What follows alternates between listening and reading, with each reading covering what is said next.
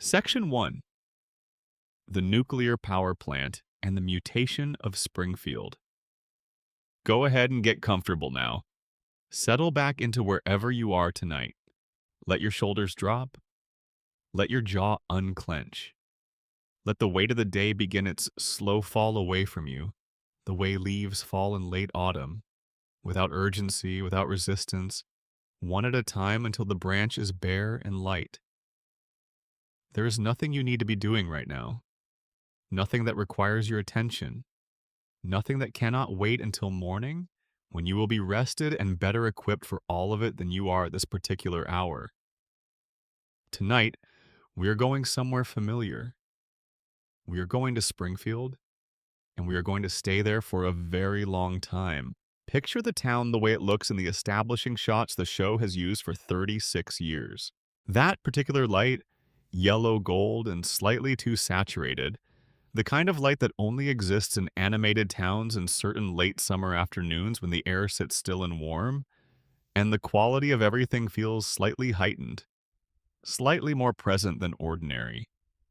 The water tower on the hill, the nuclear plant just beyond it, its two cooling towers rising against a sky that is always a little too blue, the clouds arranged with the symmetry of a painting rather than the randomness of actual weather. The river winding through the lower part of town, the one that passes behind the plant and continues through the residential neighborhoods toward wherever rivers go in fictional places, which is generally just off the edge of the frame. Main Street with its familiar storefronts. The quick E-Mart on the corner, its signage slightly sun-bleached, exactly as it has always been. Moe's Tavern a few blocks down, the neon sign flickering with the particular rhythm of a sign, in a place where the electrical wiring has not been professionally assessed in a long time. Springfield Elementary with its institutional brick and its flagpole and the playground equipment that has been exactly the same configuration since the first episode aired in December of 1989. And Evergreen Terrace, the residential street where the Simpsons have always lived.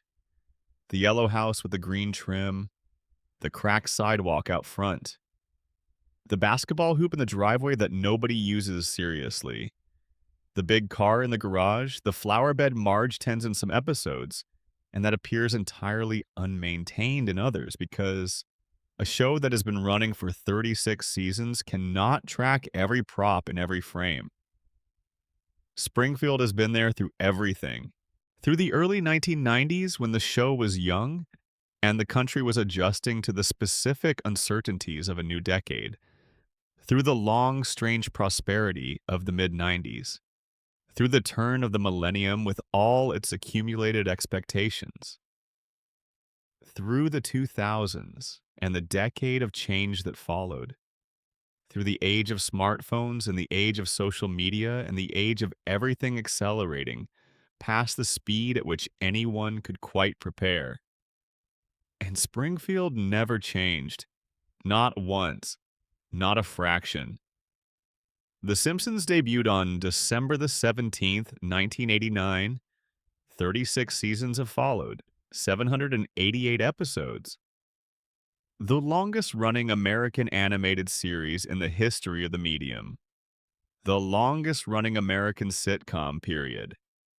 The longest-running scripted primetime television program of any kind, produced by anyone, broadcast anywhere in the country, ever. Nothing else comes remotely close. And in all that time, across every one of those episodes, across every single story the show has ever told, nobody in Springfield has aged a single day. Bart Simpson is still 10 years old. Lisa is still 8. Maggie is still an infant, still reaching for things just beyond her grasp, still communicating primarily through pacifier sounds and the kind of pointed silence that carries more information than most people's complete sentences. Homer still reports every morning to the same nuclear power plant for the same ancient billionaire who has never consistently remembered his name. Marge still has the same towering blue hair, And the same patient dark eyes and the same voice that holds the particular register of a woman who loves her family deeply and has also spent 3 decades quietly wondering how any of this became her life. And nobody in Springfield, not the main characters, not the secondary ones, not the background figures who have shuffled through the same streets for 36 years, not a single person has ever stopped in the middle of an ordinary Tuesday and said, wait, something is deeply wrong here.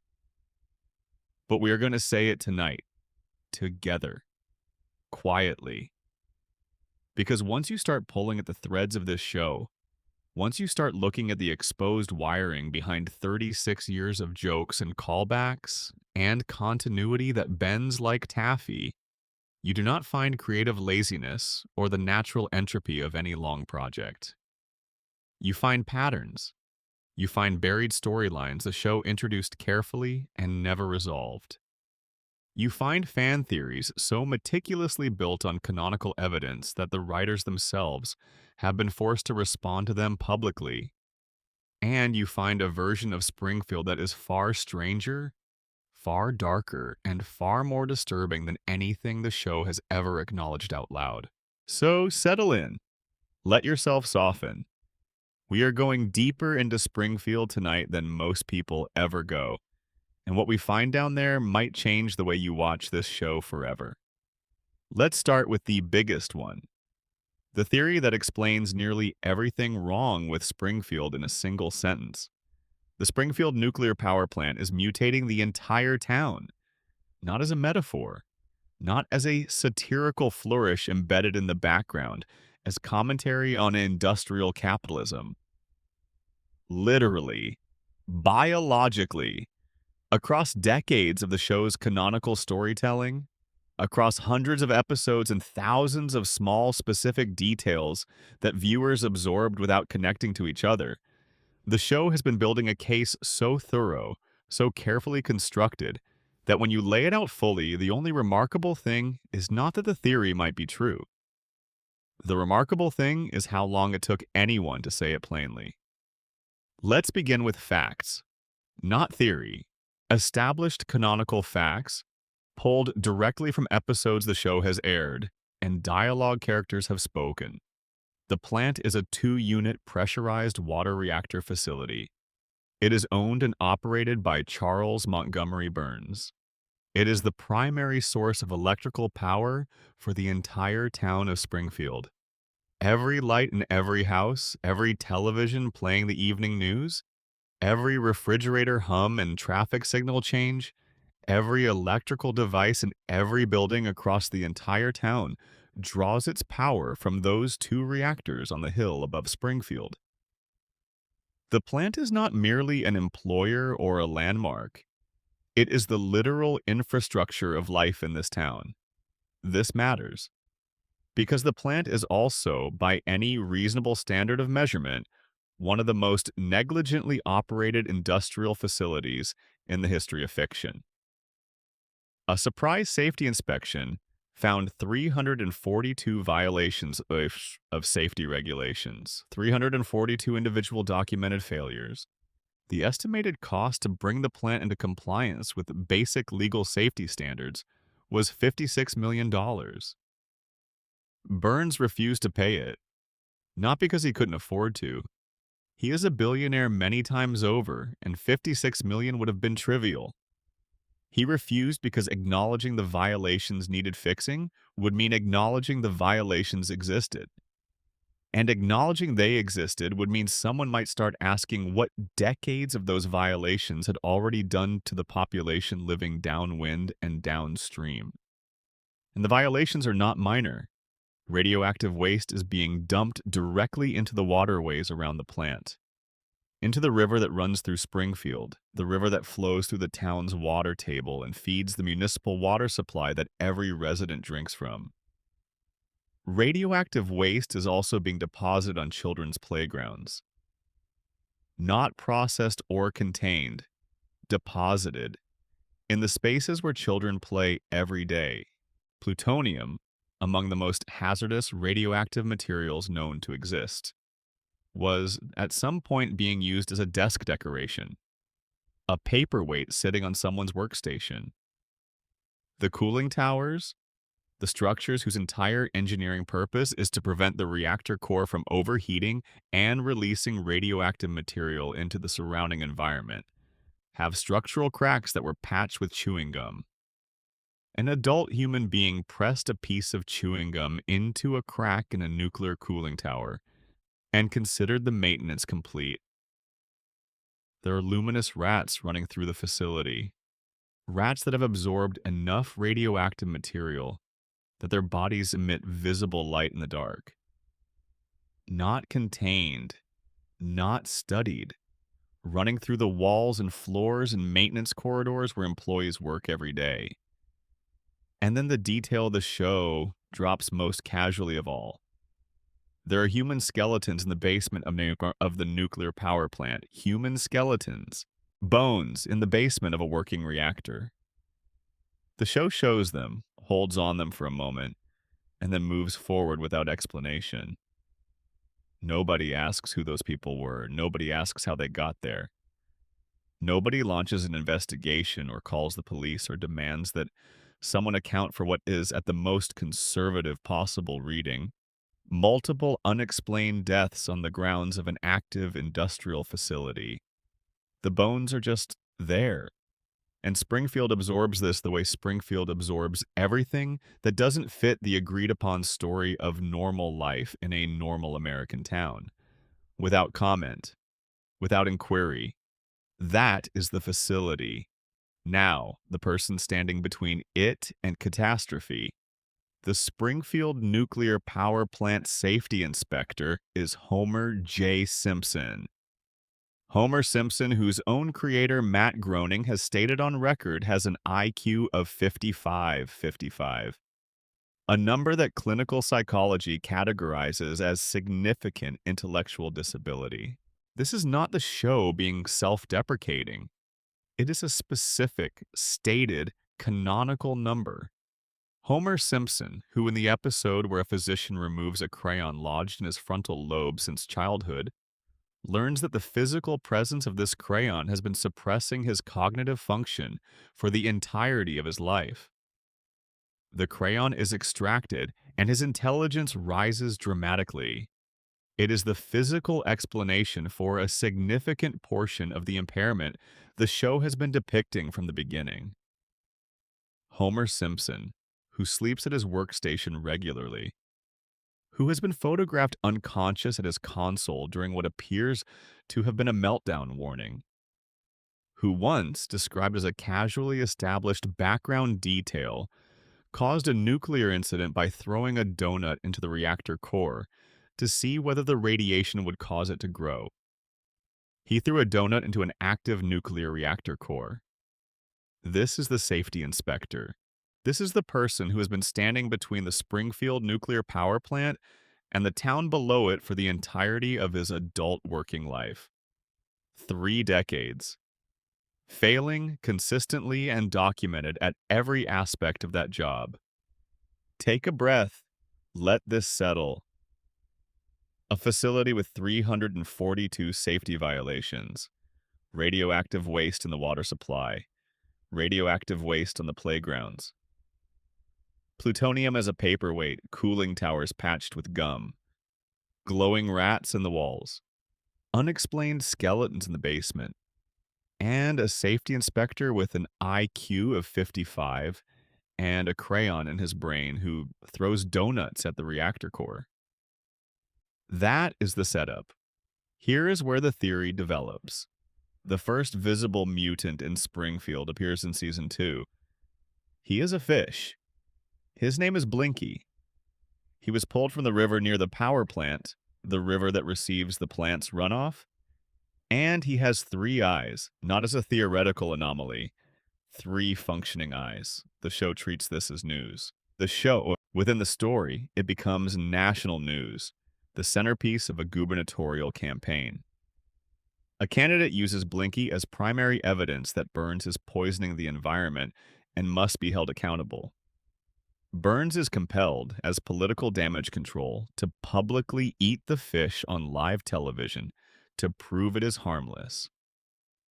He eats a three-eyed fish to prove it is safe. And the town watches, shrugs, and moves on. Nobody tests the water supply. Nobody conducts a follow-up study. Nobody asks the question that should be screaming from every Springfield headline. If the fish have three eyes from whatever is in the water, what is happening to the people who drink that same water? The answer has been accumulating in the background of every episode since. The show makes it explicit in Season 8, Episode 10, The Springfield Files. Homer is walking through the woods near the plant one evening and sees something in the trees. A figure, glowing with a visible green light, moving with an unsteady, dreamlike gait, emerging from between the trees. Homer concludes he has seen an alien. The entire town panics. The FBI is called.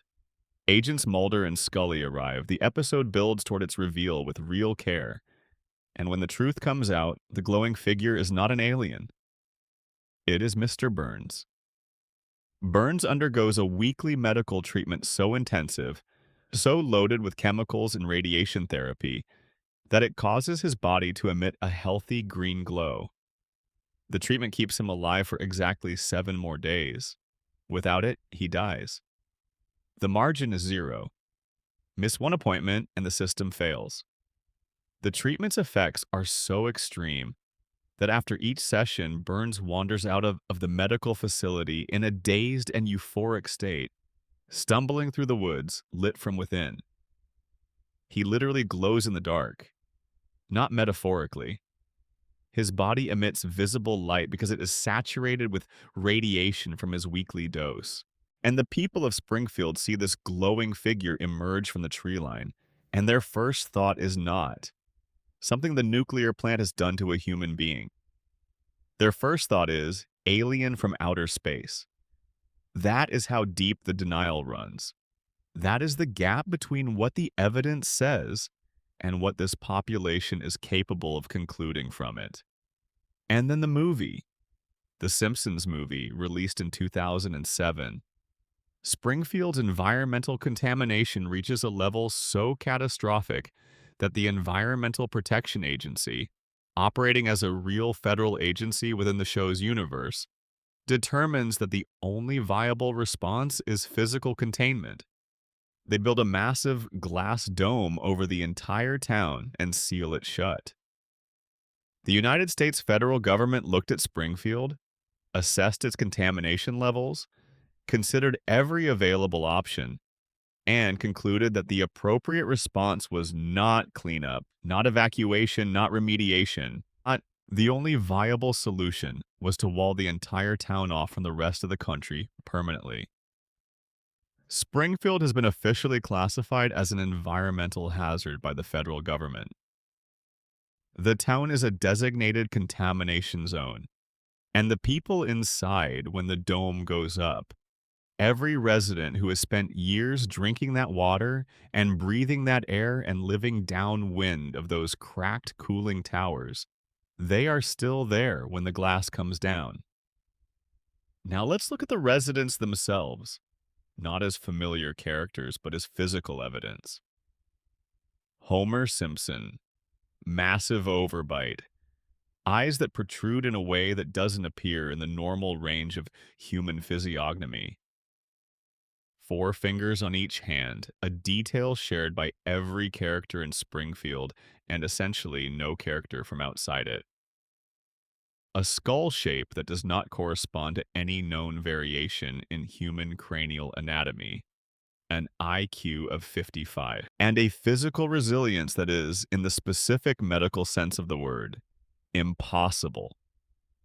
Homer has been shot, electrocuted, fallen from significant heights, struck by motor vehicles, survived explosions, walked away from every single one.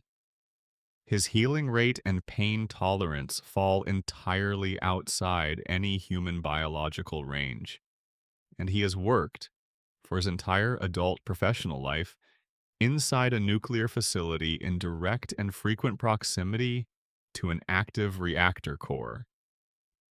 Marge Simpson. The same protruding eyes, the same four fingers, hair that grows straight upward in a tower, maintaining its exact shape for 36 years, without visible maintenance, defying gravity and basic physics indefinitely. Marge was herself employed at the plant for a period. She was exposed to the same violations, the same leaking radiation. All three of her children were born after both she and Homer had already spent years absorbing whatever the plant's environment produces in the humans living inside it. Bart, Lisa, and Maggie, all born in Springfield, raised there, drinking the water, breathing the air, living beneath the cooling towers every day. Every one of them displaying physical characteristics that don't appear in normal human populations. The spiky hair that holds its shape without product. The overbites, the protruding eyes. The yellow skin. The yellow skin. Every resident of Springfield is yellow. Not tan, not golden. Yellow, a specific saturated yellow that doesn't appear on the normal human skin tone spectrum anywhere in the world. And only the residents, only the people who live inside the contamination zone. Here's the detail that makes the whole theory crystallize. When guest characters visit Springfield from outside the town, when celebrities appear, when anyone arrives from elsewhere in the world, they look different. Fundamentally different. Their proportions are more naturalistic. Their skin is not yellow. Their eyes are more normally sized. Their physical features more closely approximate actual human anatomy than anything in the regular Springfield population. The show's production team has always presented this as animation style. Guest characters are drawn more realistically to create visual contrast. That is the official explanation. But within the internal logic of the show's own universe, within the story Springfield is telling about itself, that visual difference is not a stylistic choice. It is an observable, in-universe fact. The people who come from outside Springfield look like people. The people who live inside it look like something that has been altered from what people look like. The people outside the contamination zone look normal. The people inside it look mutated. Even the animals. Santa's little helper, the family's greyhound, has the same protruding eyes as his owners, the same proportions that deviate from actual canine anatomy. Blinky the fish has 3 eyes. The wildlife around the plant is demonstrably altered by its runoff. The show tells you this directly. It shows you a 3-eyed fish and says, "This is what the radiation is doing to living organisms." And then it expects you to accept that the exact same radiation has had 0 effect on the human beings drinking the same water. Burns knows. He has always known. The show makes this explicit across many episodes. Burns funds private medical research. He has personal physicians managing his health. He undergoes weekly radiation treatments. He has a pharmaceutical division capable of developing experimental treatments. Burns understands radiation and its biological effects better than anyone in Springfield because radiation is the substance keeping him alive. He manages it in his own body weekly. He understands exactly what it does to biological systems. And he lives next to a facility that has been introducing it uncontrolled into Springfield's environment for decades. Springfield is not merely the town where Burns operates his business. It is the environment where the results of his operations are visible in every living thing, for anyone willing to look. Homer's continued employment as safety inspector is not negligence. It is strategy. When German investors briefly purchased the plant, the first thing they did was fire Homer. The second thing they did was bring in engineers to assess the cost of bringing the facility into compliance. The estimate nearly bankrupted them. They sold the plant back to Burns at a significant loss. Burns bought it back and immediately rehired Homer. A competent safety inspector would shut that plant down within weeks of beginning a genuine compliance review. Homer's presence in the safety inspector chair doesn't merely fail to address the violations, it ensures that no genuine assessment of them ever occurs. Homer doesn't just fail at his job. His failure is the mechanism by which the plant's continued illegal operation is maintained. The crayon in Homer's brain is not simply a darkly funny backstory detail. When it is removed in season 12, Homer's intelligence rises dramatically. He becomes articulate, capable of understanding complex situations, able to see Springfield with genuine clarity for the first time. And it makes him miserable. He can see his job for what it is. He can see his town for what it is. He can see the architecture of his own life with a clarity that is, for Homer, completely unbearable. So he has the crayon put back. He chooses the fog. He chooses comfortable impairment over devastating clarity. And the show presents this as a tragedy, not a stupidity, because the choice is entirely rational given the circumstances. A person of average intelligence living Homer's specific life in Homer's specific town, under Homer's specific employer, cannot be comfortable, cannot be content, cannot look at the cooling towers from his driveway and feel the uncomplicated satisfaction Homer feels when he looks at them now, which is the satisfaction of not quite understanding what he is looking at. But here is the question the show does not ask. How did a crayon get lodged in a child's brain without anyone noticing? Homer went through childhood in Springfield. He received medical care from Springfield physicians his entire life. Not one of those professionals across all those years found a foreign object in his skull.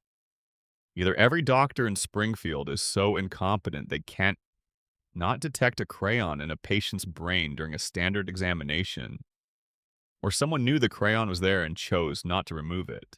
And if the medical establishment in Springfield is compromised, if the town's healthcare infrastructure has been arranged to keep Homer cognitively impaired as a maintained condition rather than an overlooked accident, if Burns's influence extends into the institutions that govern the health of the population he depends on, then Homer's crayon is the show using a specific and unforgettable image to communicate something that it cannot quite say directly. The people of Springfield have something wrong with their brains, something that keeps them slow and compliant and unable to look at the cooling towers and ask the most basic available question. Why are we all like this? Let that float a moment. The radiation theory doesn't explain one mystery about The Simpsons. It explains all of them. The characters don't age because their mutated biology has been altered at the cellular level in ways that affect normal temporal progression. The town resets after every catastrophe because the population's capacity for critical memory has been compromised by chronic neurological damage. Homer survives what should kill him because his body has adapted to a radiation environment in ways that make him physically resilient, even as the same adaptation has devastated his cognition. Burns survives past any natural lifespan because his biology has been managing radiation for so long, it now requires it to function at all.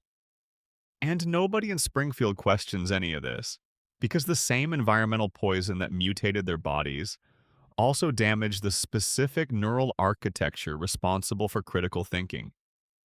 For the capacity to look at evidence and form conclusions from it, for the particular intellectual courage it takes to hold a disturbing fact in mind long enough to do something about it. Springfield is not a quirky animated town full of eccentric personalities. Springfield is a contamination zone. Its residents are not eccentric. They are symptomatic. The nuclear power plant is not a background element in a long-running comedy. It is the cause. It has always been the cause. Every yellow face and bulging eye and impossible recovery and forgotten catastrophe and mysterious reset traces back to the same cracked cooling tower, leaking the same invisible poison into the same water supply, feeding the same damaged nervous systems that cannot quite figure out why the fish have extra eyes and the children were born yellow. The Springfield nuclear power plant is not just part of the show. It is the side of the show. And nobody in Springfield will ever understand that because the plant already made sure they couldn't. If you're still with me, drop a comment below with your city and the time it is where you are right now. I love knowing where in the world people are listening. And if you want more nights like this one in Springfield, hit subscribe so you'll be here for the next one. Section 2. The Homer Coma Theory. Let's stay in Springfield a while longer. You're still comfortable, I hope. Still settled. If you've already drifted a little, that is exactly as it should be. Come back as gently as you left. Springfield is patient. The town always waits. We just walked through the radiation theory. We followed the evidence through the three-eyed fish and the cracked cooling towers and the impossible safety inspector and the billionaire who glows in the dark after his weekly appointment. We arrived at a theory that explains every physical impossibility in Springfield with a single persistent cause emanating from those two towers on the hill. But now I want to offer you something different. Not a theory that contradicts what we just discussed. More like a frame that contains it. A larger context in which the radiation theory sits as one of the true things inside a broader and stranger truth. What if everything we described, every physical impossibility and environmental catastrophe is real, but only inside the mind of a man who's been unconscious since 1993? This is the Homer Coma Theory. It is the most famous, most discussed, most carefully argued fan theory in the history of The Simpsons. It has been debated on fan forums and Reddit threads and academic criticism platforms and podcasts, stretching back to the earliest days of internet fandom. The show's own executive producer was compelled to address it directly in a public interview. And despite that official response, the theory has never been put to rest because the evidence for it is not in a single episode or a single line of dialogue. The evidence is in the structure of the show itself, in the shape of what happened before and after one specific date, in the logic of a particular kind of love that the show has been depicting in exhaustive and affectionate detail for 3 decades. Let me take you back to where it begins. April the 1st, 1993. The 18th episode of the show's 4th season. The title is So It Has Come to This, a Simpsons clip show.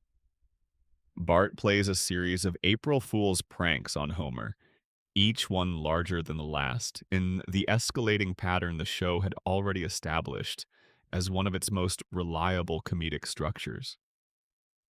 The final prank, Bart takes one of Homer's beer cans to an auto body shop and places it in an industrial paint shaker. He shakes it until the can is under extraordinary internal pressure. He returns it to the refrigerator and waits. When Homer opens the can, the explosion is violent enough to hospitalize him. While Homer is recovering in the hospital bed, groggy and disoriented from the trauma, he notices a vending machine across the room. He wants a candy bar. He gets up. The machine tips forward. It crushes him. And Homer Simpson flatlines. He enters a clinical coma, a genuine medically defined state of unconsciousness from which he does not emerge immediately. This is depicted as a real crisis. His family gathers. The doctors are concerned. Homer is simply not there. Then the episode ends with Homer appearing to wake up. Bart is at his bedside crying, confessing that the whole chain of events was his fault. Homer springs awake and immediately strangles his son. The family laughs. The scene is warm and familiar. The show tells you he woke up. But in the final moments before the credits, a doctor informs Homer that his coma caused permanent brain damage. He lost 5% of his brain function during the period of unconsciousness.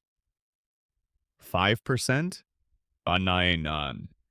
Destroyed by the neurological injury the coma produced, never to return. Homer's response to learning he has sustained irreversible permanent brain damage is to laugh. He laughs even though he says, in that same moment, that he doesn't understand why he's laughing. The family finds this charming. Nobody finds it alarming. The episode ends. The Simpsons continues for 32 more years, as if this is a footnote. Unless it isn't a footnote. Unless Homer never woke up at all. The theory is this. Homer did not wake up from his coma in April 1993. Every episode that has aired since that date, every storyline and character development and impossible event and forgotten catastrophe is a dream. It is being generated by the comatose brain of a man lying in a hospital bed in Springfield General, slowly losing function, while his family sits at his bedside and waits. The evidence, when you begin to examine it carefully, is genuinely difficult to dismiss. Before the coma episode, before April of 1993, The Simpsons was a grounded show. Not strictly realistic, it was always animated and always willing to bend reality for comedy, but its stories were rooted in recognizable human experience. Homer tries to quit drinking. Marge considers whether she is genuinely happy in her marriage. Lisa develops a painful crush on a substitute teacher who then leaves, because substitute teachers always leave, and Lisa has to absorb what that feels like. Bart faces being held back a year and has to reckon with the gap between his intelligence and his effort. These are stories that feel like things that could happen to a family, grounded in the emotional reality of ordinary domestic life.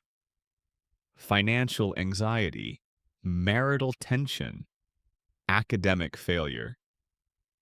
After the coma episode, the show transforms. Not gradually, seismically, and beginning almost immediately. Homer goes to space, not as a dream sequence. As a canonical plot point, Homer is launched into orbit on a space shuttle mission and returns to Springfield. Mr. Burns captures the Loch Ness Monster. Homer becomes the leader of a vigilante neighborhood watch group. Homer joins a secret society that has been quietly running Springfield's civic life from the shadows for decades. Homer discovers his mother, believed dead since his childhood, is actually alive and has been living as a fugitive from federal law. Homer meets God in direct face-to-face conversation. Twice. The show goes from a grounded family sitcom about the specific anxieties of working-class American life to a show in which the main character has met multiple presidents, traveled to dozens of countries, held hundreds of different jobs, befriended an enormous number of celebrities, survived every conceivable form of physical trauma, and continues to arrive at the same nuclear power plant every morning at the same time in the same position, as though none of it has accumulated. The internet has been arguing about when The Simpsons declined for 2 decades. The coma theory argues the answer is precise. The Simpsons didn't get bad, Homer's brain got worse, and every escalating implausibility, every surreal adventure, every celebrity appearance, and impossible survival reflects a dreaming mind trying harder and harder to sustain a simulation it no longer has the full capacity to maintain. But before we go deeper, I want you to hold on to one particular detail, because it is the detail that makes this theory feel like more than speculation. 6 months before the coma episode, in the season 4 premiere, Homer has a conversation with God. A direct, face-to-face conversation depicted on screen. They talk. and God tells Homer something specific. God tells Homer that he will eventually learn the meaning of life. But not yet. Your time is coming, God says, but it has not come yet. 6 months later, the vending machine fell. The timeline aligns exactly. God visited Homer in September of 1992. The coma episode aired in April of 1993. 6 months between the divine announcement and the event. What the show presents as a quirky theological gag reads, under the coma theory, as a warning. God was telling Homer that his waking life was nearly over, that what followed the approaching event would be of a different kind. 6 months later, Homer entered the coma, and everything since has been the dream of a man who may still be in that hospital bed. The aging problem is where the theory becomes hardest to argue against. Nobody in The Simpsons ages. Bart has been 10 for 36 years. Lisa has been 8. Maggie has been 1. Homer and Marge remain somewhere in their mid-30s regardless of how much real time passes. The coma theory explains this with devastating simplicity. Nobody ages because they all exist inside the frozen mind of a man who went to sleep in April 1993 and never woke up. Of course, his children don't age. His unconscious brain cannot simulate them growing older because he was not conscious to witness it happening. The dream can only work with the reference material it has. And the reference material it has is Bart at 10, small and scrappy and just beginning to understand the gap between who he is and who the world expects him to be. Lisa at 8, already brilliant, already carrying the particular loneliness of a mind more awake than its surroundings. Maggie at barely a year old, watching everything with those enormous still eyes. Homer's coma dream preserves his world exactly as it was on the day he lost it, because that is what these states of extended unconsciousness do. They freeze the world.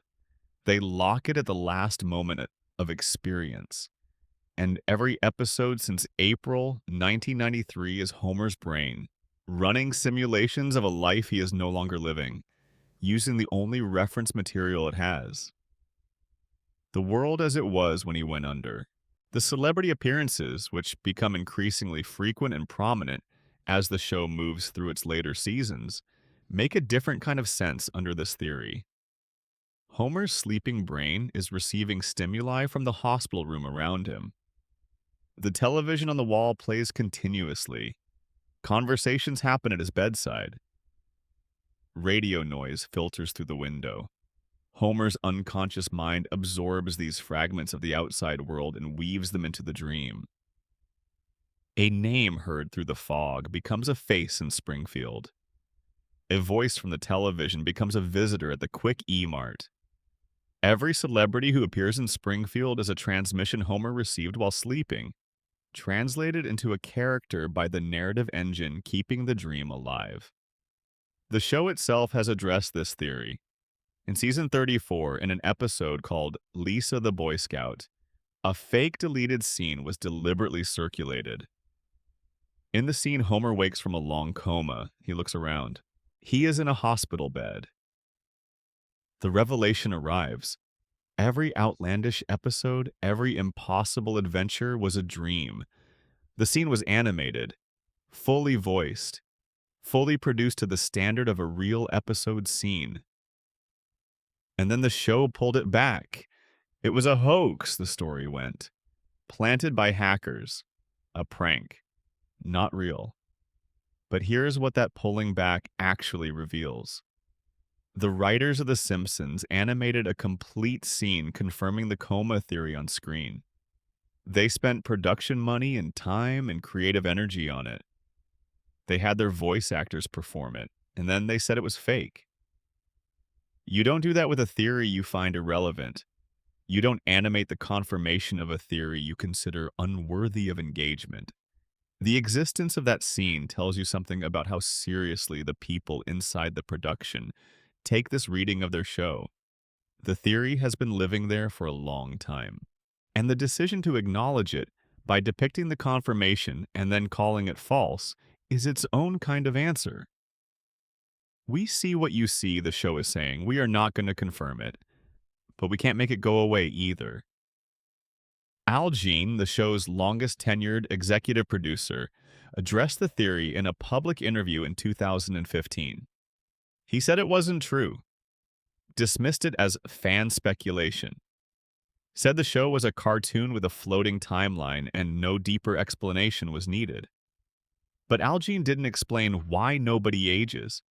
He didn't address the seismic tonal shift that happens in the show immediately after the coma episode. He didn't explain why God told Homer his time was coming 6 months before the event. He didn't explain why the show has become progressively more surreal with each passing season, in exactly the pattern you would expect from a dreaming brain operating with decreasing capacity. He said it wasn't true and the conversation moved on. But the fans didn't move on, because the theory does something no official explanation has ever done for The Simpsons. It makes the whole thing cohere. All of it. The ageless characters and the tonal break, and the escalating implausibility and the reset button, and Homer surviving everything, because nothing is actually happening to his body. His body is in a hospital bed, motionless. Only his mind is in Springfield, and his mind cannot kill him, because his mind is the one generating the story. Here is the part that stays with you. If the coma theory is correct, the emotional core of The Simpsons is not comedy. It is a love story. Homer's deepest and most consistent wish, the desire that runs through every episode like a thread you didn't notice until someone pointed it out and now you can't stop seeing it, is not adventure or recognition or the satisfaction of getting what he deserves. Homer wants his family. That is all. In its entirety. He wants Marge to still love him, specifically and particularly with both eyes open, knowing exactly who and what he is. He wants Bart to still be his boy, small and mischievous and just on the edge of the trouble that makes everything more alive. He wants Lisa's saxophone drifting down the hallway on a Saturday afternoon, slightly imperfect, working towards something she can almost hear. He wants Maggie small enough to hold, warm and solid, and watching everything with those serious eyes. He wants Friday night at the house on Evergreen Terrace to last forever. And in the coma, it does. The dream gives him everything he wants in the only form it can. Frozen. His family preserved in amber at the moment he loved them most. His children never growing up in a way. His wife never leaving. His house always on that same street, in that same impossible town, under that same yellow sky. His life never ending. Homer's coma is not a nightmare. It is the only heaven a man like Homer Simpson would ever think to ask for. A house in Springfield where the kids are always young, and the beer is always cold, and nobody ever has to say goodbye. And every episode since April 1993 is an act of love. A damaged brain doing everything it can, reaching for everything it has, to hold the thing it loves most in the only place it still exists. In the dream, where Homer always finds his way home before the credits roll. Because in the dream, he never left. Section 3. Who really shot Mr. Burns? Let everything continue to soften. The mystery of the coma rests wherever it rests. Springfield has moved on, as it always does, and we will too. Because there is another mystery in this town that has never truly been resolved, despite the show's insistence that it was. Who shot Mr. Burns? You know the official answer. The show gave it in season 7. Maggie Simpson, in the parking lot with Burns' own gun. Baby did it. Case closed. Springfield moved on. except the case was never really closed. And the more carefully you examine the evidence, the more the official answer begins to feel less like a solution and more like a very well-constructed cover-up. Let's go back to the beginning. Season 6, Episode 25. Who Shot Mr. Burns, Part 1. Summer of 1995. The Simpsons at this point in its run was one of the most watched television programs in America. The production team decided to do something no animated series had ever attempted: a genuine whodunit, a real mystery, built with real clues and real misdirection, and a resolution deliberately withheld across an entire summer. Fox promoted it aggressively. They built a national guessing contest around it with a meaningful prize. America's Most Wanted produced a tie-in special treating the fictional shooting as a real unsolved crime. The Simpsons that summer was not merely a television show, it was a national puzzle, and the puzzle was set up with real craft. Burns had, over the course of the season, spent considerable effort acquiring enemies across every demographic in Springfield. He drilled for oil beneath Springfield Elementary School, destroying the building's foundation and gutting the school's budget. He financially destroyed Moe's Tavern. He created a sinkhole that collapsed the Springfield retirement castle. He was responsible for an injury to the Simpson family dog. And as his grand finale, he constructed and deployed a device that blocked sunlight from reaching Springfield entirely, forcing every resident to purchase all electrical power exclusively from his plant. When Smithers protested this plan, Burns fired him on the spot. By the end of Part 1, there was not a single person in Springfield without a genuine reason to want Burns dead. Homer, whose name Burns could never consistently remember, despite years of employment. Bart and Lisa, whose school was gutted. Grandpa, whose retirement home was destroyed. Groundskeeper Willie, who lost his job. Tito Puente, who lost the music program. Moe, whose bar was gone. Smithers, freshly fired and in freefall. The entire town gathered in a public meeting to confront Burns. Multiple characters were visible with weapons. Burns collapsed, a single gunshot wound. He staggered to the town sundial and fell, his hands landing on two specific letters: W and S. From Burns's perspective, M and S. The ambulance came. The screen went dark. America had the whole summer to think. When Part 2 aired in September, the investigation plays out as a comedic procedural. Chief Wiggum and his officers fumble through the case. Smithers confesses almost immediately, and then his confession falls apart. He was in a blackout during the relevant time window, and the crime he actually committed while intoxicated was shooting a completely different person in a completely different location. Old Jasper and his wooden leg. Wrong victim, wrong place, wrong crime. One by one, the prominent suspects are cleared. Skinner has an alibi. Moe has an alibi. Tito Puente has a full musical performance as his alibi, one of the most memorable in television history. The investigation stalls. An eyelash is found on Burns's suit. DNA identifies it as belonging to a Simpson. The fingerprints on the gun are Homer's. His motive is the clearest of any suspect in town. Homer is arrested and nearly convicted. Then Burns wakes and identifies Maggie.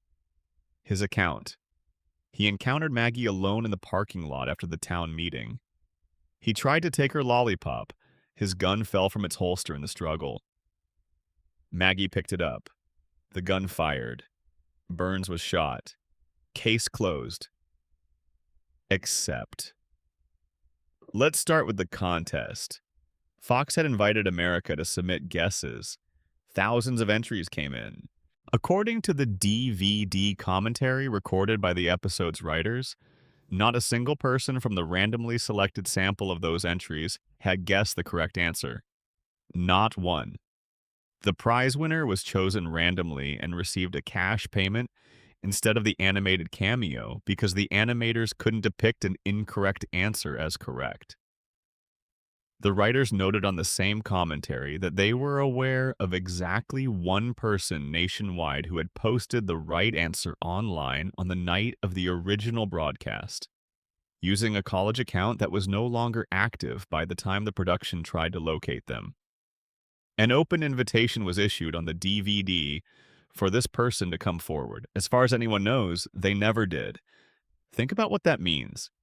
The show designed a mystery, promoted it as solvable from the available clues, built a national contest around this promise, and when the answer was revealed, essentially nobody had solved it. Either the clues were insufficient, the red herrings were too effective, or the answer didn't logically follow from the established evidence the way the show claimed it would. Now the clues themselves. Burns falls on the sundial. His hands indicate M and S. The show presents this as meaning Maggie Simpson. It is the central, most famous piece of evidence in the entire mystery, and Burns himself in his hospital bed stated explicitly that his hands pointing to those letters was not intentional. He didn't position himself to communicate his attacker's initials. He was shot, he staggered, and he fell in a direction that happened to place his hands on those letters by chance.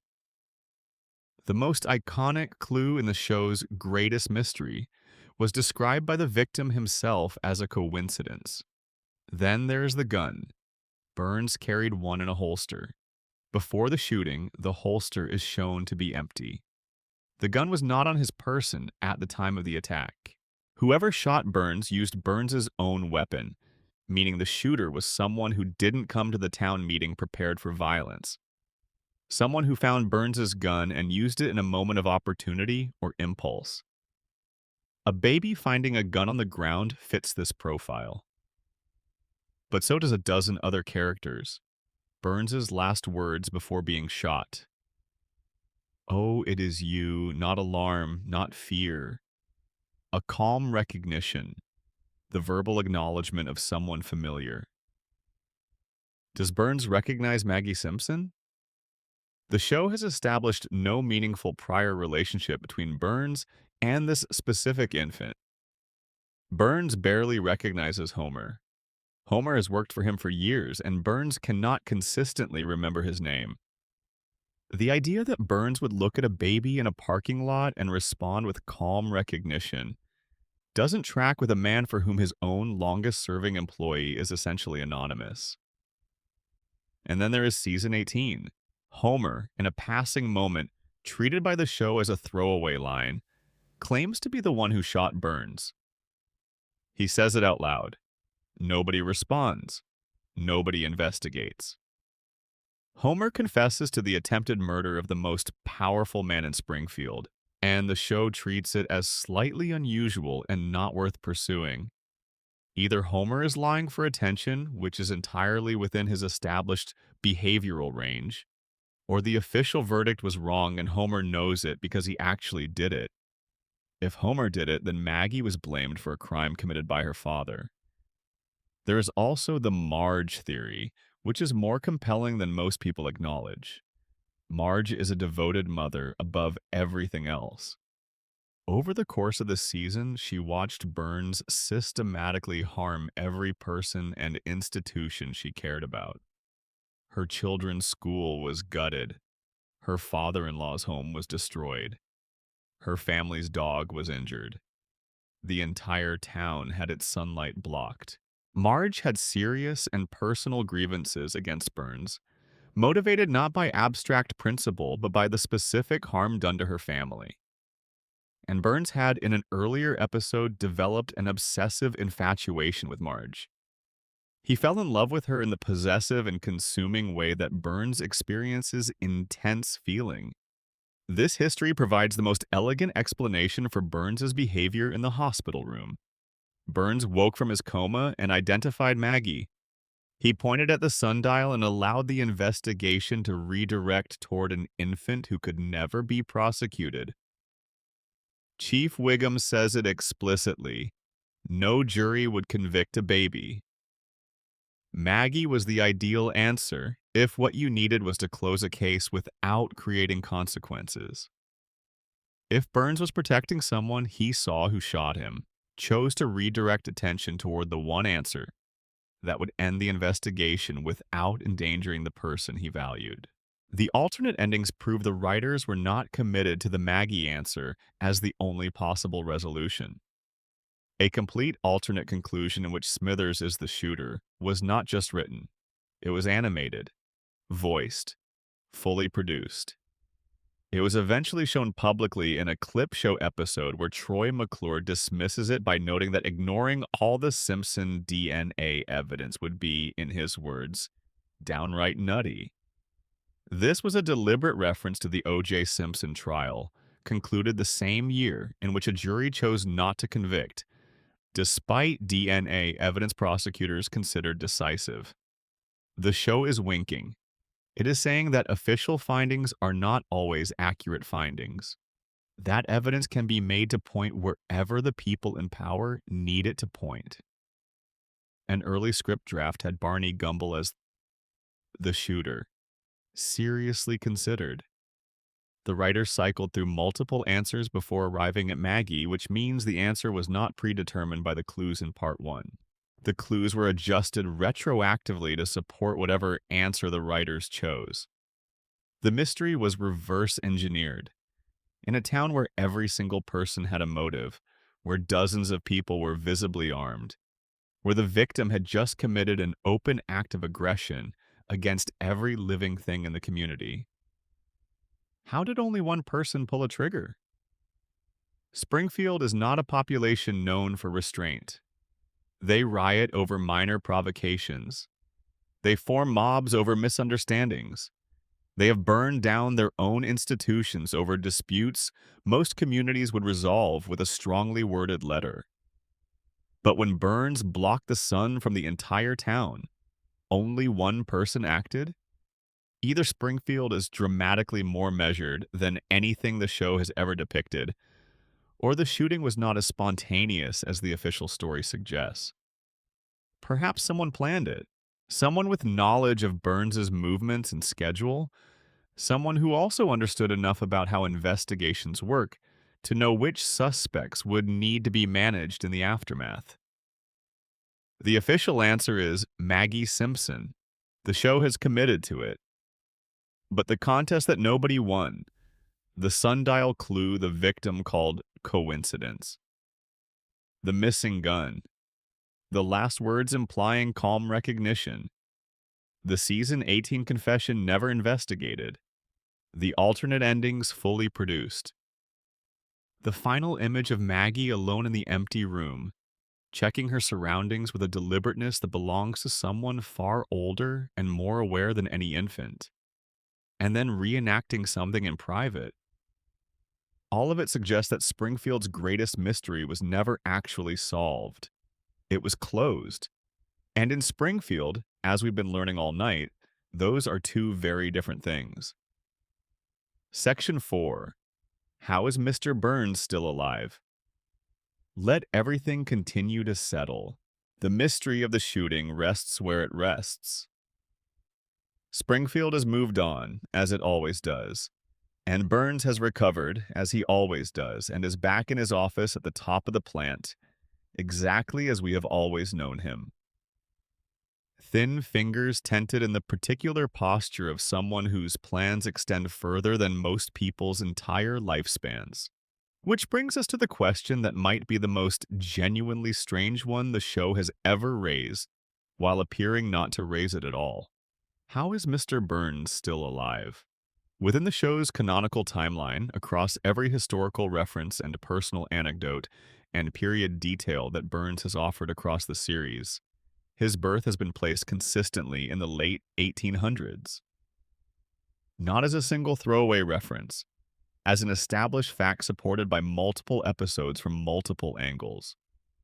He has personal memories of events from before the turn of the 20th century. He has described firsthand experiences from the early 1900s. He served in World War II, placing him as a functional adult in the 1940s. He attended Yale in a context that places his enrollment decades before any currently living person could have enrolled. He knew Howard Hughes personally, which requires him to have been a functional adult during a period that ended in the 1970s. By the most conservative reading of the available evidence, Burns is well over 100 years old. By more liberal readings, he may be considerably older, and he is not merely existing in some diminished state. He runs a multi-billion-dollar corporation with strategic ruthlessness. He manipulates municipal politics with precision. He orchestrates complex, long-term schemes requiring sustained cognitive effort, a working understanding of modern finance and modern law and modern technology, and the specific kind of patient malice that only develops in a mind that has had a very long time to cultivate it. His body is frail. His physical strength is almost non-existent, but his mind is sharp, consistently, reliably, dangerously sharp. Burns is arguably the most strategically intelligent character in Springfield, operating with a clarity and ruthlessness that nobody else in the town can match. And he has been operating at that level for longer than any human being should be capable of sustained consciousness. The show addresses this in the Springfield Files. Burns undergoes a weekly medical treatment so extreme that it causes his body to emit visible light. The treatment keeps him alive for exactly 7 more days. Without it, he dies. The margin is 0. Miss one appointment and the system fails.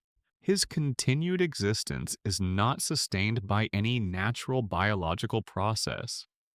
It is maintained by a precisely scheduled artificial intervention that must occur without exception every single week. And the treatment involves radiation. Of course it does.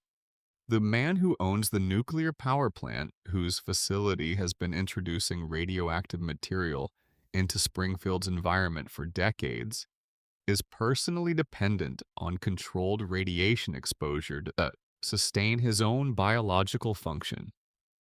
Burns doesn't merely profit from radiation, he is powered by it. His body has been so fundamentally altered by whatever combination of proximity to radioactive material and deliberate radiation therapy has characterized his long life that it can no longer sustain itself through normal cellular processes. It requires external radiation input. Take the input away, and within 7 days, the system collapses. This context transforms one of the most famous scenes in the entire series. Burns is told he has every disease known to medical science. Every single one, simultaneously, all present in his body at once.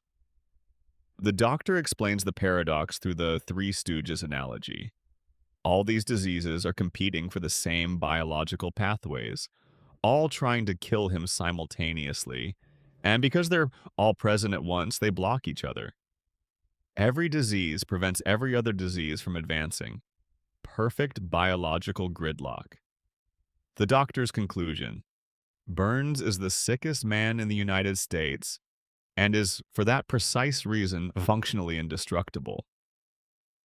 But the weekly radiation treatments are doing something specific here. The diseases are not in equilibrium naturally. They are being managed. The treatments calibrate the internal balance of Burns's pathological ecology, keeping every illness in a precise state of stasis relative to every other illness, preventing any single condition from tipping the balance. It is not medicine in any conventional sense. It is nuclear maintenance. Burns's body is a reactor, and the weekly sessions are the equivalent of adjusting the control rods to prevent runaway. Remove the adjustments and the equilibrium collapses. Everything waiting to kill him finally gets through the door. Which is why Smithers is not merely an extraordinarily devoted assistant.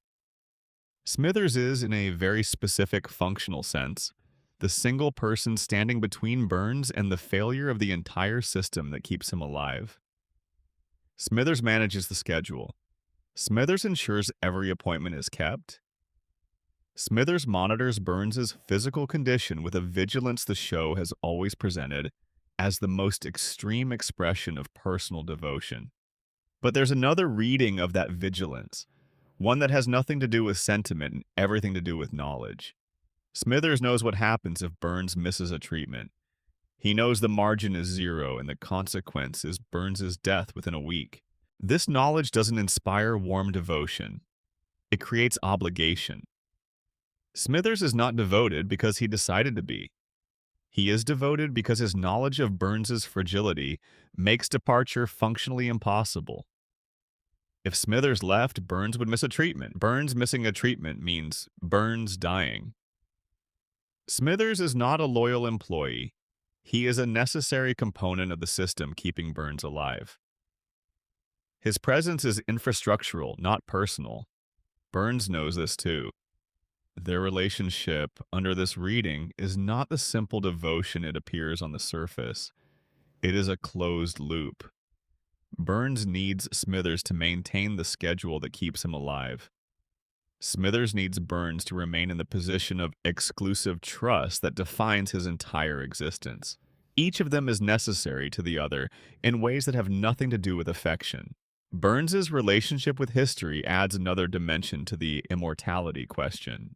The show has depicted him as having personal involvement in an extraordinary range of historical events across more than a century.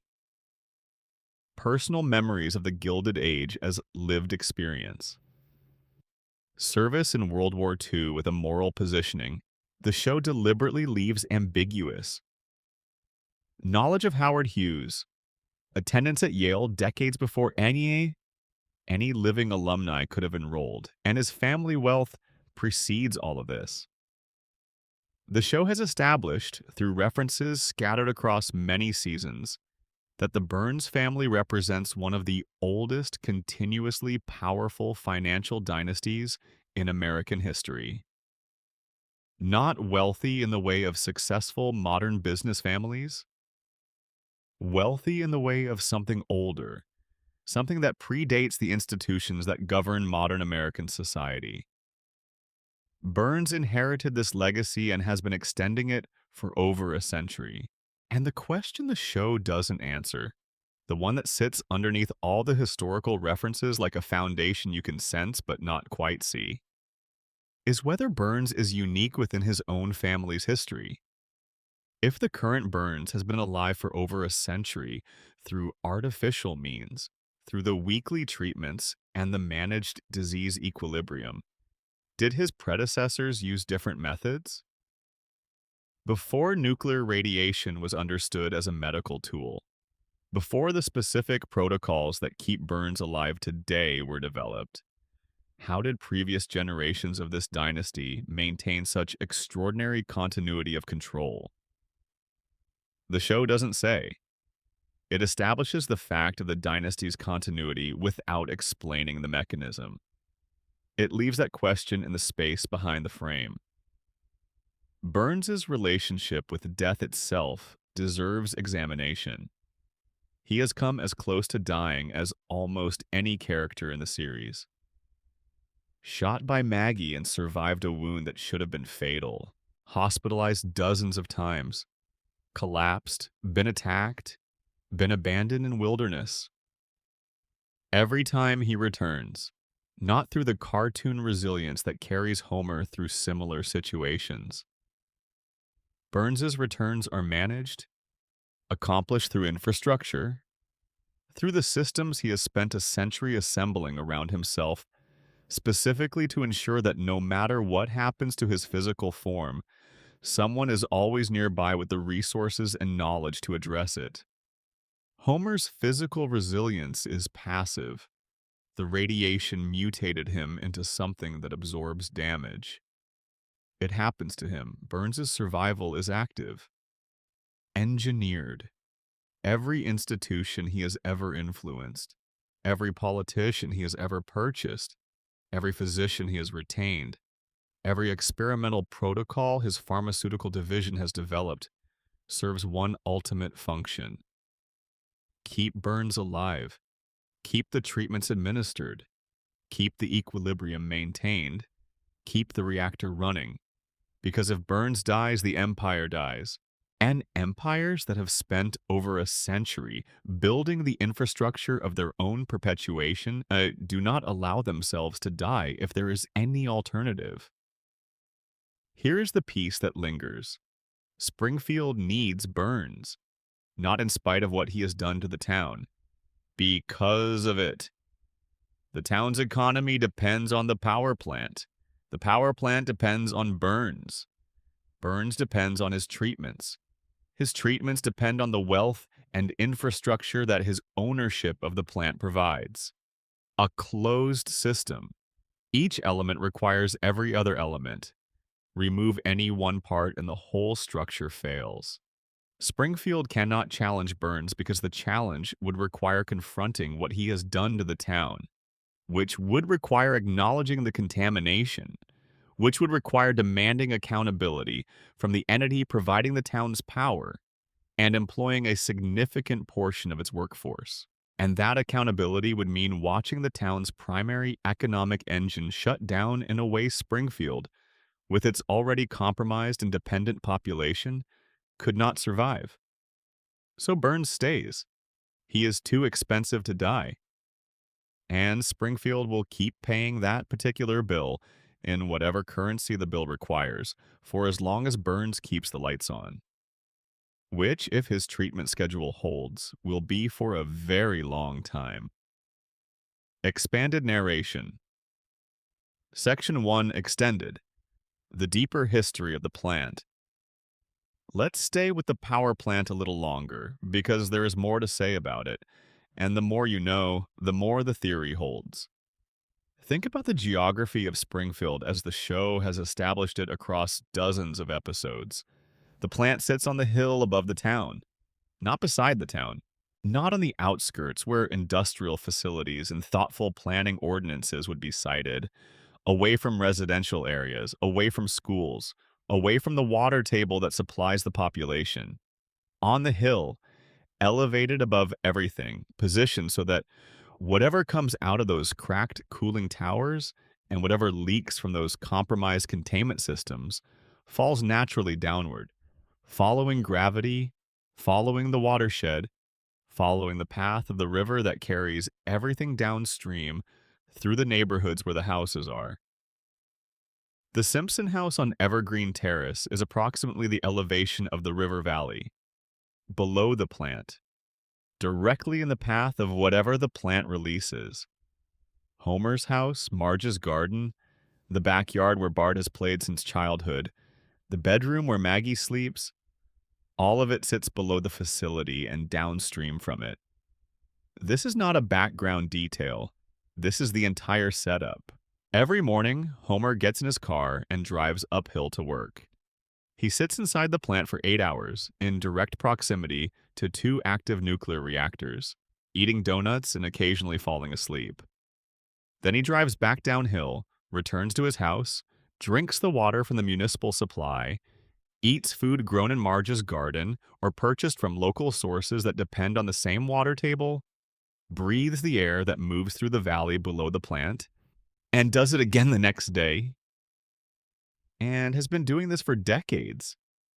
When you calculate cumulative exposure, when you consider not just the dramatic incidents the show depicts, the times Homer explicitly falls into the reactor core or handles radioactive material without protection, but the simple and relentless daily accumulation of living and working in that specific environment for 30 years plus, the numbers that result are not small. The field of radiobiology, the study of how radiation affects biological systems over time, has established that chronic low-level exposure is in many ways more insidious than acute high-level exposure precisely because it does not produce the obvious and immediate symptoms that would prompt a person to seek medical attention and remove themselves from the source. Chronic low-level exposure accumulates quietly. It works on the cellular level. It alters DNA replication. It interferes with normal cellular processes in ways that compound over time, over years, over decades.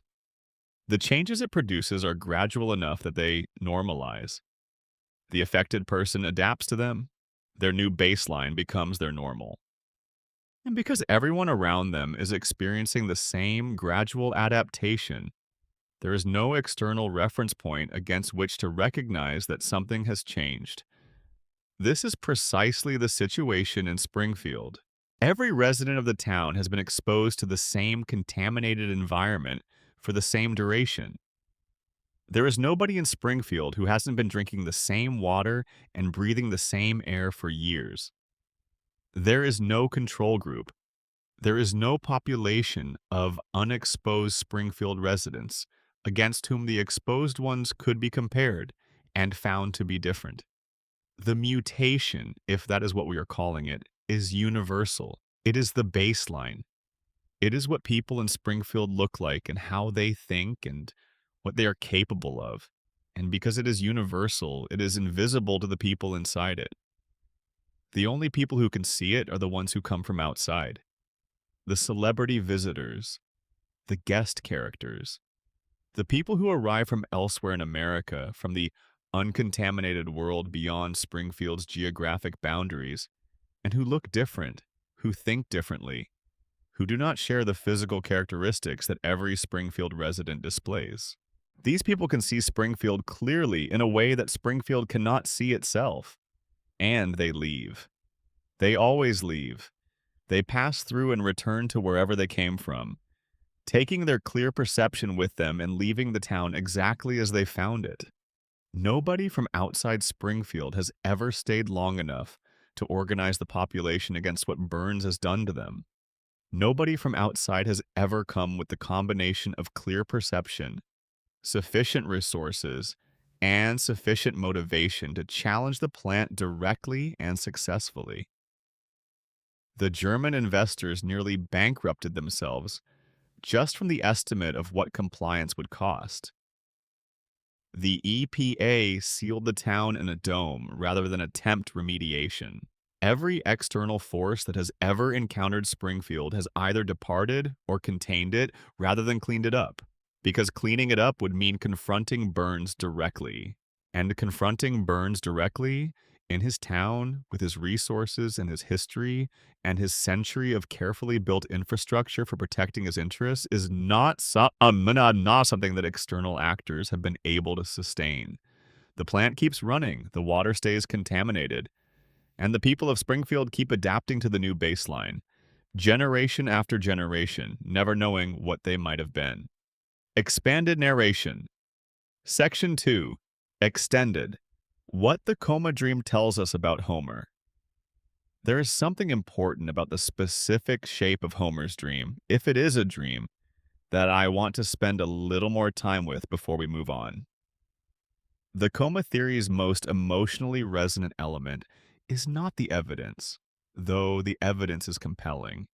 It is the specific character of what Homer's unconscious mind chooses to dream, what it emphasizes and what it preserves, and what it returns to over and over across hundreds of episodes spread across 30-plus years of dreaming. Homer's dream is not an epic. It is not an adventure story, though it contains many adventures. It is not a heroic narrative, though Homer is frequently depicted as heroic in ways that strain all available credulity. At its core, underneath all the implausible plots and celebrity encounters and improbable survivals, Homer's dream keeps returning to the same small things. The kitchen on a Saturday morning, Marge making breakfast, the smell of coffee in a house that feels slightly cluttered and thoroughly lived in. Bart's sneakers on the stairs, Lisa's music drifting from down the hall. The particular specific domestic texture of a life that is not glamorous and not exceptional, and not in any way remarkable, but that is his unmistakably and completely his, in a way that the hospital room where his body lies is not. Every time The Simpsons returns to Evergreen Terrace after an adventure, every time the episode resets to the house and the family and the ordinary Tuesday afternoon, that return is not just narrative structure. Under the coma theory, it is the dreamer finding his way back to the center, the dream reaching for its own heart. Homer's unconscious mind, no matter how far the plot takes him, keeps pulling the story back to the couch and the television mart and the family gathered in the living room at the end of the day. Because that is where he wants to be. Not in space, not in the secret society, not in any of the extraordinary places the show's escalating implausibility has taken him. In the living room with his family, with the beer that is always cold and the game that is always on and the children who are always young and Marge who is always there, always patient, always choosing him one more time despite having every reason not to. That is what the coma dream preserves. That is what Homer's unconscious mind is protecting with such fierce and exhausting creativity across 3 decades of impossible storytelling. Not the adventures, which are the dream's embellishment, the way dreams elaborate and exaggerate and surrealize the things they are actually about. The home, the family, the specific irreplaceable texture of being a Simpson on Evergreen Terrace. And here's the part that the theory's emotional logic leads us toward, the part that is hardest to look at directly. If Homer is dreaming, he knows on some level that he is dreaming. Not consciously, not in the way that would allow him to break the dream or change it or choose to wake up, but in the way that the dream's own architecture reveals what it is protecting and why. Homer survives everything, every fall, every explosion, every injury that should be fatal. He survives because the dream cannot let him die. Not because of radiation or cartoon logic or any other mechanism. Because if Homer dies in the dream ends. And if the dream ends, Homer has to face whatever lies outside it. The hospital room. The time that has passed. The world that kept moving while he lay still. So the dream keeps him alive, no matter what. It is not invincibility, it is love. The specific and desperate love of a mind that refuses to let go of the only thing it ever truly wanted, which is to be home with his family for one more day, and then one more after that, and then one more after that. World without end. Expanded narration. Section 3 Extended. The weight of unresolved mysteries. The Who Shot Mr. Burns mystery deserves more time on one specific element because it is the element that most directly reveals what the show's relationship to its own mysteries actually is. The contest. Fox ran a national competition. They told America the mystery was solvable. They said the clues were in part 1. They built the promotional infrastructure of a genuine puzzle, the kind that rewards careful attention and logical reasoning, and the willingness to sit with evidence and follow where it leads. And essentially, nobody solved it. Now, you can read this fact 2 ways. The first way is the generous reading. The mystery was genuinely difficult. The red herrings were extremely effective. The show's writing staff successfully constructed a puzzle that resisted even the most attentive viewers. The one person who did solve it, the person who posted the correct answer online the night of the original broadcast and then could never be located when the contest ended, was simply cleverer than everyone else or luckier, or had access to some piece of reasoning that the vast majority of viewers didn't find. The mystery was hard. The show succeeded. The second way to read it is less comfortable and more interesting. The mystery was not solvable from the available evidence. Not because the clues were insufficient in a neutral sense, too subtle or too well hidden, but because the answer the show ultimately gave was not actually entailed by the clues it established. The sundial clue, the central physical piece of evidence, was described by the victim himself as coincidental.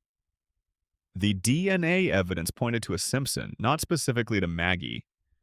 The gun being Burns's own weapon narrowed the field but didn't point uniquely to anyone. Burns's last words implied recognition, but multiple suspects had met Burns before and could have inspired that recognition. When you assemble these clues and reason from them, what you get is not Maggie. What you get is a large field of possible suspects that includes Maggie but is not limited to her. The official answer is consistent with the clues. It is not demanded by them, which means the contest was not a puzzle with a discoverable solution. It was a marketing exercise with a predetermined answer that the marketing materials described as discoverable. The show promised solvability. It delivered an answer that could not have been reliably arrived at through the available evidence. And the writers knew this. The DVD commentary acknowledges that nobody guessed correctly from the randomly selected sample. The writers heard the premise that the mystery was solvable and knew that it wasn't quite, not reliably, not by the reasoning they were claiming to enable. This tells you something very specific about how the show relates to its own mysteries. It tells you that the show is not actually trying to give you answers. It is trying to give you the experience of mystery, the feeling of a question hanging in the air, the particular pleasure of not knowing, which is different from the pleasure of finding out, and which the show across 36 years has shown a far greater commitment to sustaining. Springfield's mysteries are not problems to be solved. They are conditions to be inhabited. The show does not want you to figure out who shot Burns. It wants you to keep wondering. It does not want you to determine once and for all whether Homer is in a coma. It wants you to carry that possibility with you every time you watch. It does not want you to locate Springfield on a map.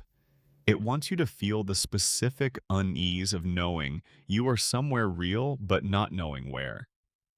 The mysteries are not features of a show that has answers. It is withholding for dramatic effect. The mysteries are the show. The not knowing is the point. Springfield is most completely itself when it is most opaque, when the questions outnumber the answers, and the evidence leads to multiple possible interpretations, and the official account is just plausible enough to accept and just implausible enough to question. That is why the theory about Homer's coma will never be confirmed and never be definitively disproven. That is why the mystery of who shot Burns will never be reopened and re-examined. That is why Springfield's location will never be fixed, and why Burns's true age will never be stated, and why Maggie's silence will never be explained. The show is not withholding the answers. There are no answers. There is only Springfield, patient and strange and permanent, offering you just enough light to see the shape of something large and dark in the water. Never quite enough to see what it is. And that, perhaps, is the most honest thing the show has ever done. Expanded narration. Section 4. Extended. The weight of Burns's history. 120 years of continuous operation, if the most conservative estimates of Burns's age are correct. Think about what that means in terms of institutional history. When Charles Montgomery Burns was born in the late 1800s, the landscape of American industrial capitalism was unrecognizable from what it would become. The regulatory frameworks that now govern industrial operations, the environmental protections, the labor laws, the occupational safety requirements, the anti-monopoly legislation, none of these existed in the form they now take. A man born into wealth in the late 19th century, a man who inherited an already substantial fortune and then spent decades building on it, could operate with a freedom that no modern industrialist possesses. He could arrange the physical and social environment around his interests with a directness and a completeness that the accumulated regulatory infrastructure of the 20th century was specifically designed to prevent. Burns built his empire during that window. He accumulated wealth and influence and power during the period when the rules governing such accumulation were at their most permissive. And then, as the century turned and the progressive era arrived, and regulatory frameworks began to develop and labor movements organized, and environmental consciousness grew and government oversight expanded, Burns was already established, already entrenched, already too large and too interconnected and too economically necessary to the communities dependent on him to be easily dislodged. Regulatory capture. The process by which the industries that regulations are designed to govern come to exercise disproportionate influence over the regulatory bodies meant to govern them. Burns has had over a century to practice regulatory capture at every level available to him. Local government, state government, federal agencies, the legislative process, the judicial system. Every mechanism that might hold him accountable has been engaged with, influenced, or neutralized across 120 years of deliberate and patient effort. By the time the EPA sealed Springfield in a dome, the question was not whether Burns had managed to insulate himself from accountability. The question was whether any actor, governmental or otherwise, had the will and the resources to pursue accountability regardless of Burns's insulation. And the answer the movie gives is the federal government's preferred solution was containment rather than accountability. Seal the town. Prevent the contamination from spreading. Leave Burns inside with his plant and his employees and his contaminated town and declare the problem managed rather than solved. Burns won that exchange. He lost the dome, ultimately, but he survived it. He returned to his office. The plant kept running, the violations continued, and everyone who had briefly contemplated holding him accountable returned to whatever else they had been doing. He always wins because he has been playing this game for longer than his opponents have been alive. Longer than most of their parents and grandparents have been alive. The specific kind of patience that comes from having survived everything for 120 years, from having watched movements rise and fall and governments change and economies cycle, and every apparent threat to his position ultimately fade. That patience is itself a form of power. Burns does not need to defeat his opponents. He only needs to outlast them. And he has always outlasted them. He will outlast all of us if his treatment schedule holds. Expanded narration. Section 5 Extended. The mechanism of collective amnesia. Consider what it would actually feel like to live in Springfield.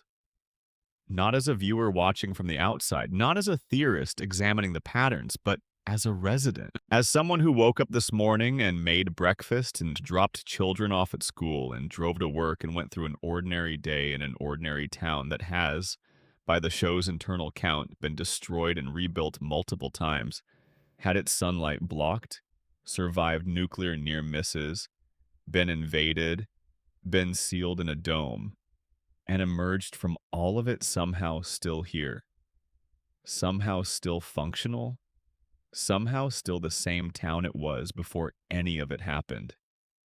What would that feel like from the inside? There are two possible answers, and both of them are deeply strange. The first is that it would feel like nothing because you would not remember any of it. The radiation theory and the coma theory both predict this outcome from their different directions. Either the neurological damage from chronic contamination has compromised the population's capacity for retaining and connecting disturbing memories, or none of it has actually happened, and it is all being generated by one dreaming mind between chapters of the dream. Either way, the experiential result for the Springfield resident is the same. Tuesday morning feels like Tuesday morning. Yesterday was Monday. The week before that was a week. The dome and the sun blocker and the nuclear near misses are not part of any accessible memory. They did not happen as far as the conscious experience of any Springfield resident is concerned. The second answer is more interesting and more disturbing. What if it would feel like normal? What if the people of Springfield remember these things fully and accurately, and the collective agreement to behave as though they did not happen is not a result of neurological impairment, but a choice? A rational, conscious, collectively maintained choice to subordinate inconvenient truth to social stability? The principal in the pauper argues for this reading. The town in that episode is not confused about what happened. They are not failing to remember. They know exactly what the situation is. They know Tamzarian is an imposter, and they know the real Skinner was right in front of them. And they vote to pretend otherwise anyway. The amnesia is not a medical condition. It is a social contract. And if that is what Springfield's amnesia actually is, if it is chosen rather than neurologically imposed, then it is simultaneously more understandable and more disturbing than the radiation theory suggests. Because people choose collective amnesia all the time. Communities do this regularly, not as dramatic all at once votes, the way Springfield does it in The Principal and The Pauper, but gradually through the accumulation of small decisions, not to mention certain things, not to remember certain events, not to ask certain questions. The person who knows a family's secret and has known it for years and has decided that preserving the family relationship matters more than confronting the secret. The community that knows about the crime that happened a decade ago and has decided that revisiting it would cause more harm than the silence. The institution that knows about the systemic failure and has decided that acknowledging it publicly would destroy too much of what the institution provides to the people who depend on it. These are not failures of memory. They are exercises of judgment. Often poor judgment, often judgment that privileges short-term comfort over long-term accountability, but judgment nonetheless. Choices. Springfield is a community that keeps making the same choice over and over, every time an uncomfortable truth presents itself. The choice to maintain the agreed-upon story. The choice to treat the lie as truth and the truth as criminal. The choice to send the honest messenger away on a train and get on with the business of living inside a story that everyone knows is false, but that everyone has decided is preferable to the alternative. And the question that floats over all of this, the question that the show has been not quite asking for 36 years, is whether Springfield's choice is actually so different from the choices that real communities make every day. Whether the thing that makes Springfield feel like satire is not how exaggerated it is, but how accurate. Expanded narration. Section 6, extended. The silence as strategy. More on Maggie. There are three babies in the history of Western culture who come to mind when I think about Maggie Simpson, and the specific kind of intelligence that operates most effectively when least observed. The first is purely mythological. Moses in the basket, hidden among the reeds, invisible to the power that sought to destroy him. An infant protected not by any active defense, but by the specific and complete invisibility that infancy provides. Nobody looks closely at a baby in a basket in the reeds. Nobody suspects the baby of being a threat. The baby simply exists, and existence is protection. The second is cultural. The archetype of the overlooked youngest child, present in folklore across dozens of traditions, the one who is dismissed and underestimated and left behind when the older and more impressive siblings go out to seek their fortunes, and who subsequently achieves what none of them could because the overlooked child has had time and solitude to develop something the others have not: the patience to see clearly. The third, more modern and more directly relevant, is the idea of the observer effect in social situations. When people know they are being watched, they perform. They manage their behavior, consciously or not, for the perceived audience. When people do not know they are being watched, they are themselves. Maggie exists in a household where nobody is watching her. Not really. Not with the sustained and careful attention that her specific nature warrants. Because she is a baby, and babies are attended to rather than observed, she has had 36 years of being herself in a house full of people who believe they know exactly what she is. She knows more about every person in that house than any of them know about her. She knows more about each of them than they know about themselves. Consider what Maggie knows about Homer. She has watched him for 36 years with an intelligence capable of pattern recognition at a level that exceeds anything available to the other family members. She has seen every version of Homer. The Homer who tries his best and fails spectacularly. The Homer who stumbles into something right by accident. The Homer who loves his family with a completeness that his cognitive limitations and his behavioral quirks and his selfishness all fail to fully obscure. The Homer who is broken in specific ways by specific things that happened before Maggie was born. Ways that Maggie may understand better than Homer himself does because Maggie can see the patterns and Homer cannot. She knows about Burns. Not through reading or research or the kind of investigative process that Lisa might employ. Through observation. Through watching how Homer responds to Burns, watching what it does to her father's posture and voice and eyes, when Burns speaks to him or looks through him or fails, once again to remember his name. Through watching the specific defeat of a man who goes to work every morning for the person who stole his childhood and cannot let himself know it. Maggie knows all of this. She has known it for years. She watches Homer carry it without knowing he is carrying it, and she does not intervene because intervention would reveal what she knows, and revealing what she knows would end the invisibility that makes knowing possible in the first place. So she sits in her chair. She holds her pacifier. She watches everything, and she waits. Expanded narration. Section 7.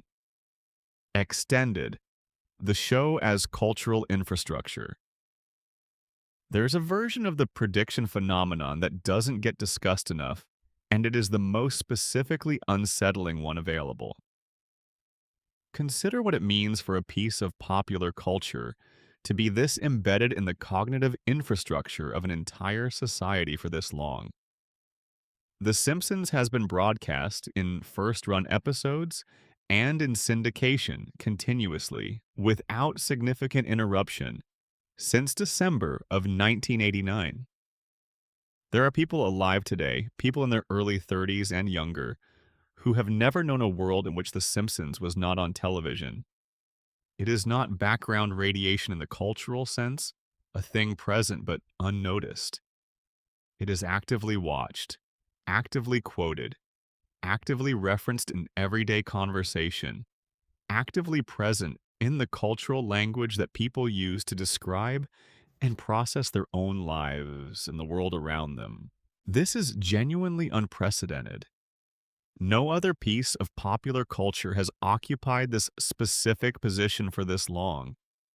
No other show has been both continuously produced and continuously broadcast and continuously relevant to enough of the population to remain a shared reference point across multiple generations of viewers simultaneously for over 3 decades. The Simpsons is not merely a long-running show, it is a permanent fixture of the cognitive environment of a significant portion of the American population. And what it has been doing quietly and continuously across all those years is providing Americans with a framework for understanding certain kinds of situations before those situations arrive. The framework is satirical, which means it is inherently critical. It presents the things it depicts, the corrupt billionaire and the captured government, and the exploited workforce and the contaminated environment, and the population too comfortable and too distracted to organize against any of it as objects of comedy, as things to laugh at, as absurdities. But the act of laughing at something is not the same as finding it unacceptable.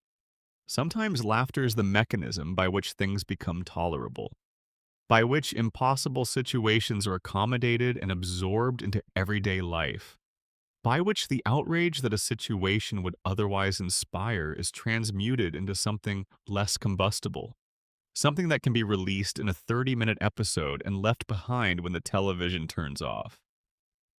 Springfield is a contamination zone whose residents are too cognitively impaired to challenge the source of their contamination. And America has been watching this, laughing at it for 36 years. The laughter has not been accompanied by sufficient outrage to change the situation. The laughter has been, in some sense, a substitute for the outrage. The show's prediction mechanism, understood through this lens, is not just about specific future events, it is about something larger. By depicting certain features of American life as the normal background of an absurd comedy, the show has contributed to the normalization of those features. The corrupt billionaire who owns the town, the compromised safety inspector, the government that responds to environmental catastrophe by sealing the affected population in a dome rather than addressing the cause. These are not just jokes. They are, through 36 years of repetition, templates, familiar patterns that the culture reaches for when it needs to process similar situations in the real world. The show told you how the story goes, and when the story arrived, it felt familiar. Not because the show had predicted it, because the show had prepared you to accept it. That is a far more interesting kind of prophecy than guessing specific future events. And it is a far more important thing to understand about the specific cultural function that The Simpsons has served across 3.5 decades. Expanded narration. Section 8 extended. Homer without his mother. Let's spend a little more time with Homer Simpson, the person, the specific and particular human being, before we move on. Because Homer, when you understand the Mona Simpson backstory and the Burns conspiracy and the radiation damage and the crayon and all the rest of it, is one of the most tragic characters in the history of American television. Not presented as tragic, presented as comic, presented as a buffoon, an avatar of working class inadequacy. The joke of a man who is too stupid and too lazy and too selfishly human to be a good husband or a good father or a good employee or a good citizen. Homer is the punchline of the show that bears his family's name. But underneath that presentation, underneath the physical comedy and the stupidity and the gluttony and the selfishness, there is a person who was systematically prevented from becoming who he might have been by forces that had nothing to do with his own choices or his own character. His mother was taken from him when he was 6 years old.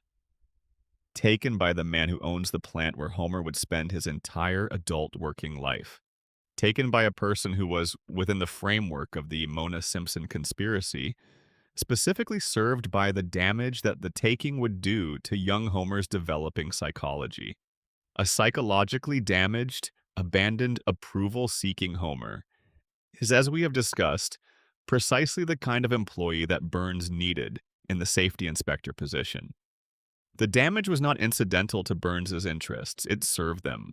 Homer's brain was physically impaired by an object lodged in it that Springfield's medical establishment failed to find across decades of treatment. Whether that failure was genuine incompetence or complicit neglect, the result is the same. Homer's cognitive potential was suppressed throughout the most formative and educationally significant years of his life and well into his adulthood.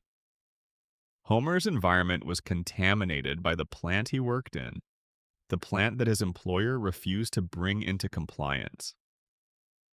The plant whose safety violations continued because Homer himself, in his impaired state, could not effectively perform the job that was his only protection against those violations. Every element of Homer's situation, his emotional damage and his cognitive impairment, and his professional ineffectiveness, traces back to the same source, the same man, the same plant on the hill. And Homer cannot see it. He has been prevented from seeing it at every level. The emotional damage clouds the perception. The cognitive impairment limits the reasoning. The radiation has compromised the specific neural function required to connect these facts into a coherent picture. Homer has been given every possible reason to understand his own life and denied every possible tool with which to understand it. And yet, Homer keeps going. He shows up. He loves his family with everything he has, which is less than it should be, less than it would have been if Burns had not intervened, but which is nonetheless real and complete and entirely his own. He comes home every night. He finds his way back to Evergreen Terrace every time the plot takes him away, because the plot always takes him away and he always finds his way back, because there is a homing instinct in Homer Simpson that no amount of damage has managed to suppress. He knows where home is. He has always known where home is. And he goes there every single time. That is not stupidity. That is not inadequacy. That is the residual core of a person who is supposed to be broken completely and wasn't quite, because the thing that matters most to him was too simple and too solid for even a century of institutional malice to entirely destroy. He loves his family. He has always loved his family. And all the rest of it, the stupidity and the gluttony and the selfishness and the failures, both professional and personal, is the price he has been forced to pay for the right to keep loving them. Expanded narration. Section 9, Extended. The geography of longing. There is a specific kind of dream geography that psychologists who study the experience of sleep have documented across many studies. The geography of dreams, they have found, does not correspond to the real geography of the world. In dreams, familiar places from different periods of a person's life can coexist. The house you grew up in can be next door to the office where you worked for a decade, even though those places are in different cities and different states. The road that ran behind your childhood home can connect to the street where you went to college. The terrain of dreams is assembled from emotional resonance rather than spatial fact. Springfield's geographic impossibility under the coma theory is exactly this. Homer's sleeping brain assembled Springfield from every landscape it had ever encountered and filed as meaningful. The specific mountains he saw on a family vacation when he was a child. The coast he drove along with Marge before the children were born. The particular quality of light on flat farmland he drove through once on a long trip, and that stayed in his memory as a feeling more than a visual fact. The forests he had walked in, the rivers he had fished in, the specific texture of American geography experienced, not as a cartographer experiences it with precision and systematic knowledge, but as an ordinary person experiences it, in fragments and feelings and half-remembered drives. Springfield is assembled from these fragments. It is the geography of Homer's accumulated experience of being alive in America, arranged not according to any spatial logic, but according to the logic of emotional association. The things that felt like home, drawn together into a single place. The mountain and the coast, and the farmland and the forest, all within driving distance of the same nuclear plant. Because that is how dreams work. They take the things that matter and put them where they can be reached. The geographic impossibility of Springfield is not a failure of the writer's room to maintain a consistent and plausible setting. It is a success of the coma theory's internal logic. The setting doesn't make geographic sense because geographic sense is not what it was built to achieve. It was built to feel like home. It was built to feel like America the way Homer experiences America, which is as a collection of places where important things happened and people he loved were present. That is why Springfield can never be located. You cannot put it on a map because it exists not in space but in memory, in Homer's memory, which is, if the theory is correct, the only place that still has power. Expanded narration. Section 10. Extended, the loop and what it costs. The floating timeline costs something. It is easy to describe the floating timeline as something the audience wants, something the audience demands. The audience's refusal to allow The Simpsons to grow and change and eventually end. And that description is not inaccurate. The audience has expressed, through ratings and through 36 years of continued viewership, a consistent preference for The Simpsons to keep going, to keep the family intact, to keep Bart at 10 and Lisa at 8, and the house on Evergreen Terrace in the condition it has always been in. But the floating timeline also costs the characters something. It costs them development.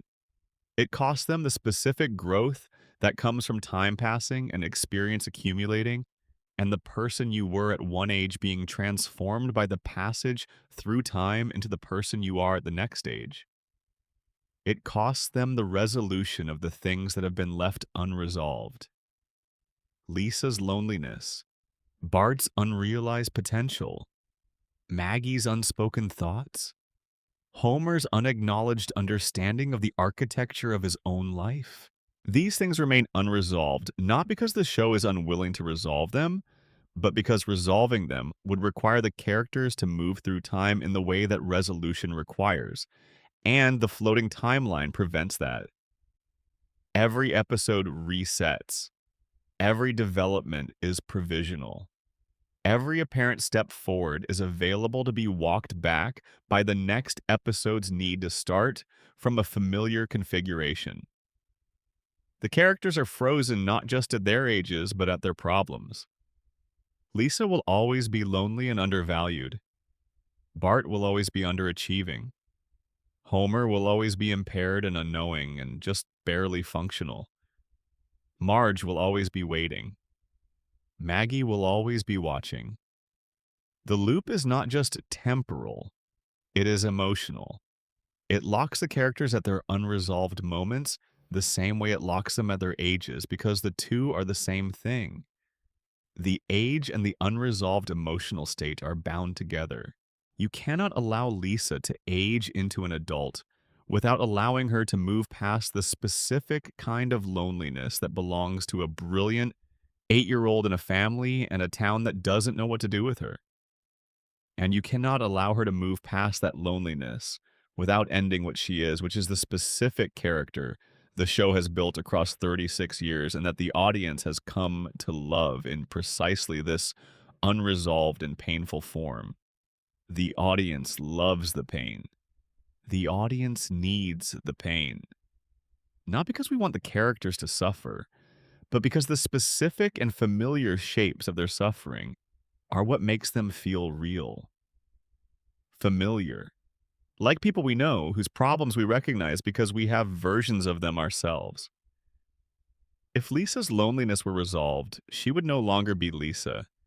She would be someone who used to be lonely and isn't anymore, and that person, however happier, is not the character we have been watching and loving for 36 years.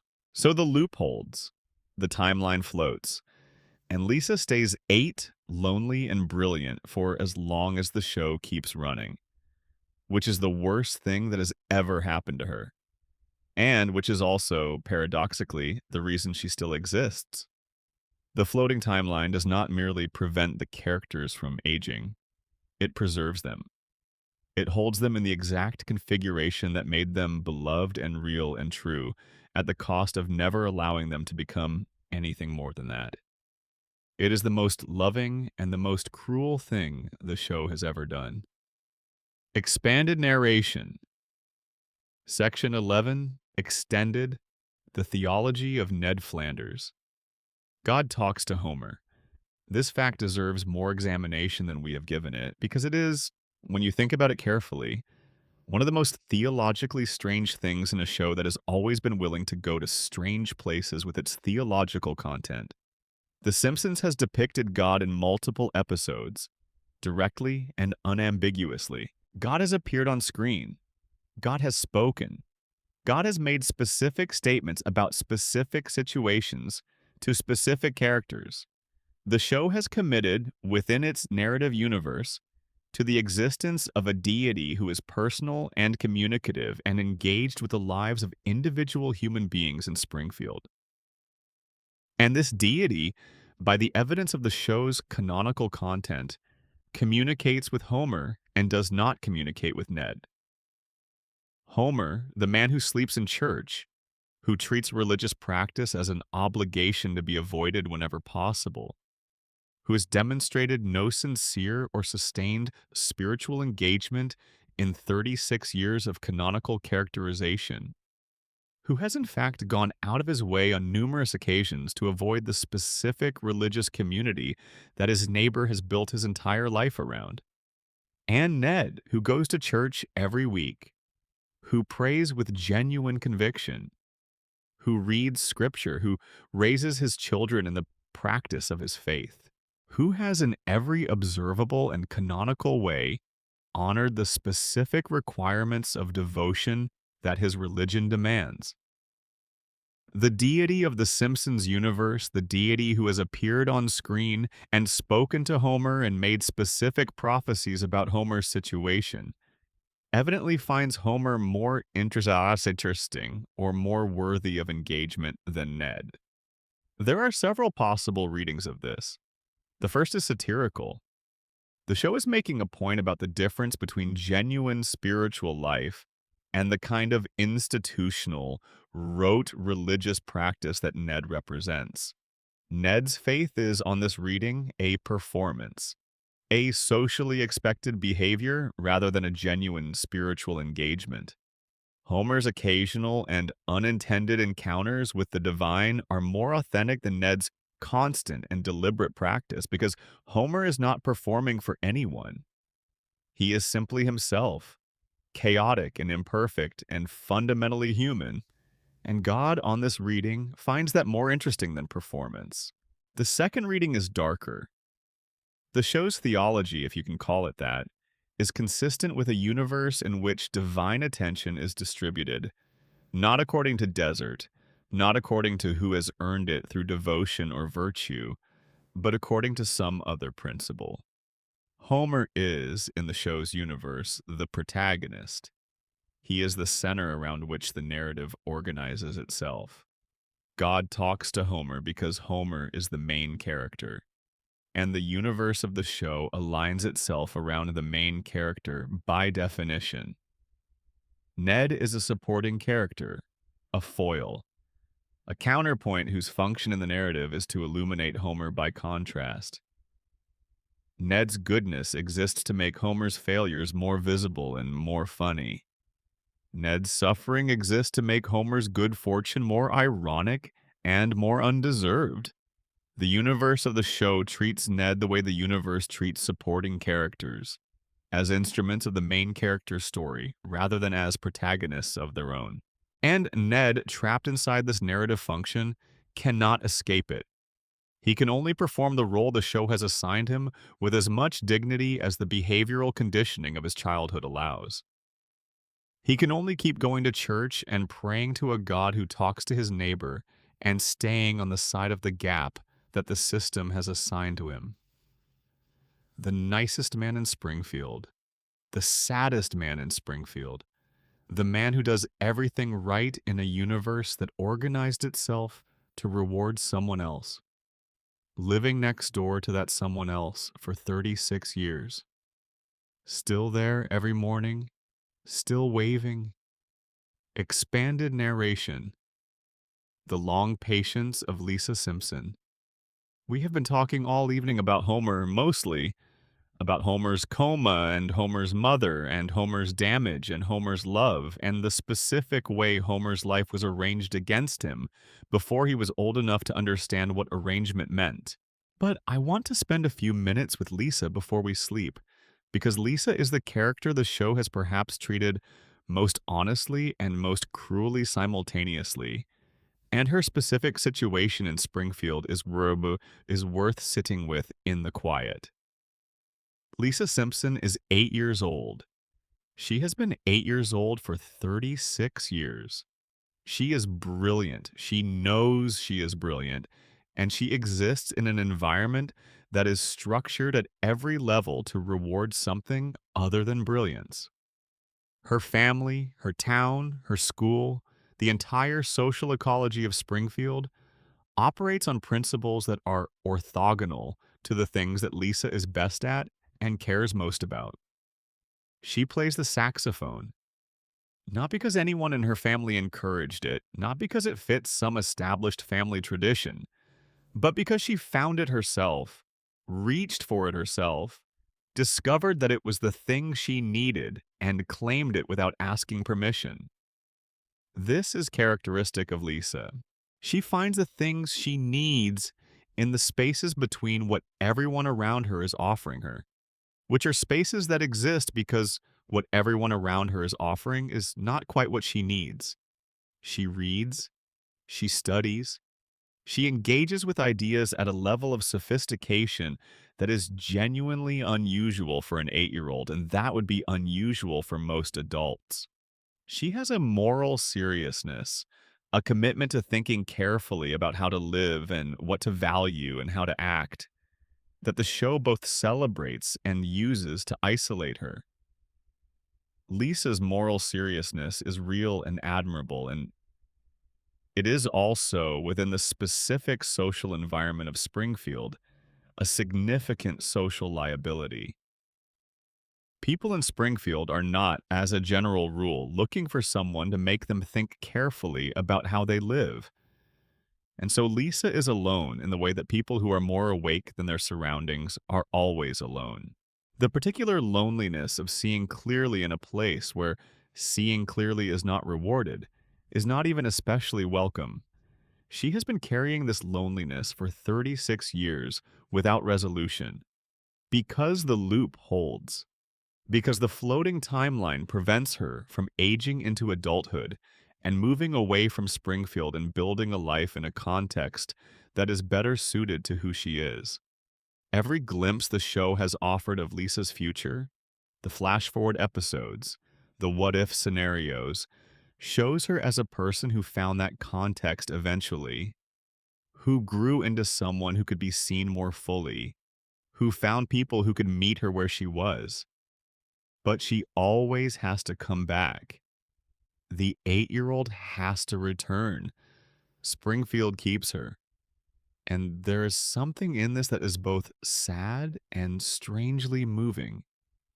Lisa keeps fighting. 36 years, same fight, same resistance, same refusal to accommodate herself to an environment that would be easier if she simply became smaller. Every episode she tries, she advocates, she argues, she brings her best thinking to whatever problem the episode has given her, and she pushes with all the energy available to an 8-year-old who has been 8 for 3.5 decades against whatever the episode's version of the wall is. She rarely wins, but she never stops. And this is perhaps the most genuinely heroic thing the show has ever depicted. Not Homer's impossible physical survivals, or Burns's century of managed immortality, or Maggie's tactical genius. Lisa Simpson, perpetually 8 years old, perpetually in the third grade, perpetually smarter than anyone around her, and perpetually undervalued for it, who shows up every week and tries again. Not because she is going to win, not because Springfield is going to change, not because the community around her is going to suddenly recognize and reward the things she is and the things she can do. She shows up and tries because she cannot not try. Because that is who she is at the level where who you are is not a choice but a fact. Lisa Simpson cannot stop asking the questions that nobody wants to hear. She has been trying to answer them for 36 years. she will be trying for 36 more if the loop holds. And in the particular kind of hope that is not optimism but simply refusal, there is something worth staying up a little longer to honor. Expanded narration. Bart Simpson and the cost of never growing up. Bart Simpson has been 10 years old for 36 years, and he has in that time learned exactly nothing. This is not an insult. This is, in a strange way, the show's most honest statement about Bart and about a certain kind of person and about what it costs to be that kind of person inside a loop that never allows growth to accumulate. Bart is clever, specifically tactically clever, the kind of clever that is good at solving immediate problems and terrible at addressing underlying ones. He reads situations quickly. He finds the angle that nobody else is looking at. He improvises with a facility that would be genuinely useful if it were paired with the kind of patience and follow through that strategic thinking requires, which it is not. Because Bart is 10 years old, and 10-year-old boys are not famous for patience and follow through. His pranks are brilliant at the level of conception and chaotic at the level of consequence. He designs them with real creative intelligence and then watches as the consequences, which he did not think carefully about, spiral out in directions he did not anticipate and could not have managed even if he had. This is Bart's pattern. It has been his pattern for 36 years. It is the pattern of someone who is genuinely intelligent and genuinely limited by a specific kind of impulsivity that maturity, had it been allowed to accumulate, might have addressed. But maturity is not allowed to accumulate in Springfield. The loop holds.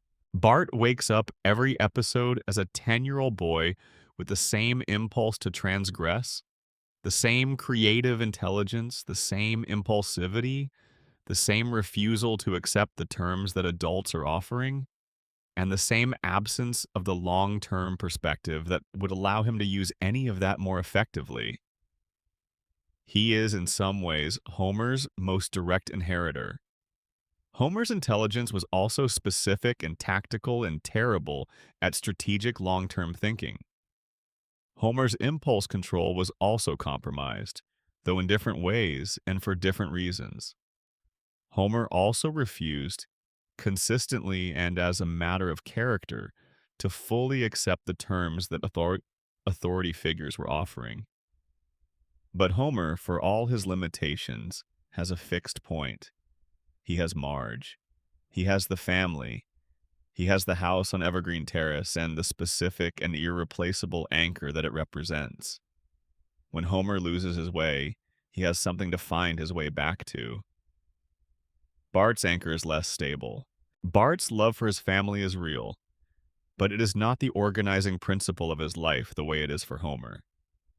Bart is still in the process of figuring out what his organizing principle is, which is appropriate for a 10-year-old, except that he has been 10 for 36 years, and the figuring out is not progressing. This is what the floating timeline costs Bart specifically. Not just development in the abstract sense, the specific progress toward the person he is trying to become. The self that a Bart Simpson who is allowed to age through adolescence and into adulthood might eventually assemble from all the raw material his intelligence and his creativity and his particular angle on the world provide. That self exists somewhere in the future the show occasionally glimpses and then closes the door on. It is a self that could be something. That could use what Bart has for something other than elaborate pranks. But he can never get there. The loop brings him back to 10 every time. The raw material stays raw. The potential stays potential.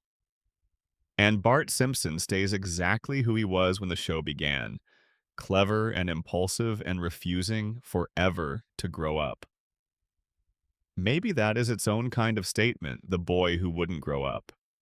The American archetype, present in the culture since before anyone currently alive was born. The specific and persistent fantasy of staying young forever, of refusing the terms of adulthood, of maintaining the freedom and the impulsivity and the creative chaos of childhood against all the forces that try to organize and discipline and eventually extinguish it. Bart is that fantasy. He always has been. And if the loop holds, he always will be. 10 years old, on a skateboard, going somewhere fast with no particular plan. That is Bart Simpson. That is, the show suggests, something worth preserving. Expanded narration. The last night in Springfield. It is very late now. I can feel it in the quality of the quiet. The way the quiet has deepened past the ordinary late-night silence into something that belongs to the small hours specifically, the hours between 2 and 5 when the night is most fully itself, and the boundary between waking and sleeping is at its thinnest. Springfield is at its most beautiful in these hours. You would not think so, necessarily, from the description. The cooling towers are still humming. The river still runs its slightly wrong color. The plant is still leaking whatever it leaks into the water table. Burns is still alive somewhere in his manor, his weekly treatment having been administered on schedule, his diseases held in their perfect, terrible equilibrium for another 7 days. The truth about Skinner is still technically illegal to mention. The question of who shot Burns is still technically answered and practically open. Maggie is still watching, wherever she is, with those enormous waiting eyes. All of that is still true, and Springfield is still beautiful. Not despite the darkness, alongside it. The darkness and the beauty are not in opposition in Springfield. They are woven together in the same pattern that runs through the whole show, through 36 years of a family navigating an impossible situation with incomplete information and imperfect tools, and the specific human combination of selfishness and love that makes the Simpsons feel like people rather than characters. The street is quiet. The houses are dark. The stars are visible over the town, which they always are in Springfield. Because the show was produced before light pollution became a visible feature of animated American suburban nights.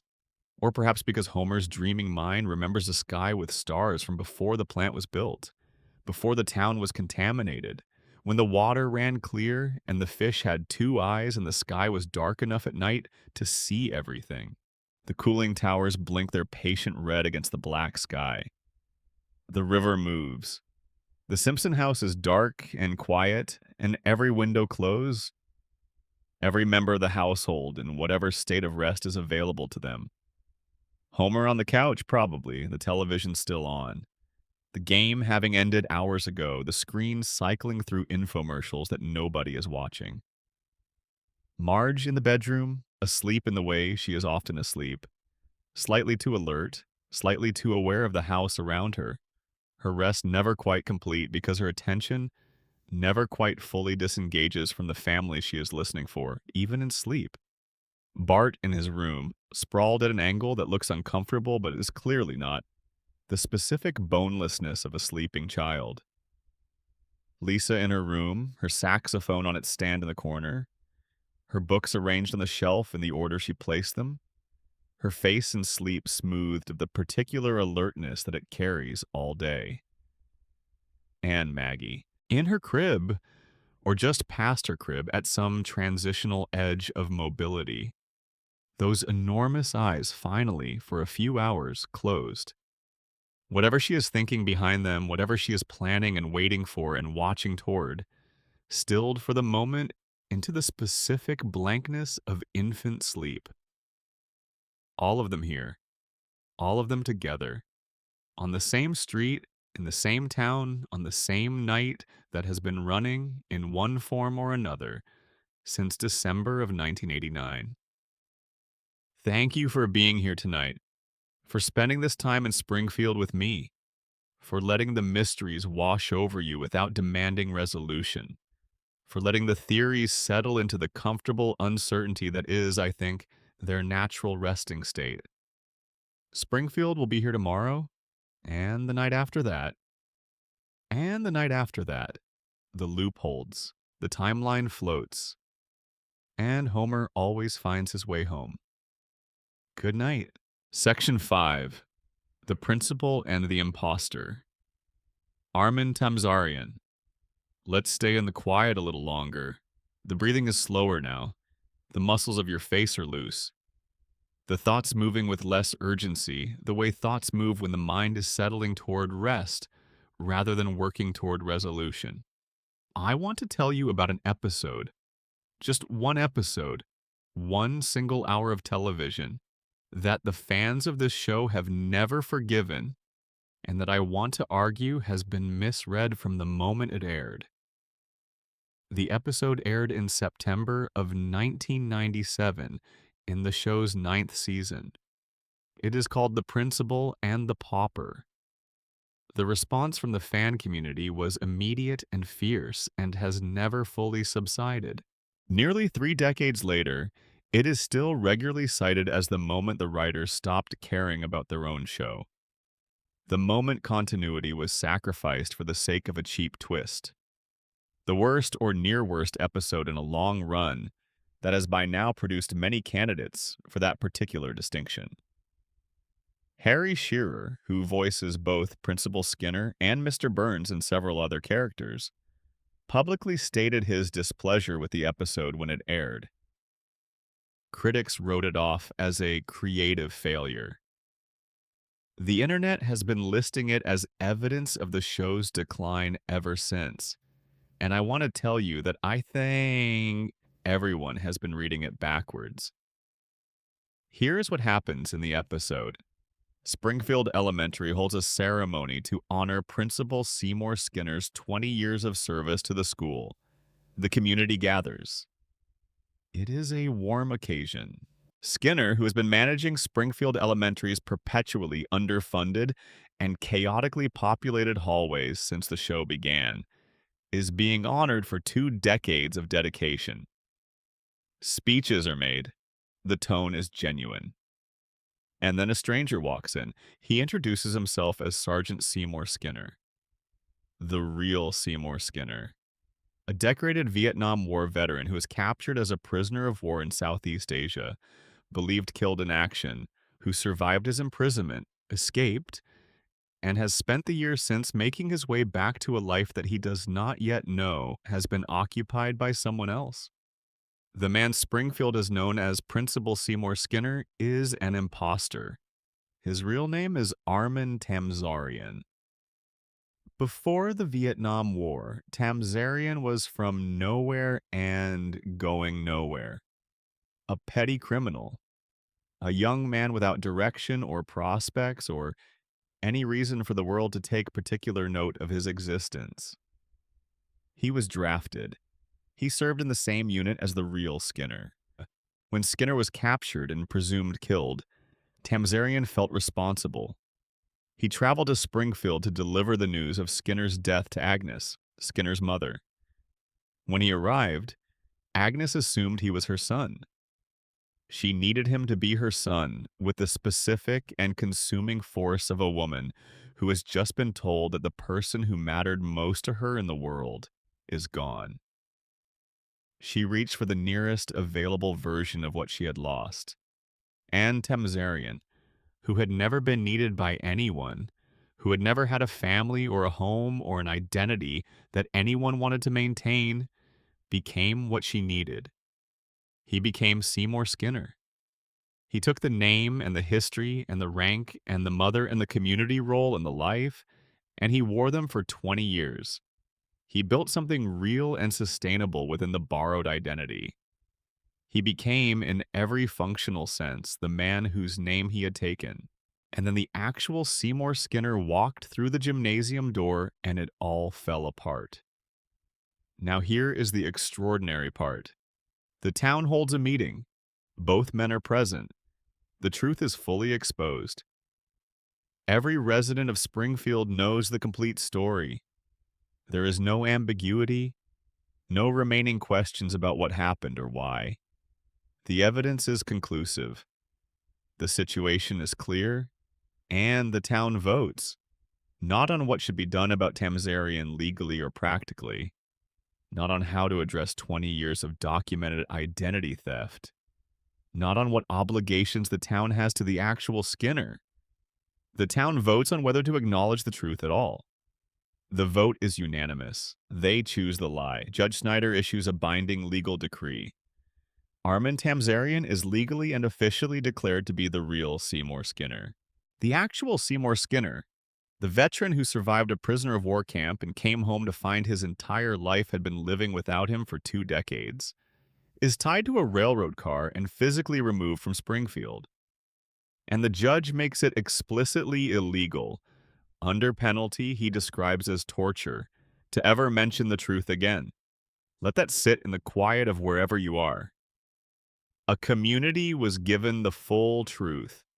The real version of events, complete and undeniable, was presented to them in public by the person whose life had been most directly affected by the deception.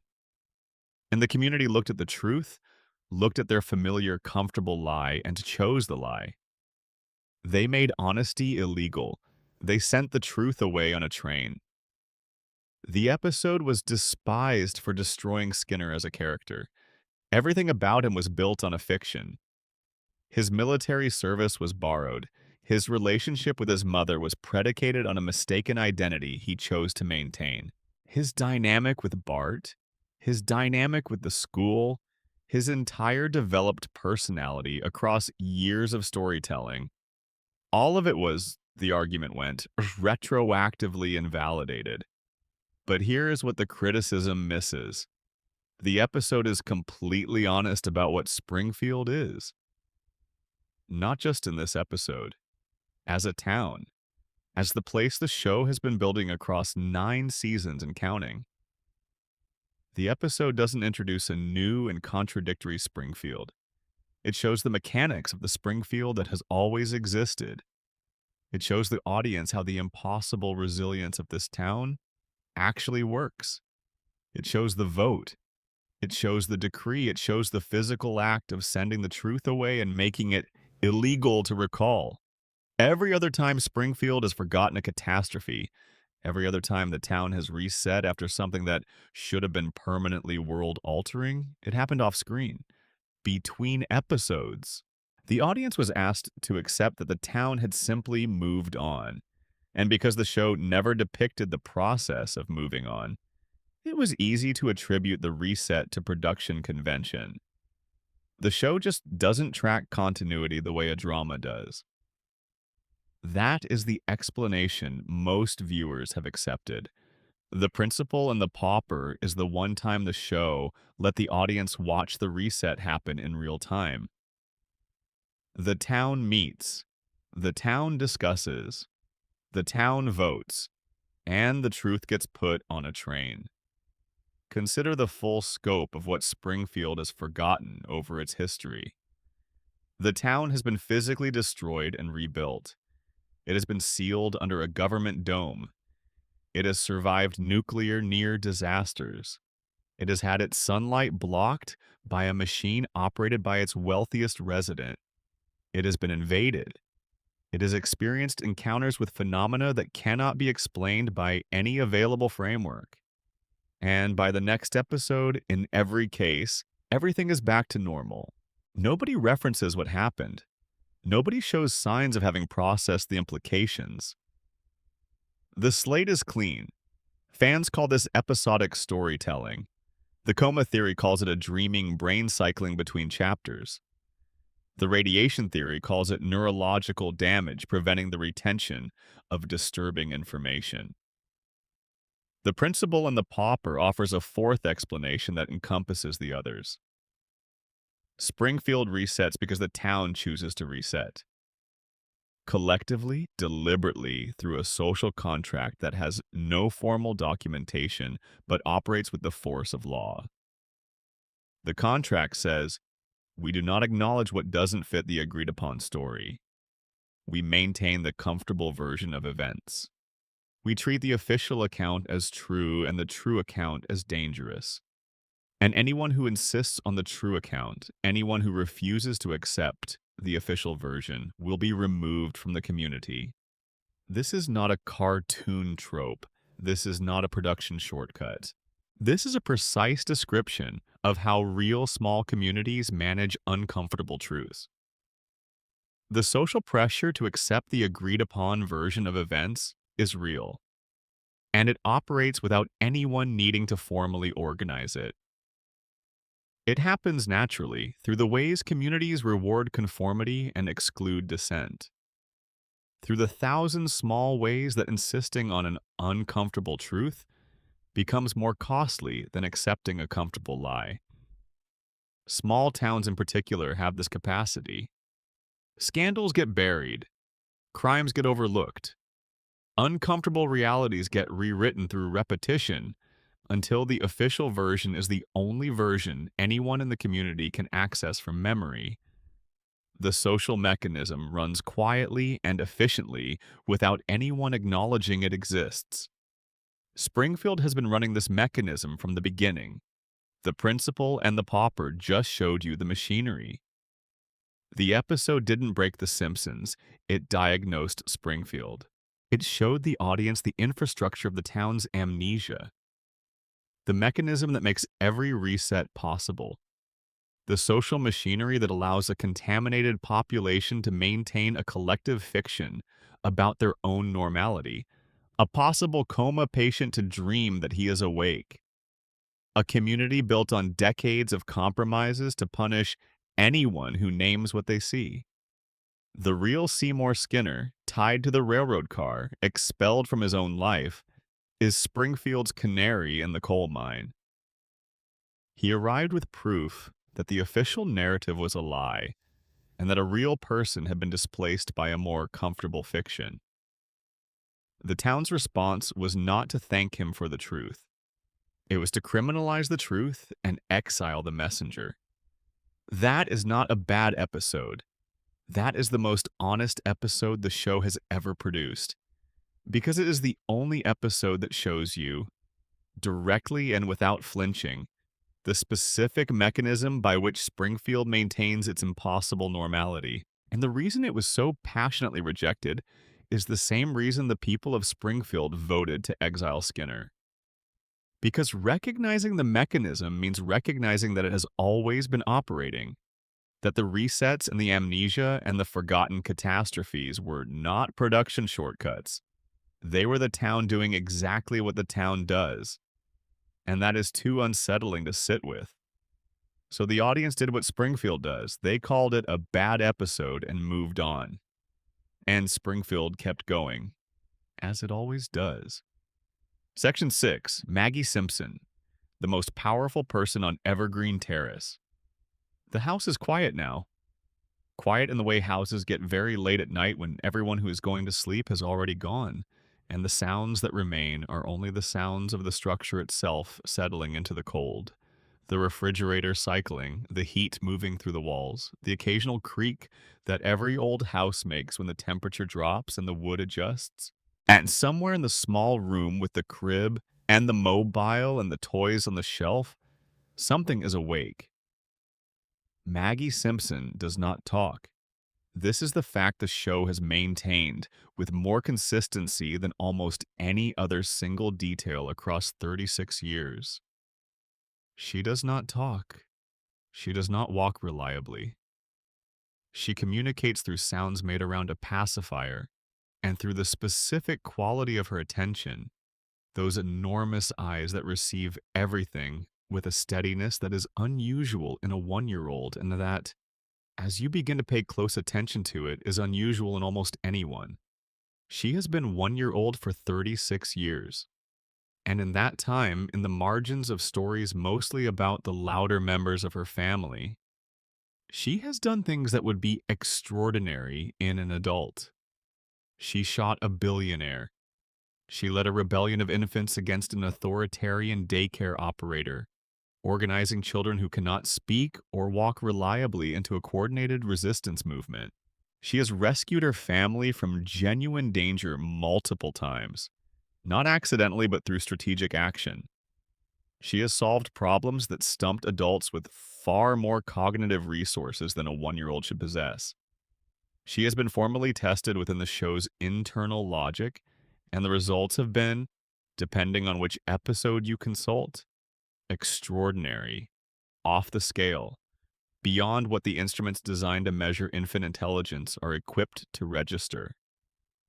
And through all of it, every remarkable thing she has done, she has maintained her silence. Not because she lacks capacity, because she has made a decision in whatever way a mind of her caliber makes decisions, that silence is the correct strategic posture. Let's start with the shooting, because it is the act that defines her publicly, though it is, as I want to show you, the least interesting thing about her. We have already been through the who shot Mr. Burns mystery. We have examined the evidence and noted the inadequacy of the official answer. But whatever the truth about that night, the aftermath is what tells us something about Maggie that the rest of the discussion misses. A baby was identified as the person who shot the most powerful man in town. The police investigated. The physical evidence was examined. The official conclusion was, yes, this infant committed an act of violence against an adult, and there is nothing to be done about it because no jury would convict her. Case closed. The baby goes home. And then the final shot of the episode. Everyone has left the room. Maggie is alone. The camera holds on her in the empty space, and she looks around. Slowly, deliberately. She checks each corner and each doorway, confirming that no observers remain. And then she moves her pacifier in a specific and unmistakable motion. The motion of a finger on a trigger.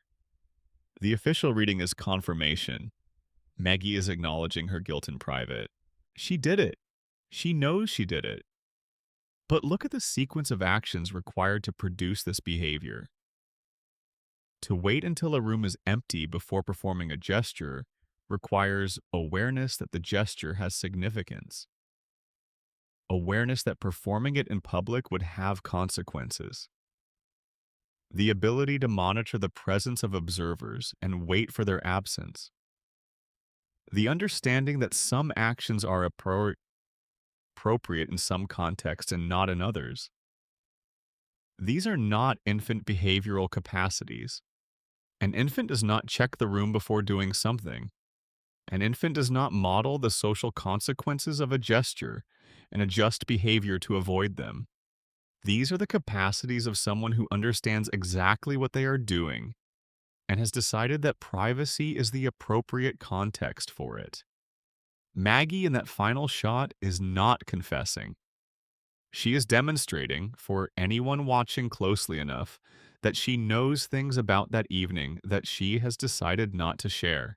Whether that means she did it and is aware of the significance, or whether it means she witnessed someone else do it and is reenacting what she saw with the specific awareness that this knowledge is not safe to display publicly, the behavior is the same.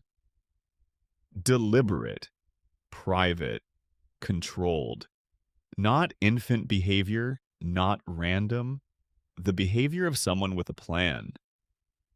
The Longest Daycare, the theatrical short film released in 2012 and nominated for an Academy Award, is where the full scope of Maggie's capabilities is most explicitly displayed.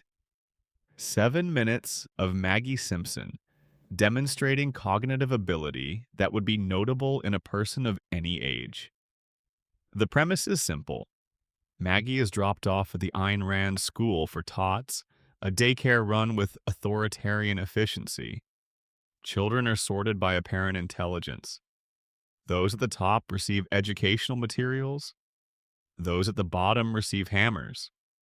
Inside the facility, Maggie encounters a caterpillar preparing its transformation. She wants to protect it. Her ongoing nemesis, Gerald, wants to destroy it. What follows is a sustained, wordless display of problem-solving and strategic thinking that would be impressive in an adult. Maggie reads the environment systematically. She identifies threats and assesses their timing. She develops approaches and adjusts them when they fail. She executes multi-step plans requiring spatial reasoning, timing precision, and the ability to accurately predict the behavior of other individuals well enough to work around them. She does all of this within the physical limitations of a 1-year-old body that falls and stumbles and crawls when it should be running. Her body cannot keep up with her mind. She compensates entirely through cognitive performance. Every decision she makes is correct. Every adjustment is optimal. She does not repeat failed approaches. She succeeds completely. And she walks away without celebration, without acknowledgement, without any gesture that might draw attention to what she just accomplished. Because that is not the point. The point is not recognition. The point is outcome. And Maggie has been operating at this level in the spaces where nobody is watching for 36 years. The show's various tests of her intelligence across different episodes consistently yield the same category of result: extraordinary, off the standard scale, beyond what the instrument is designed to measure. The show plays these moments quickly as brief comedy, beats that land and pass, but the accumulation across the entire run is unmistakable. Maggie is not a normal infant. She has never been. And the family does not notice. Because Homer's disasters and Bart's escalations and Lisa's ongoing attempts to improve a world that resists improvement take up all the available attention in the household. Because Maggie is the baby, and babies are attended to rather than observed, looked at rather than studied. This brings us to the central theory about Maggie. Her silence is a choice. Not the silence of developmental delay, not the natural wordlessness of infancy. A conscious, strategic decision made by an intelligence sophisticated enough to have watched the household she was born into and drawn a specific conclusion from what she observed. Lisa Simpson is brilliant, genuinely, measurably, extraordinarily intelligent. Her IQ, when tested in various episodes, places her among the most cognitively capable people the show has ever depicted. She is a prodigy, an exceptional intellect, someone whose cognitive gifts are genuinely extraordinary, and her intelligence has not served her well. Lisa speaks up and is dismissed. She challenges authority and is punished. She brings her best thinking to every problem, and the result, with disheartening consistency, is that the problem persists and Lisa is more isolated than before. Her intelligence has not protected her. It has marked her. It has made her a target for the specific contempt that communities reserve for people who seem to be suggesting that things could be better. Maggie has been watching this happen since the day she was born. She has watched her brilliant older sister fight every single day for the recognition that her intelligence deserves, and receive day after day, not recognition, but resistance, dismissal, the particular quiet cruelty of being the smartest person in a room that would prefer you were less so. She watched the most capable mind in the household be consistently undervalued and dismissed by a family and a community that structured their rewards around other things entirely. Maggie watched this and drew a different conclusion than Lisa drew. Lisa's conclusion is that the fight is worth having regardless of the outcome. That integrity requires visible effort, even when visible effort costs more than you can afford. That accommodation and silence are forms of self-betrayal Lisa cannot live with. Maggie's conclusion is the opposite. Silence is power. Invisibility is armor. The less they notice you, the more freedom you have. The more completely you blend into the background as simply the baby, the 1-year-old who cannot walk reliably and cannot speak, and is not a factor in anything important, the more space you have to do the things you have decided to do. Think about the operational logic. Burns was shot, and the investigation concentrated on every adult with a motive before eventually landing on the infant. Because infants are not considered serious candidates for anything requiring agency and planning.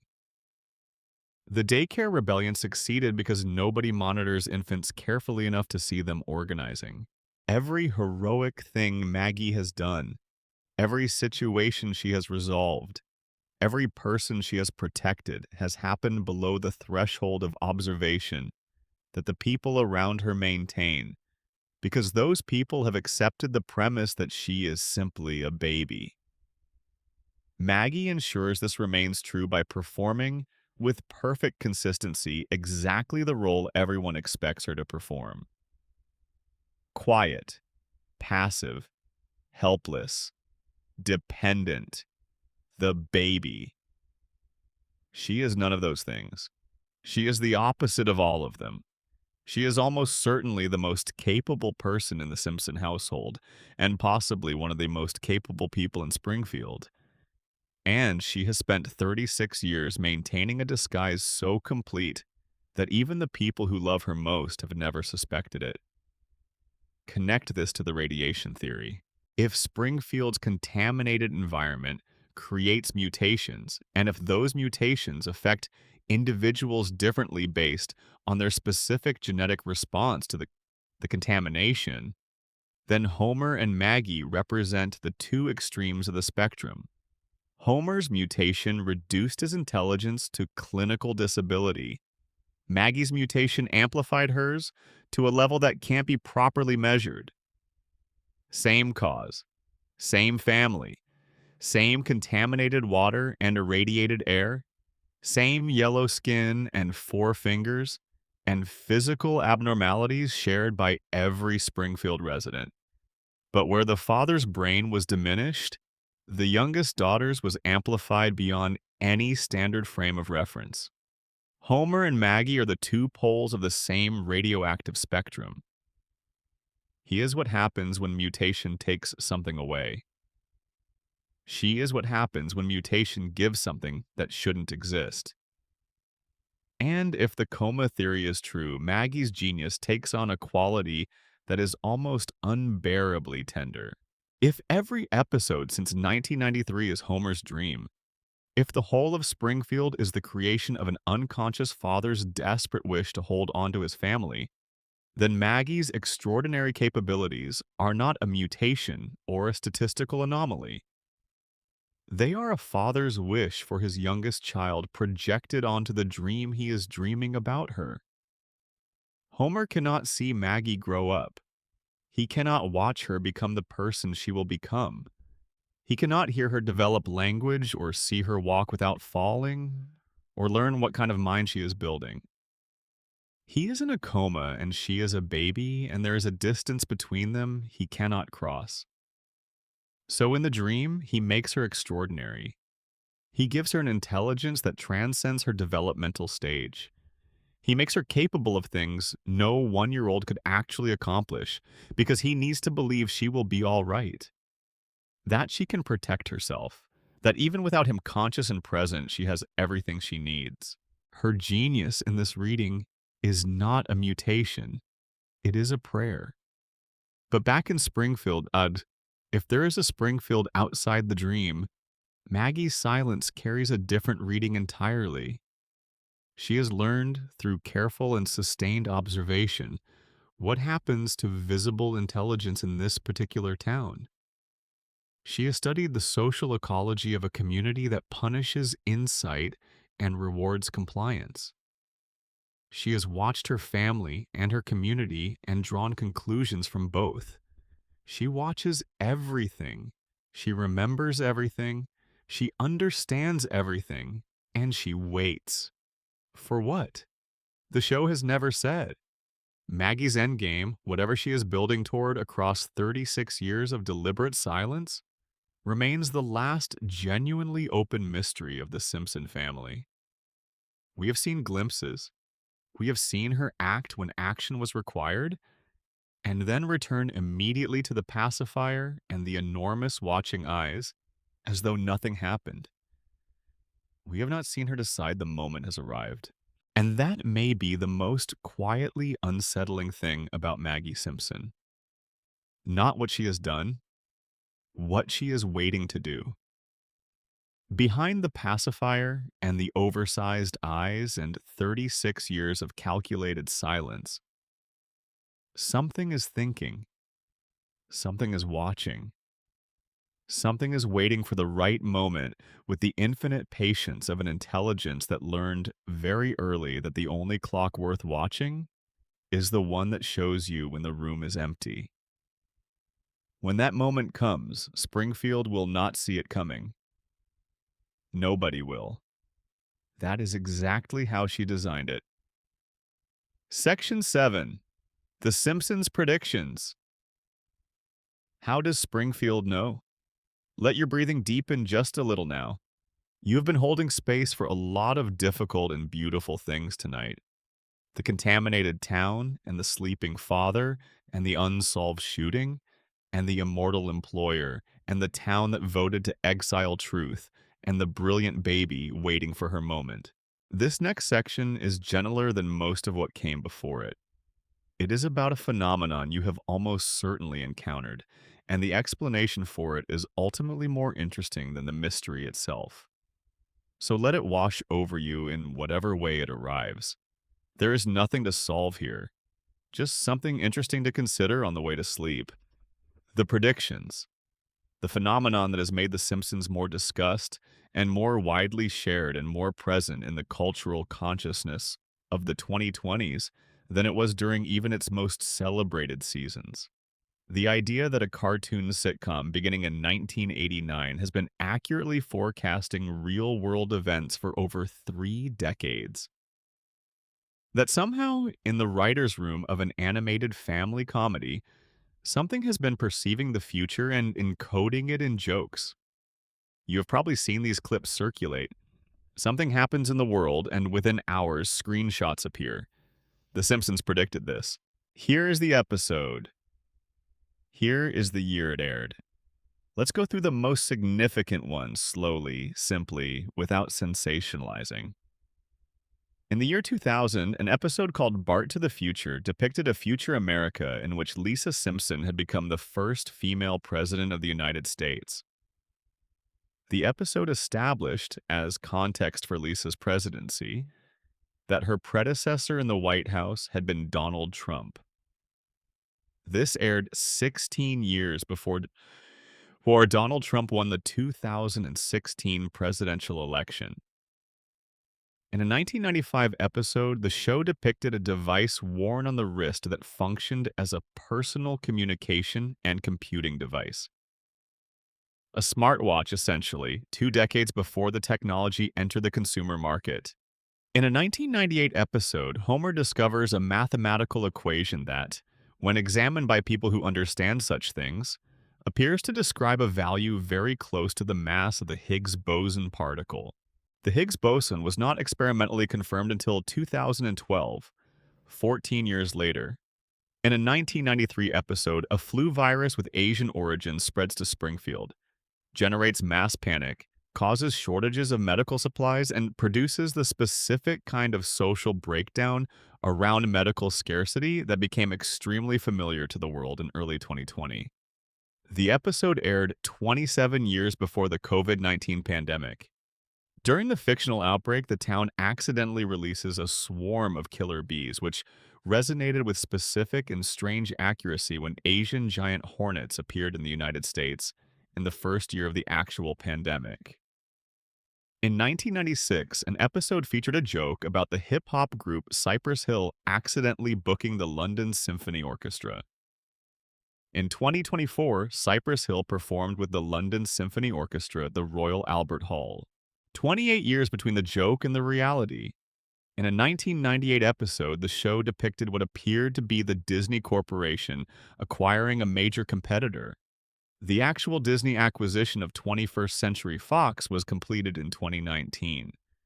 The list continues considerably beyond this. And every time a new coincidence emerges, Every time reality catches up to something the show depicted years earlier, the response is the same mixture of wonder and unease. How are they doing this? Here is the honest answer from the people who actually make the show. Al Jean, the show's executive producer, has addressed this directly. His answer is brief and blunt. If you throw enough darts, you will hit some bullseyes. The show has produced nearly 800 episodes across 36 years. Each episode contains many jokes, satirical observations, and speculative scenarios. When you generate that volume of content over that length of time, some of it will coincide with future events through statistical probability alone. Bill Oakley, who ran the show during several of its most celebrated seasons, put it even more plainly. Most of it is coincidence, he said.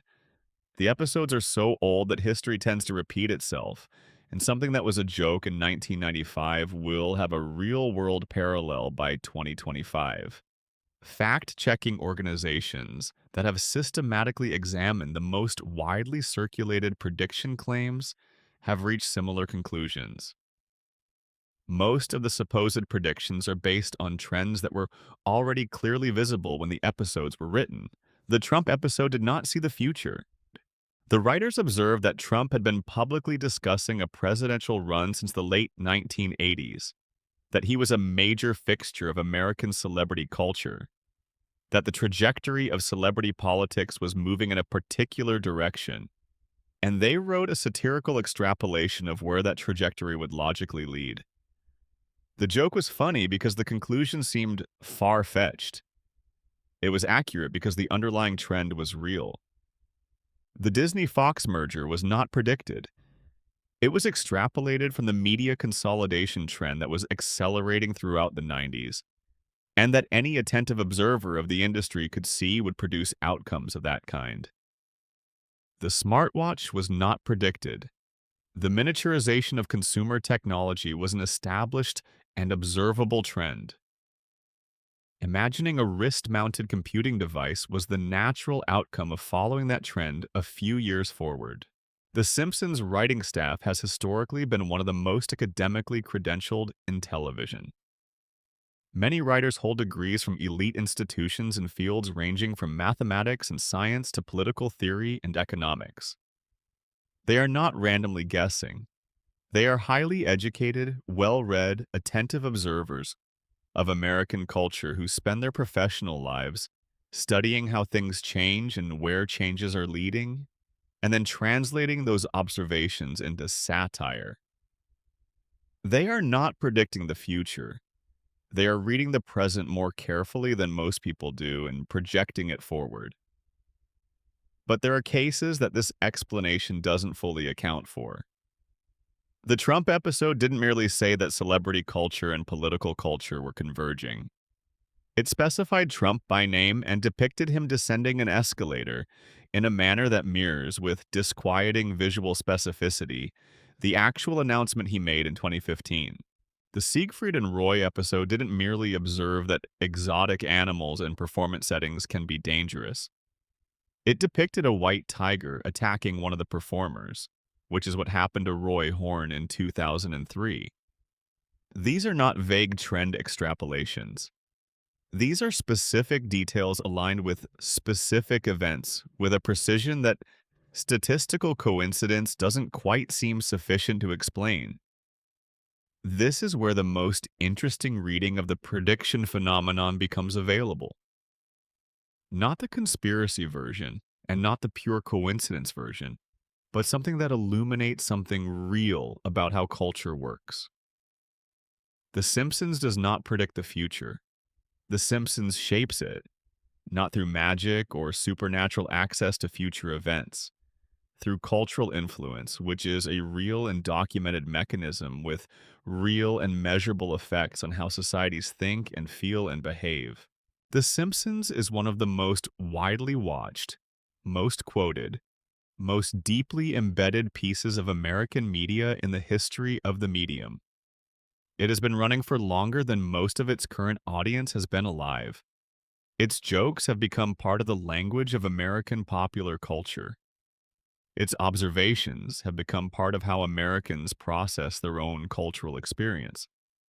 When the show makes a joke about Trump becoming president, that joke enters the cultural bloodstream. Millions of people see it, and it becomes a reference point. It becomes something people think about when Trump appears on television. The joke doesn't predict that outcome. It makes that outcome feel familiar. It primes the cultural imagination. It makes the idea of a Trump presidency feel less like an impossible shock and more like an inevitable punchline. A joke already set up, waiting for reality to deliver the conclusion. When the punchline arrived in 2016, the cultural response was not pure surprise. It was recognition. We have seen this before, and The Simpsons already did this. Not because the show had seen the future, but because the show had spent 16 years making the idea feel like something the culture already knew. The show didn't predict the Disney-Fox merger. It made media consolidation feel inevitable by depicting it as obvious satire. When the merger happened, the response was not shock. It was, of course. The Simpsons already told us this would happen. This is how the mechanism works. The show's satire doesn't forecast outcomes, it normalizes them. It takes trends already in motion and presents them as accomplished facts years before they become facts. And it does this at a scale that reaches millions of people and lodges in the cultural memory. When those facts eventually materialize, the audience experiences a recognition that feels like prophecy, but is actually the result of having been culturally prepared for the outcome in advance. Springfield doesn't reflect America. America has been becoming Springfield. The show held up a mirror for 36 years, and we looked into it for so long that we started to resemble what we saw. The nuclear power plant with its cracked towers, the corrupt billionaire, the incompetent government, the population too distracted and too comfortable to notice how thoroughly they are being exploited. The endless cycle of catastrophe and reset and collective forgetting. Springfield is not a prediction of where America was heading. Springfield is a diagnosis of where America already was. The show just wrote it down first. And here's the final piece that completes the picture. The Simpsons has also made predictions that didn't come true. Thousands of them. Jokes about jetpacks that never arrived. Political outcomes that went the other direction. Technology that was imagined and never built. Cultural trajectories that never materialized. Nobody shares those.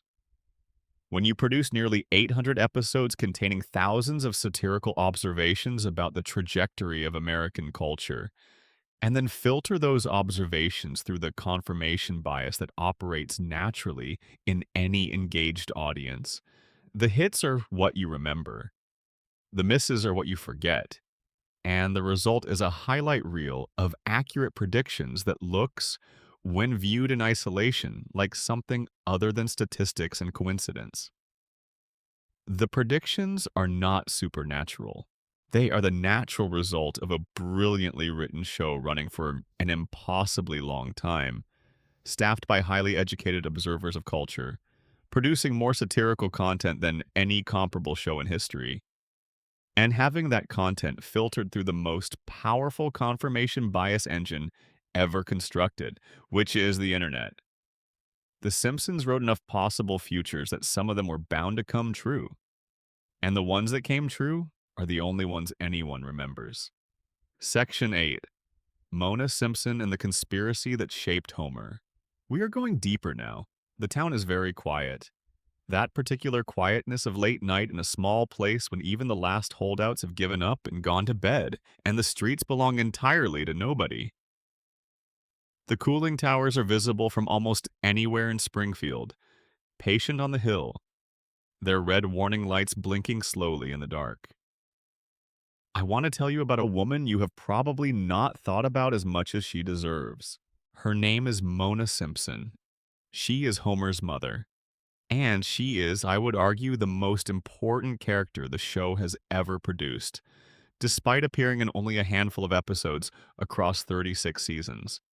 More important than Homer himself in some ways, because Mona Simpson is the key that unlocks Homer Simpson. She is the explanation for the specific shape his damage has taken. And through Homer, she explains a great deal about Springfield and about the man who owns it. For the first 6 seasons of The Simpsons, Homer's mother was dead. That was the established fact. Abe Simpson, Homer's father, told him so. His mother had died when Homer was young. He had a grave to visit. He had grown up without her. He had grown up believing himself to be a boy whose mother was gone. And all the emotional consequences of that belief, all the specific ways Homer reaches for love and approval and connection with the particular desperation of someone who learned early that people he depended on could simply cease to be present, those consequences were visible in him from the very first episode. Homer's personality, when you understand the Mona Simpson backstory, is revealed to be almost entirely a coping mechanism. His clinginess toward Marge, his terror of abandonment, the specific emotional vulnerability around rejection that sits just beneath the bluster and the selfishness.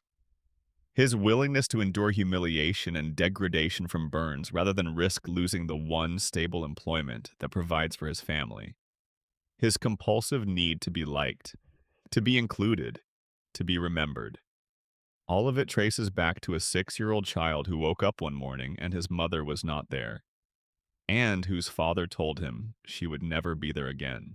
In season 7, the show revealed that the loss was a lie. The episode is called Mother Simpson. It aired on November the 19th, 1995.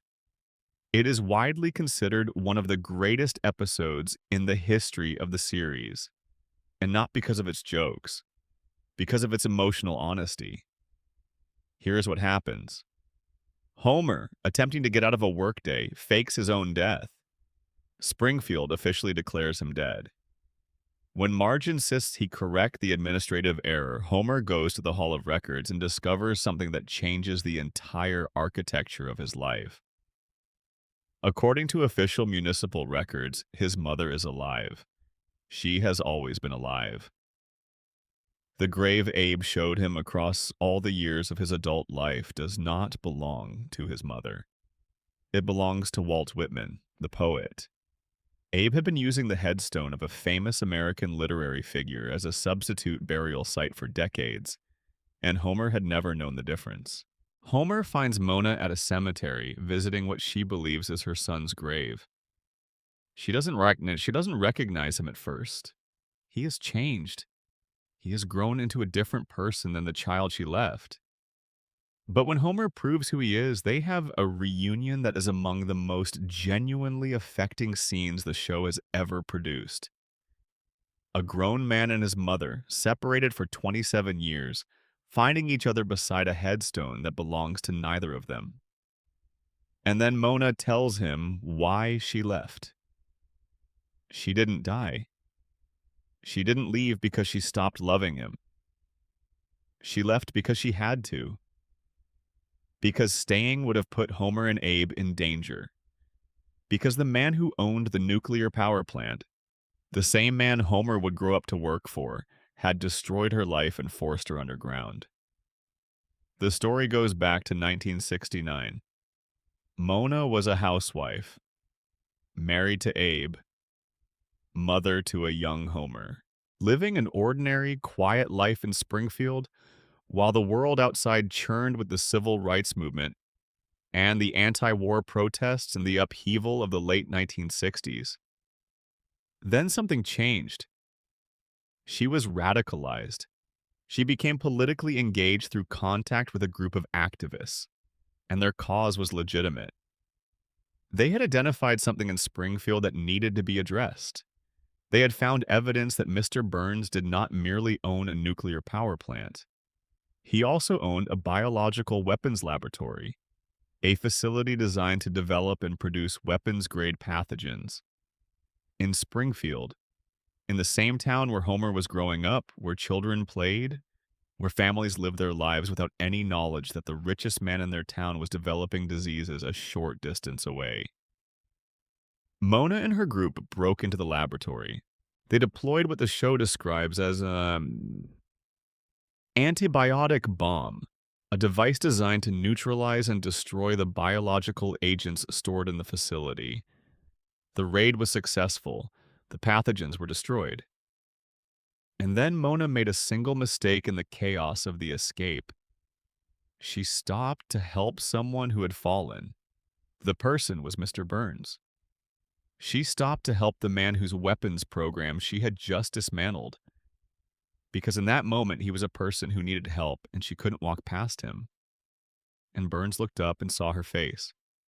He committed her face to memory with the specific precision of someone who has just been wronged and intends to address that wrong eventually. He reported her to the FBI. From that moment forward, Mona Simpson was a fugitive. She couldn't go home. She couldn't contact her family. She couldn't hold her son or explain why she was leaving. She kissed Homer goodbye while he was sleeping in the dark, and she walked out of his life. Homer woke up and his mother was gone. Abe told him she was dead. And Homer spent the next 27 years believing he was the kind of son a mother would rather die than raise. Believing there was something fundamentally wrong with him that made the people he loved leave him. Believing he was unworthy of being stayed for. Now trace the conspiracy forward. Burns didn't merely identify Mona to the FBI, he pursued her, actively across decades. Burns holds a personal grudge against a woman who destroyed something valuable to him, and his resources ensure that a grudge held by Burns doesn't fade with time. When Mona finally returns to Springfield in Season 7, after 27 years of careful invisibility, Burns recognizes her almost immediately. He sees her through a cab window and contacts the authorities at once. The FBI arrives at the Simpson house. Mona has to run again. Homer has to say goodbye to his mother for the second time. And this time, he knows the reason. He knows who forced her out. And he knows that man is his employer. Homer works for Burns. Homer has worked for Burns his entire adult life. Homer earns his paycheck from the man who destroyed his family. Homer sits in the safety inspector's chair and eats donuts during meltdown warnings in service to the man who stole his mother from him.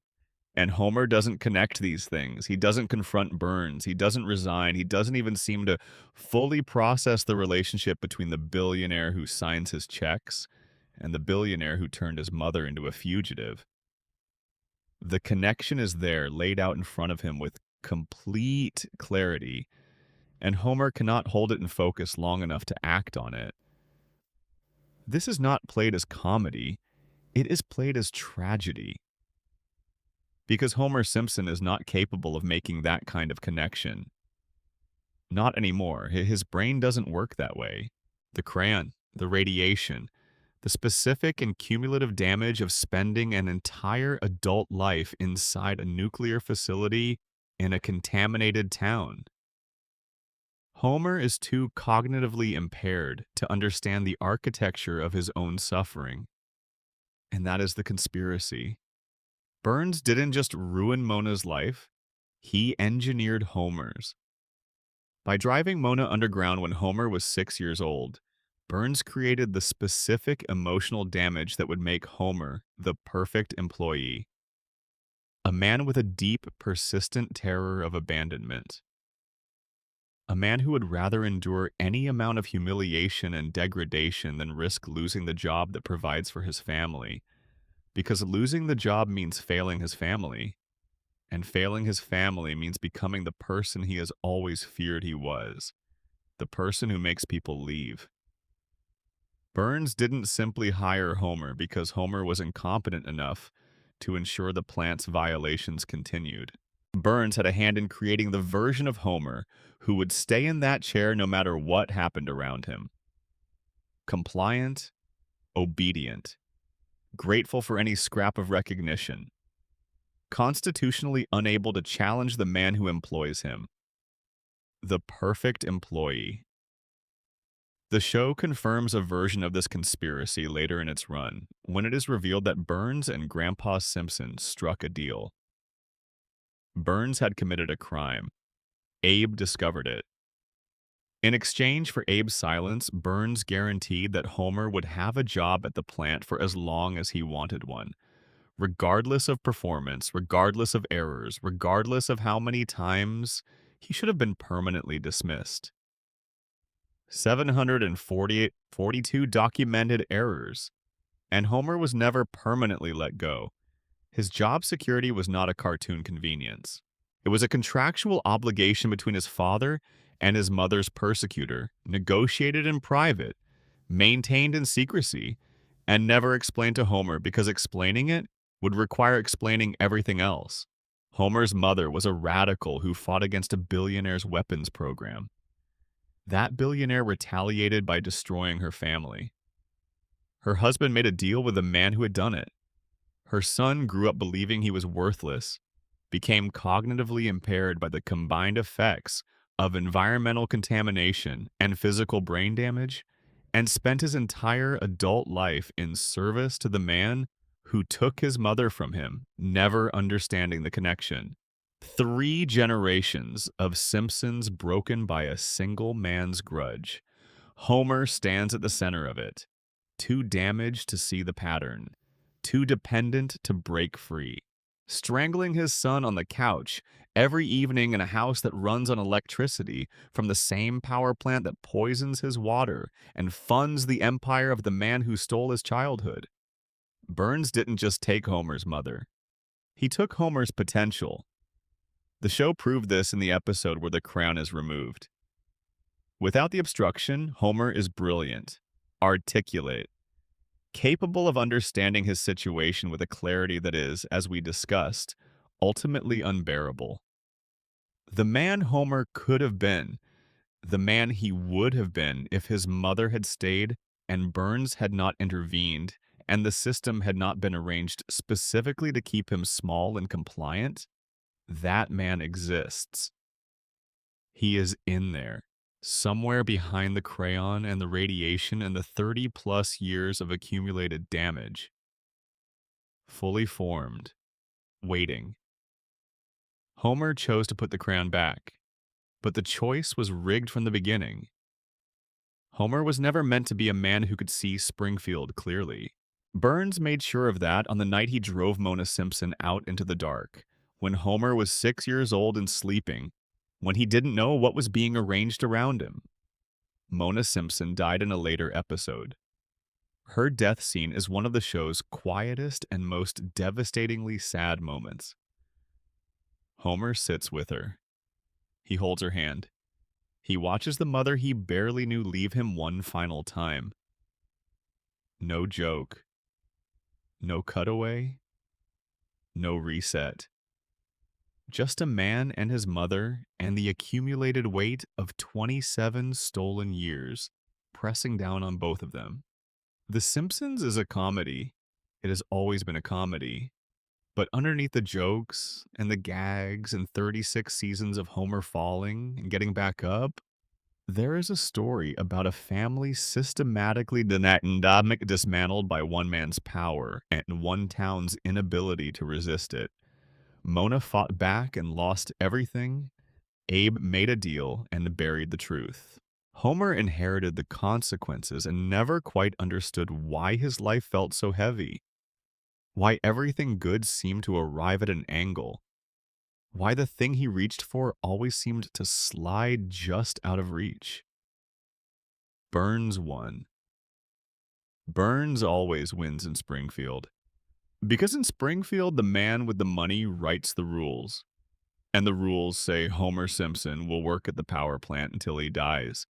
Because his grandfather made a deal and his mother made a choice, and the richest man in town needed a broken man in Sector 7G. And Homer was broken before he ever clocked in. Section 9, Where is Springfield? Let's drift a little now.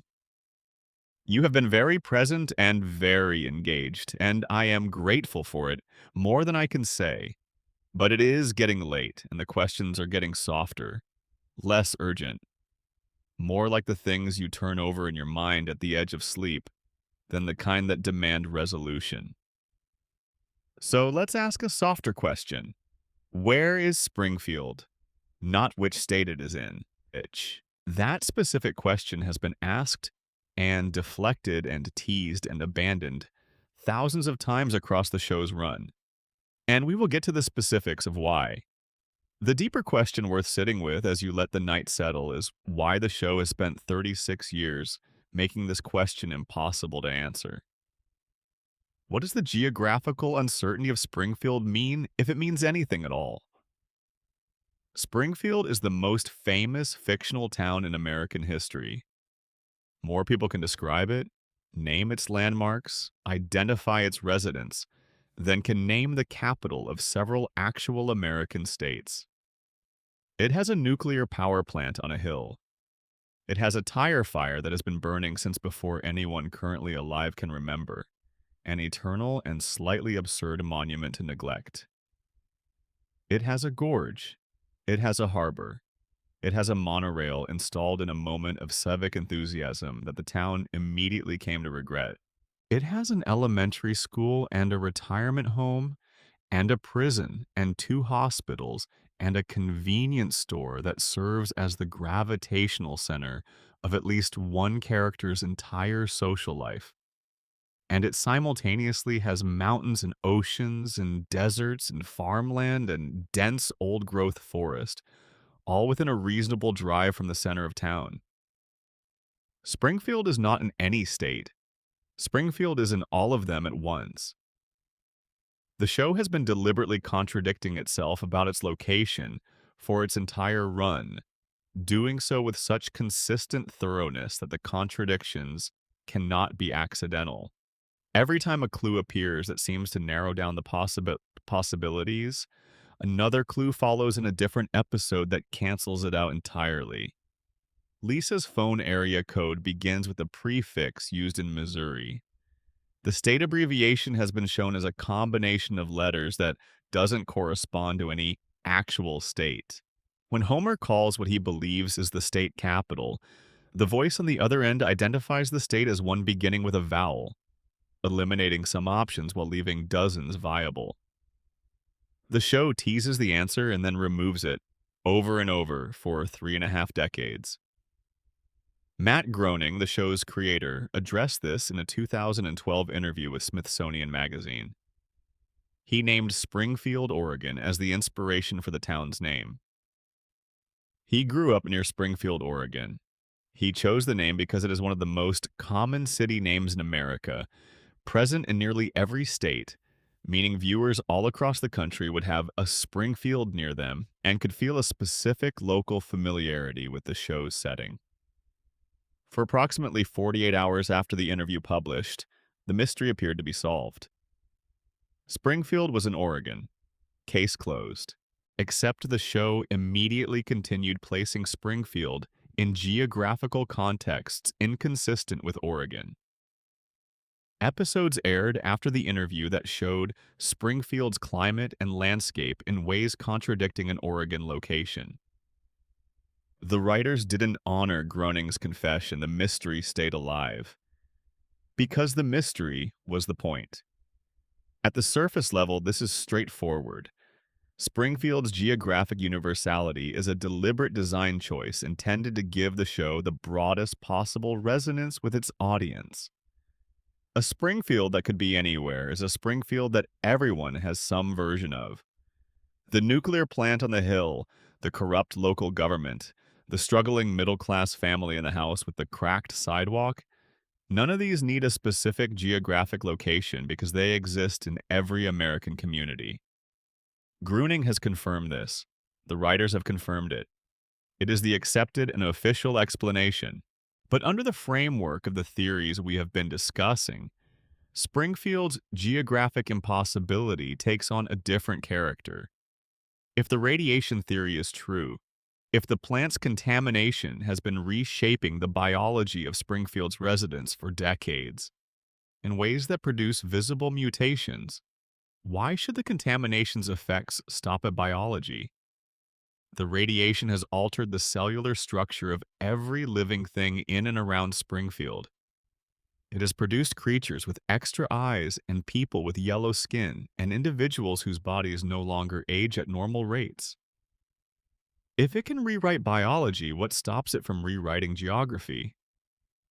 Maybe Springfield has both mountains and coast because the contamination doesn't merely affect living organisms. Maybe it affects the physical landscape itself. Maybe whatever is leaking from those cracked cooling towers has been doing something to the space around Springfield that compresses geographic features that should be hundreds of miles apart into a single impossible region.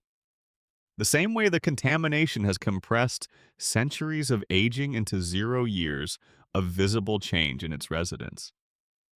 And if the coma theory is true, Springfield's geography is explained with elegant simplicity. Homer's dreaming brain doesn't contain a precise, accurate map of America.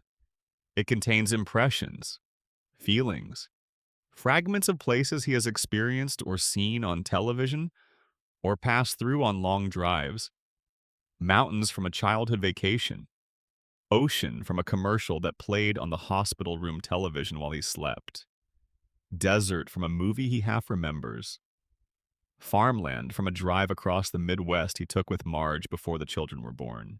His unconscious mind assembled Springfield from every American landscape it had ever absorbed, layering them without regard for geographic logic, because dreams don't have geographic logic. Dreams have emotional logic. Springfield feels like America because it was made from Homer's memory of America, scattered, incomplete, held together not by cartography but by longing. And if the collective denial theory is true, if Springfield operates through the systematic suppression of inconvenient truths, then the town's geographic uncertainty is the ultimate expression of that suppression. You cannot investigate a town you cannot find. You cannot bring federal charges against a nuclear power plant if the state it is located in changes between visits. You cannot hold anyone accountable for contaminating a water supply if the regulatory authority governing that supply shifts every time someone tries to identify it. Springfield's geographic instability is not just a comedy device. It is a legal and regulatory shield. A town with no fixed location has no fixed jurisdiction, no consistent EPA oversight, no permanent state attorney general building a case file, no federal agency able to establish the baseline of what the town's water supply should contain before the plant began its operations, because the records from whatever state Springfield was in at the relevant time are in whatever filing cabinet belongs to whatever state that was, and Springfield is not there anymore. Springfield floats between states because floating is safer than landing. Landing means accountability. Landing means someone arrives with a clipboard and a badge and starts asking questions about three-eyed fish and cracked cooling towers and a billionaire whose face glows after his weekly appointment and who can personally describe events from before the turn of the 20th century. The town is not geographically uncertain because the writers couldn't settle on a state. The town is geographically uncertain because geographic certainty would make it findable. And findable means answerable. And in Springfield, nobody answers for anything. The show gave us a definitive answer once. In the season 12 mockumentary episode Behind the Laughter, Springfield's location was finally given on screen. The family was identified as being from a specific state. And then, in syndication, when the episode was broadcast again, the location had been changed to a different state entirely. The answer literally depends on which version of the episode you are watching. Even when Springfield has a definitive address, that address is not definitive. It shifts. It mutates. It refuses to stay fixed. Just like everything else in this town, Springfield will never be located. Not because the writers cannot decide, but because they decided long ago that Springfield is more useful as a mystery than as an answer.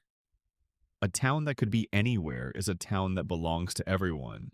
And a town that belongs to everyone is a town that can never be shut down. Because wherever you are right now, wherever in the world this voice is reaching you, you have a Springfield nearby. You know this town, you always have. Section 10, the floating timeline. Why nobody ages almost there now. Let your body settle just a little deeper. The breathing is slower. The room is darker than it was when we started. Odd. Springfield has been patient with us tonight, opening its doors one at a time, letting us walk through its mysteries at whatever pace felt right. We have one final major question to sit with. The largest one.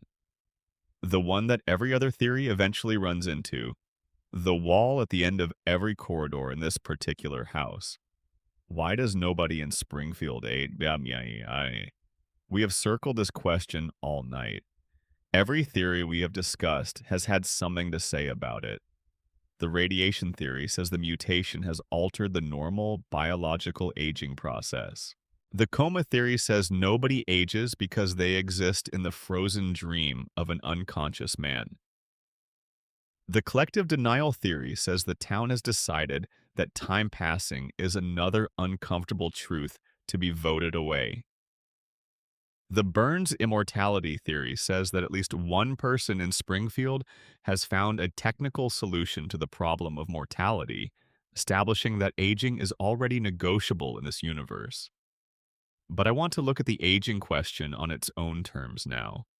Not as a mystery that needs solving, but as a statement the show is making, deliberately and consistently, about something larger than Springfield.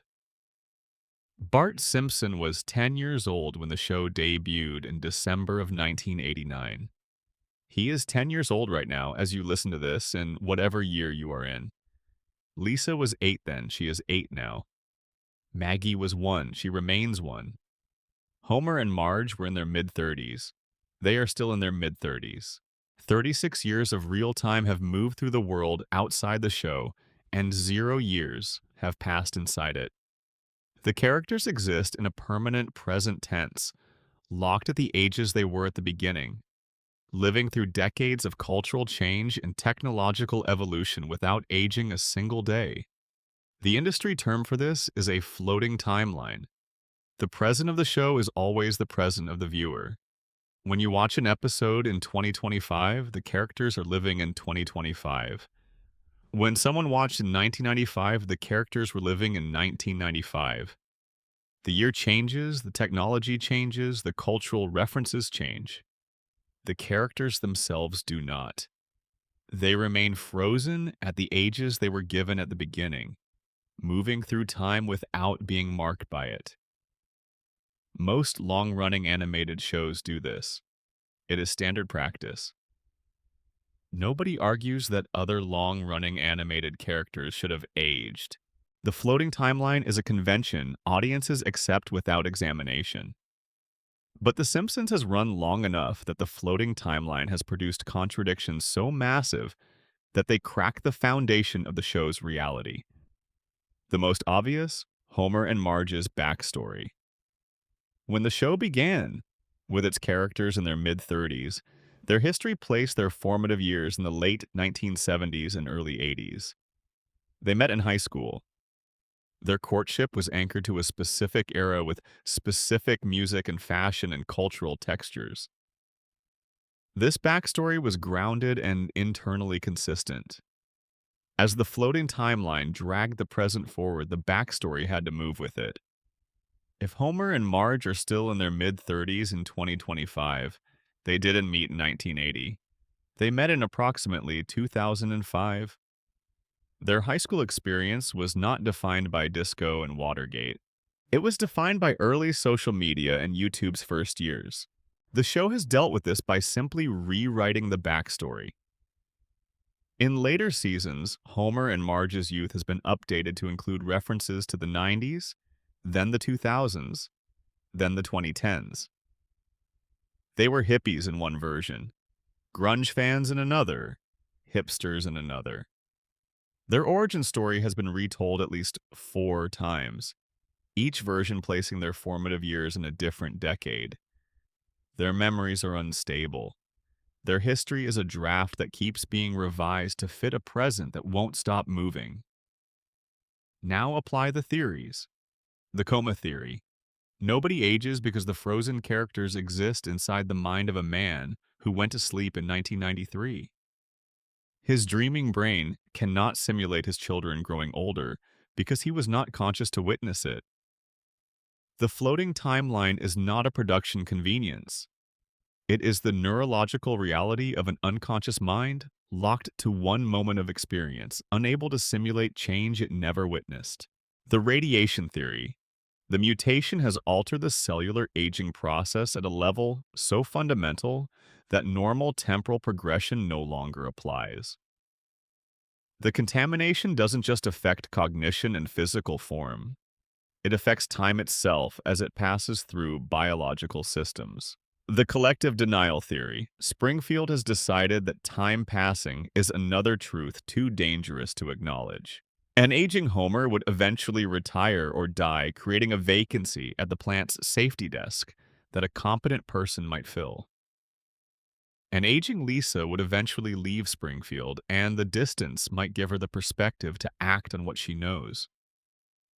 Time passing is dangerous in Springfield. The town suppresses it the way it suppresses everything dangerous. The Burns immortality theory, the concept of aging, is already negotiable in this universe. If Burns can sustain himself far past any natural human lifespan through technological means, the theoretical mechanisms for others to do so already exist within the show's framework. The town may be operating on a timeline that has been interfered with at multiple levels. All of these theories are saying the same thing in different languages. Time doesn't work in Springfield. The floating timeline is not a narrative convenience. It is a symptom. It is the show telling you, in the quietest possible way, that something has broken the normal flow of time for everyone who lives inside this particular impossible place. The show has imagined its characters aging. It has done so directly and with considerable care. In the season 6 episode Lisa's Wedding, the show projects forward 2 decades to show Lisa as a 23-year-old woman. She is engaged to be married. She has become the specific kind of adult the show had been suggesting she would become. Intelligent and principled, and lonely and still searching for genuine connection in a world that doesn't quite understand her. The episode is detailed and emotionally rich. It proves the writers can imagine these characters as adults. They know what the future versions look like. They have thought carefully about who Bart and Lisa and Maggie and Homer and Marge would become if time were allowed to touch them. And then the episode ends and everything goes back. Lisa is 8 again. The future closes. The permanent present resumes as though the glimpse never happened. The show can imagine growth. It refuses to allow it. Here is where the mystery expands beyond Springfield. Because the floating timeline is not just a narrative device, it is a statement about America. A statement the show has been making quietly and persistently for 36 years. The Simpsons is the American family, the household against which all other fictional households in American popular culture have been measured for over 3 decades. And the American family, as The Simpsons depicts it, cannot be allowed to change. Homer must be middle-aged. The specific middle age of a man who has passed his early dreams, and not yet at the age of reckoning, the age of looking back. The middle age of still going to work every day and coming home to his family every evening, and having it somehow, despite everything, be enough. Marge must be patient. Not because she has no other options or no other desires, but because her patience is the load-bearing wall of this particular family structure. Without it, everything falls. Bart must be rebellious.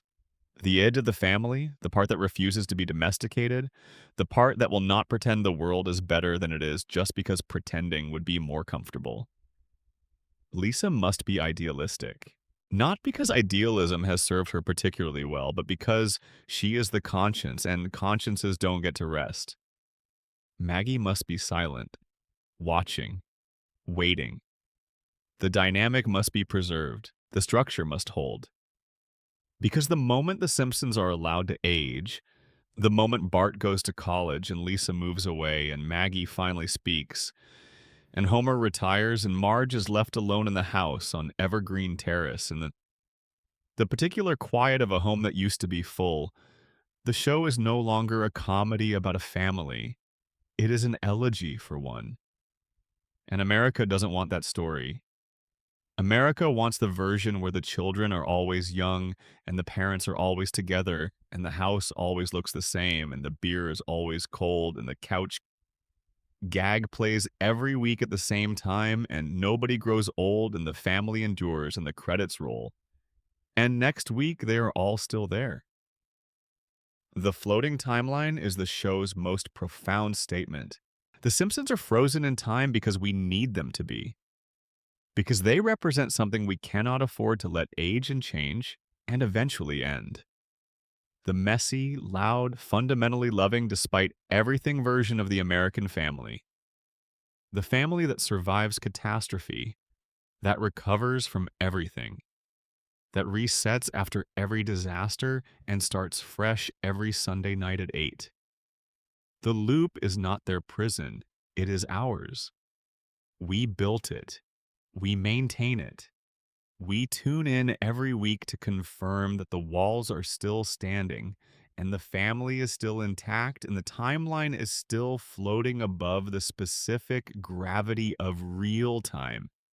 And every time we watch, every time we laugh at something that aired 30 years ago, every time we quote a line to someone who immediately knows exactly what episode it is from, we tighten the loop a little more. We make it a little more impossible for the Simpsons to escape. Because if they escape, if Bart turns 11 and Lisa turns 9, and Maggie says her second word and Homer retires and the kids are grown, and the house on Evergreen Terrace eventually belongs to someone else, then the show ends. And the show ending means admitting something we have been postponing for 36 years.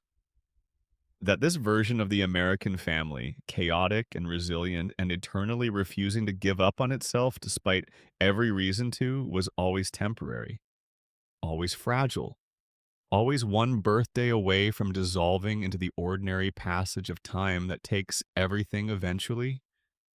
Time stopped in Springfield because we stopped it. We pressed pause in 1989 and we never pressed play. And here we are, decades later, watching the same family in the same house in the same impossible town, waiting for something to change, knowing nothing will because we won't let it. Section 11, Hans Moleman, Ned Flanders, and the Quiet Tragedies of Springfield. We are near the end now. Not the end of Springfield. Springfield doesn't end. But the end of tonight's particular journey through its mysteries.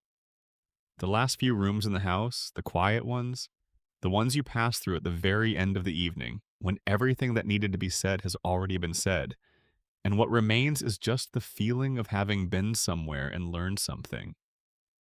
I want to tell you about two characters who don't get enough attention in conversations about what The Simpsons is actually doing underneath its comedy. Two people in Springfield whose stories, when you look at them closely, illuminate the show's emotional architecture in ways the bigger theories sometimes miss. The first is Hans Moleman. If you have watched the show for any length of time, you know him. The tiny, elderly, nearly blind man who appears in the background of Springfield scenes and exists, as far as the show's surface logic is concerned, primarily to suffer. He gets hit by cars. He gets crushed by objects falling from heights. He gets buried alive. He gets eaten by animals. He gets struck by lightning. He gets incinerated. He walks into traffic and disappears under wheels. He wanders into situations that should be fatal and is somehow present in the next episode completely unharmed, with no explanation offered and no acknowledgement that he was recently deceased.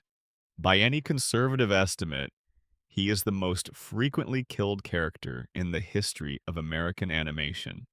The show has killed him dozens of times in regular canonical episodes. Not in the Halloween specials where death is a comedic convention, not in dream sequences. In ordinary episodic storytelling, Mulman dies, and then he appears in the next scene or the next episode entirely fine. No resurrection scene. No explanation. He just shows up again, ready to suffer again, in an endless cycle of death and return that the show treats as background noise. Most people accept this as a running gag. Mulman dies a lot. It's funny, moving on. But under the framework we have been building all night, Mulman's repeated deaths are genuinely strange. If the radiation theory is correct, Mulman might represent the most extreme biological mutation in Springfield. A man whose cellular structure has been so thoroughly altered by nuclear exposure that his body reconstitutes itself after fatal trauma. Not in the way Homer survives damage, where Homer endures punishment and heals. Mulman actually dies. His body ceases to function.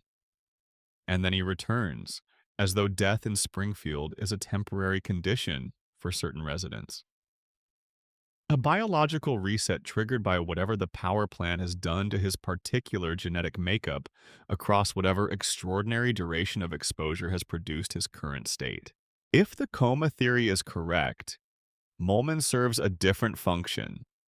He is a background process in Homer's dream.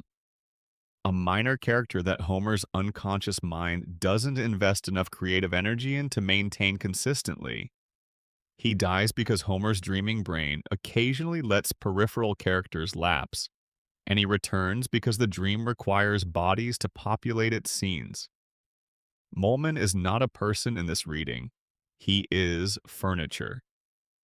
A prop that Homer's mind occasionally breaks and then reassembles, because the dream requires a certain minimum population density to feel inhabited.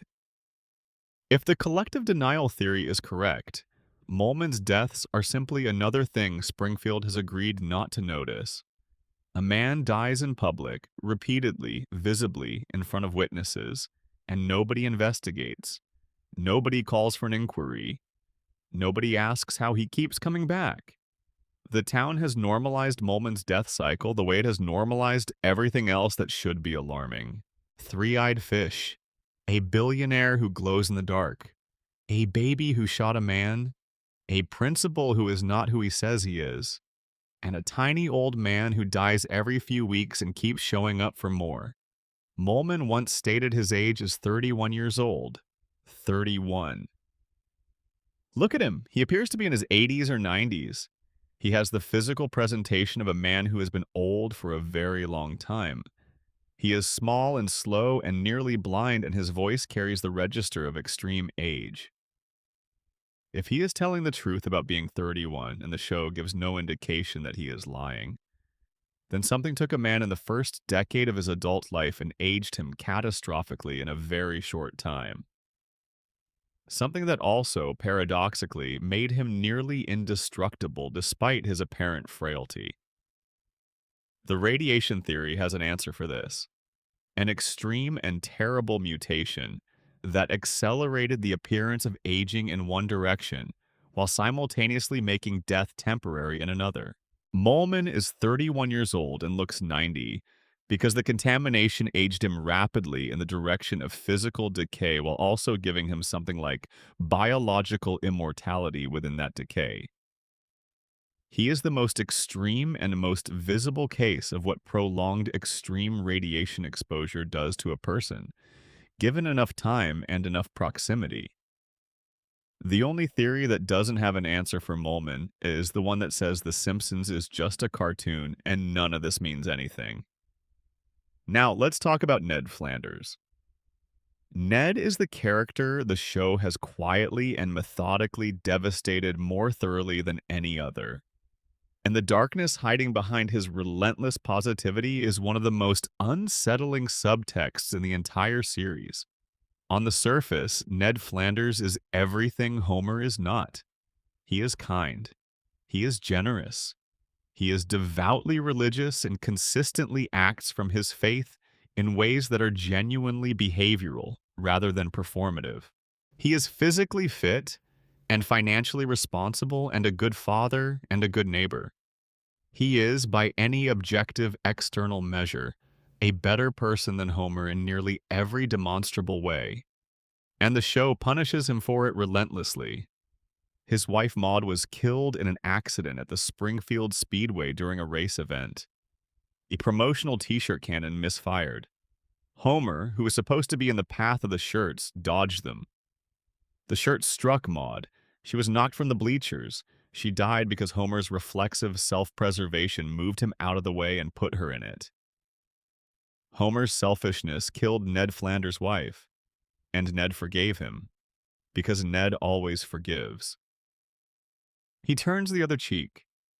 He absorbs punishment after punishment from Homer and from the world and from circumstance, and responds with patience and grace and the particular kind of benevolent acceptance that the show has always presented as his defining quality. But fans who have been watching closely have noticed that the facade has always had cracks.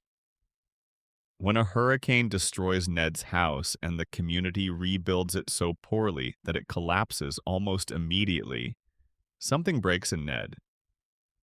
He has a complete psychological collapse in a strip mall parking lot.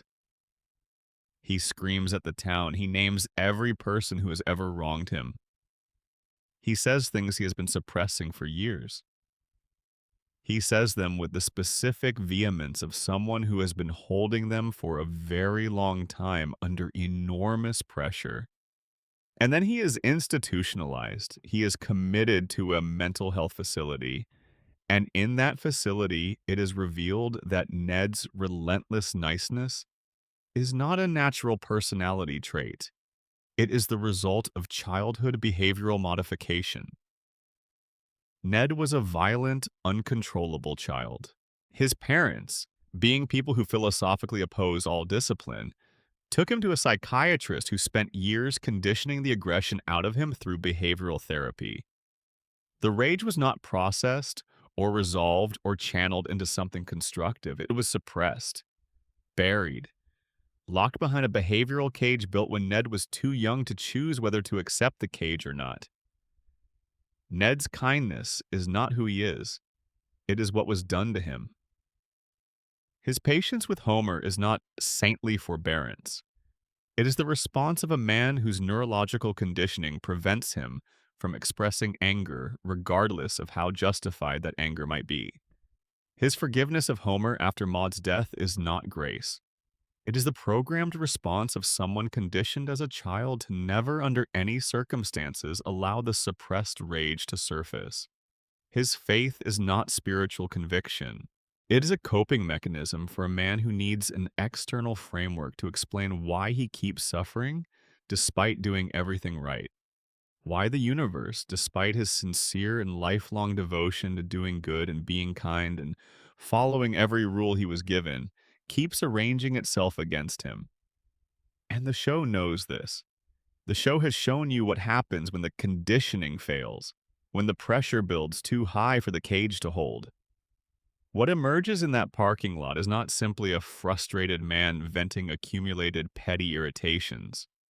It is the despair of a person who has done everything right, followed every rule, honored every obligation, turned every cheek, and received in return a dead wife and a collapsed house and a neighbor who will never appreciate him, and a sky that stays silent. Which brings us to the darkest detail about Ned Flanders.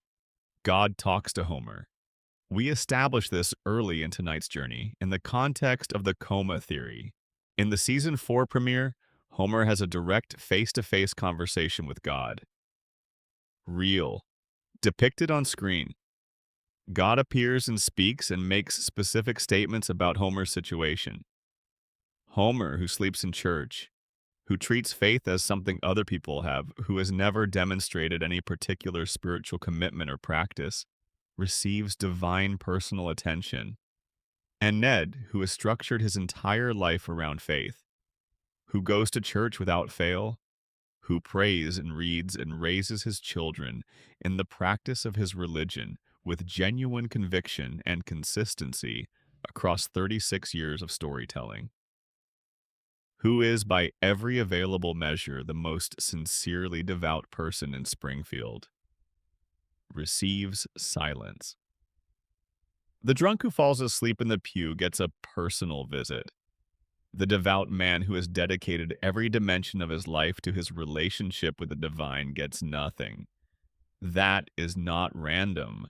That is a thesis statement. The Simpsons is telling you through the relationship between these two neighbors living side by side on Evergreen Terrace that goodness is not rewarded in Springfield.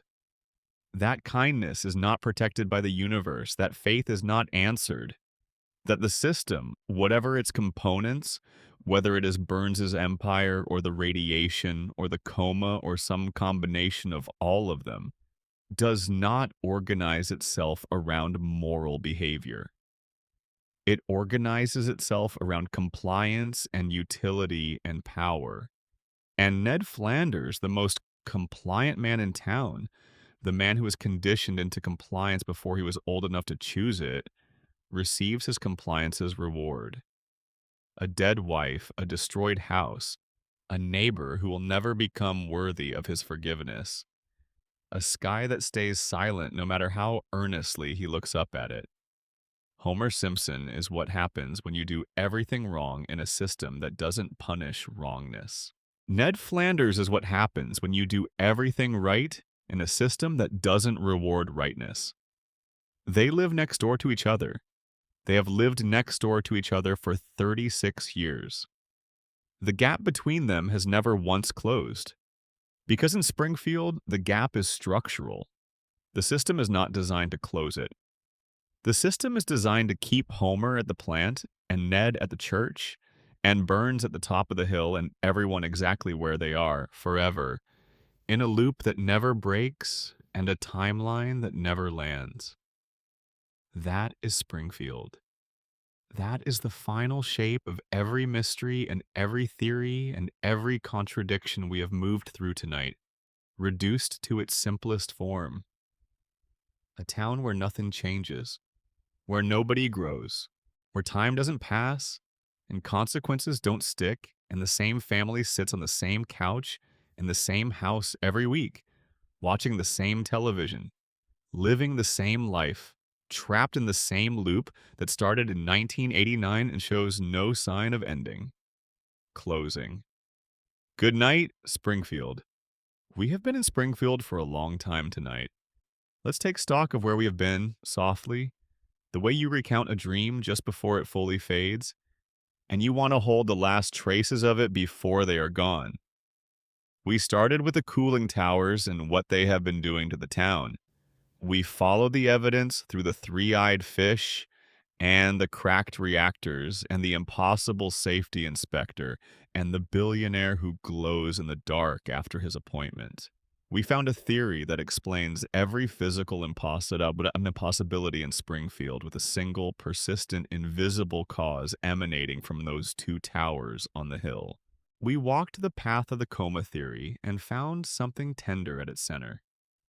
A father who may have been asleep since 1993, dreaming a story about the family he cannot reach, keeping them young in the only way he still can, refusing, episode by episode, to let the story end. We reopened the Burns shooting and found the official answer incomplete.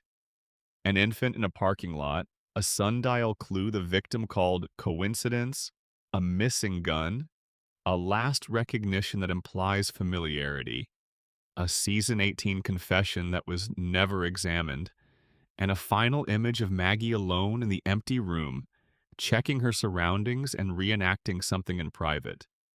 We visited Burns on the Hill and traced the weekly treatments and the managed disease equilibrium and the assistant whose devotion is a medical necessity and the fortune older than the nation itself. We arrived at the understanding that some things are not kept alive by strength or luck.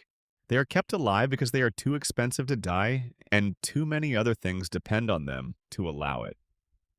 We watched a town vote to exile its own truth, to make honesty illegal, to tie the last honest man to a train and send him away. And we understood in that episode not the failure of the show, but the most honest thing it has ever done. Springfield has always operated this way. That episode just showed us the machinery. We spent a long time with Maggie, with the silence that is not delay but strategy, with the intelligence that has been watching and processing and waiting behind those enormous eyes for 36 years, with the father's prayer that may have given her everything she needs to survive a world he cannot protect her from in person. We examined the predictions and found neither prophecy nor pure coincidence, but something more interesting. A show that wrote enough possible futures that some of them were bound to land. A culture that remembered only the ones that did, filtering the record through confirmation bias until the highlight reel looked like the whole story. And a deeper mechanism, the show's satire doesn't just observe the future, it helps create it by making certain outcomes feel inevitable years before they arrive. We followed Mona Simpson into the past and traced the conspiracy she revealed. Burns's weapons program, the raid, the recognition, the FBI, the 6-year-old boy who woke up and his mother was gone, the specific shape of damage that loss carved into Homer Simpson, the broken man Burns needed in Sector 7G, 3 generations held in place by a single grudge. We looked for Springfield on a map and found it everywhere and nowhere, in every state and no state. And we understood that the geographic uncertainty is not the writers being unable to decide. It is the show protecting Springfield from the accountability that a fixed address would invite. We stared at the floating timeline until it stared back and admitted what it is. Not a production convenience. A choice. A collective choice made by an audience that loved a family enough to keep them frozen, to protect them from the ordinary accumulation of time that takes everything eventually. We ended with Hans Moleman, who dies and comes back and dies and comes back, the most extreme and most quietly absurd example of the impossible rules that govern Springfield. And with Ned Flanders, doing everything right in a system that doesn't reward rightness, living next door to a man who does everything wrong in a system that doesn't punish it, neither of them understanding the architecture they are inside. Every theory we visited tonight was different. Different evidence, different logic, different assumptions about what The Simpsons is and what it is trying to say. But every theory arrived at the same place. Something is wrong in Springfield. Something fundamental and structural and going deeper than animation style or episodic storytelling or the conventions of the medium. Whether it is radiation or dreams or denial or institutional corruption or the specific weight of existing for 36 years without being permitted to change, something has broken the normal rules of reality in this town. And the show has been telling us about it since the very first episode. Not through exposition or dramatic revelation, through accumulation, through the slow and patient layering of detail upon detail until the picture becomes undeniable if you are willing to look at it long enough. The Simpsons is not hiding its mysteries. It is showing them to you every single week. The yellow skin and the 4 fingers and the ageless children and the billionaire who won't die and the town that won't change. All of it right there at the surface, visible every time you tune in. We just stopped seeing it because we have been watching for so long that we became Springfield. We accepted the impossible things the way Springfield accepts them. We normalized it all. We became the people who look at a 3-eyed fish and say, well, that is just how things are around here, and reach for another donut. But the theories exist because some people looked at Springfield and refused to accept the surface. They dug, they connected. They asked the questions that the characters cannot ask because the characters are inside the loop. And what they found, what we have been sitting with all night, is a version of Springfield that is stranger and sadder and more beautiful than the one the show presents at face value. A version where Homer's damage is a scar left by a century of institutional cruelty, not a personality flaw he was simply born with. Where Maggie's silence is the smartest thing anyone in the family has ever done. Where Burns's immortality is the logical conclusion of unchecked wealth, given enough time and enough resources to build the infrastructure of its own perpetuation. Where Marge's patience is the load-bearing wall of an entire world that would collapse without it. Where Bart's rebellion is the sanest available response to a reality that has stopped making sense. The one person in the family who refuses to pretend the rules are fair. And where Lisa, 8 years old and brilliant and flamboyant and alone, keeps asking questions that nobody wants to answer because she is the only person in Springfield who has not stopped looking, who has not accepted the official version, who has not voted to exile her own perception of reality. Lisa is us when we are at our best. All that curiosity and that pain and that refusal to pretend things are fine when they are not. That is The Simpsons. 36 seasons and 788 episodes, and the longest continuous run in the history of American television. The most analyzed, most theorized, most lovingly examined piece of popular culture ever produced. And after all of it, after all the theories and all the evidence and all the hours spent looking for what is really happening in Springfield, the biggest mystery is still the simplest one. Why can't we let them go? Maybe because they are us.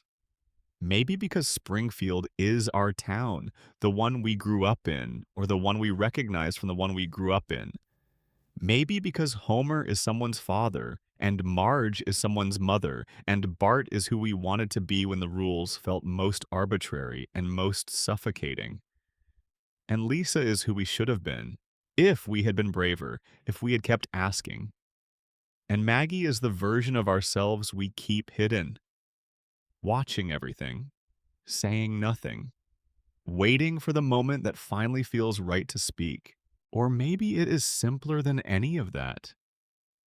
Maybe we cannot let them go because letting them go means admitting that time has passed, that we are older now than we were when we first watched, that the world has changed in ways we didn't choose, that the couch we sat on as children, watching the opening theme for the first time, is gone now, or in someone else's house, or in a landfill somewhere, and the child we were when we sat on it is gone too, in the way that all earlier versions of ourselves are gone once we have grown past them. And as long as The Simpsons is on, as long as the loop keeps floating and Bart is still 10 and Lisa is still 8, and Homer is still stumbling through the front door at the end of another impossible day at the plant, we don't have to admit any of that. We can sit down. We can turn on the television. We can go home to Evergreen Terrace where the family never changes, in the town that never ages, in the show that never ends. And we can rest. Like Homer rests somewhere in that hospital bed or somewhere on that couch with the football game still playing and nobody having the heart to turn it off. Like Springfield rests in the hour after midnight when the streets belong to nobody and the only sound is the low, constant hum of the cooling towers doing whatever they do in the dark. Let your eyes close all the way now. Let the image of Springfield settle behind them like a place you know very well and haven't visited in a long time and are relieved to find exactly as you left it. The yellow houses and the winding streets and the river that catches the light wrong, the way it always has.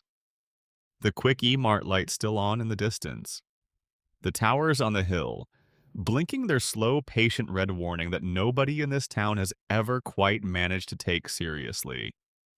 Let Homer stumble up the driveway in the blue dark of early evening, tired from another day of not quite understanding his own situation, but glad to be home. Let Marge meet him at the door, or not meet him and find him asleep on the couch later. Either way with the same expression that contains both exasperation and deep affection in proportions that have been carefully calibrated across 36 years of marriage. Let Bart be somewhere causing a small amount of trouble that will be entirely forgotten by morning. Let Lisa play her saxophone in her room, working towards something she can almost hear, getting closer. Let Maggie sit in the quiet of the house with her enormous watching eyes and her enormous waiting intelligence and her enormous patience, knowing everything the rest of them don't yet know, keeping her own counsel, biding her time. Let Springfield be exactly as it has always been, as it will always be. Wherever in the world you are tonight, whatever city, whatever hour, whatever brought you here to spend this time in Springfield, I hope you found something worth finding, a story worth following, a mystery worth sitting with, a town worth visiting in the dark hours when the real world is asleep and the imagination is allowed to go wherever it needs to go. The cooling towers are still humming. The river still catches the light wrong. The Simpsons are still on the couch on Evergreen Terrace, exactly as they were. They will be there when you come back. They always are. That is the whole point. Good night, Springfield. Good night. Thank you for spending this time in Springfield. If you made it all the way through, you are exactly the kind of person this town needs more of. Subscribe for more nights like this one, and leave a comment below with the time and your city. It means more than you know. Good night. Expanded narration. The full texture of Springfield at night. There's a version of Springfield that exists only late at night in the hours between when the last resident has gone to bed and when the first one wakes up. And I want to spend a little time there with you before we close for the evening. It is quiet in a way that the town is not quiet during the day. When Homer's car is in the driveway and Bart is on the street, and Marge is moving through the house, and the neighbor's yard has a sprinkler going, and the distant sound of the plant's machinery carries on the wind from the hill. At night, all of that stops, the sprinkler shuts off, the cars are parked, and still, the machinery hum from the hill is still there because the plant never fully stops, never goes truly silent. But at this hour, it blends into the background below the threshold of conscious awareness, the way certain constant sounds become inaudible once you have lived with them long enough. This is something worth noting, actually. The residents of Springfield have lived with the sound of the plant for so long that they no longer hear it as a separate thing.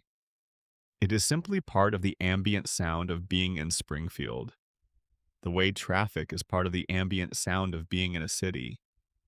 You notice traffic noise when you first arrive from somewhere quieter. Then, over days and weeks of exposure, your brain recalibrates, and the traffic noise becomes the silence, the new baseline, the neutral state from which everything else is measured. The sound of the plant, the low constant hum that carries from the cooling towers across the valley to the neighborhoods below, has been Springfield's baseline for so long that nobody currently alive in the town remembers what silence sounded like before the plant was built. Nobody in Springfield knows what the air used to smell like.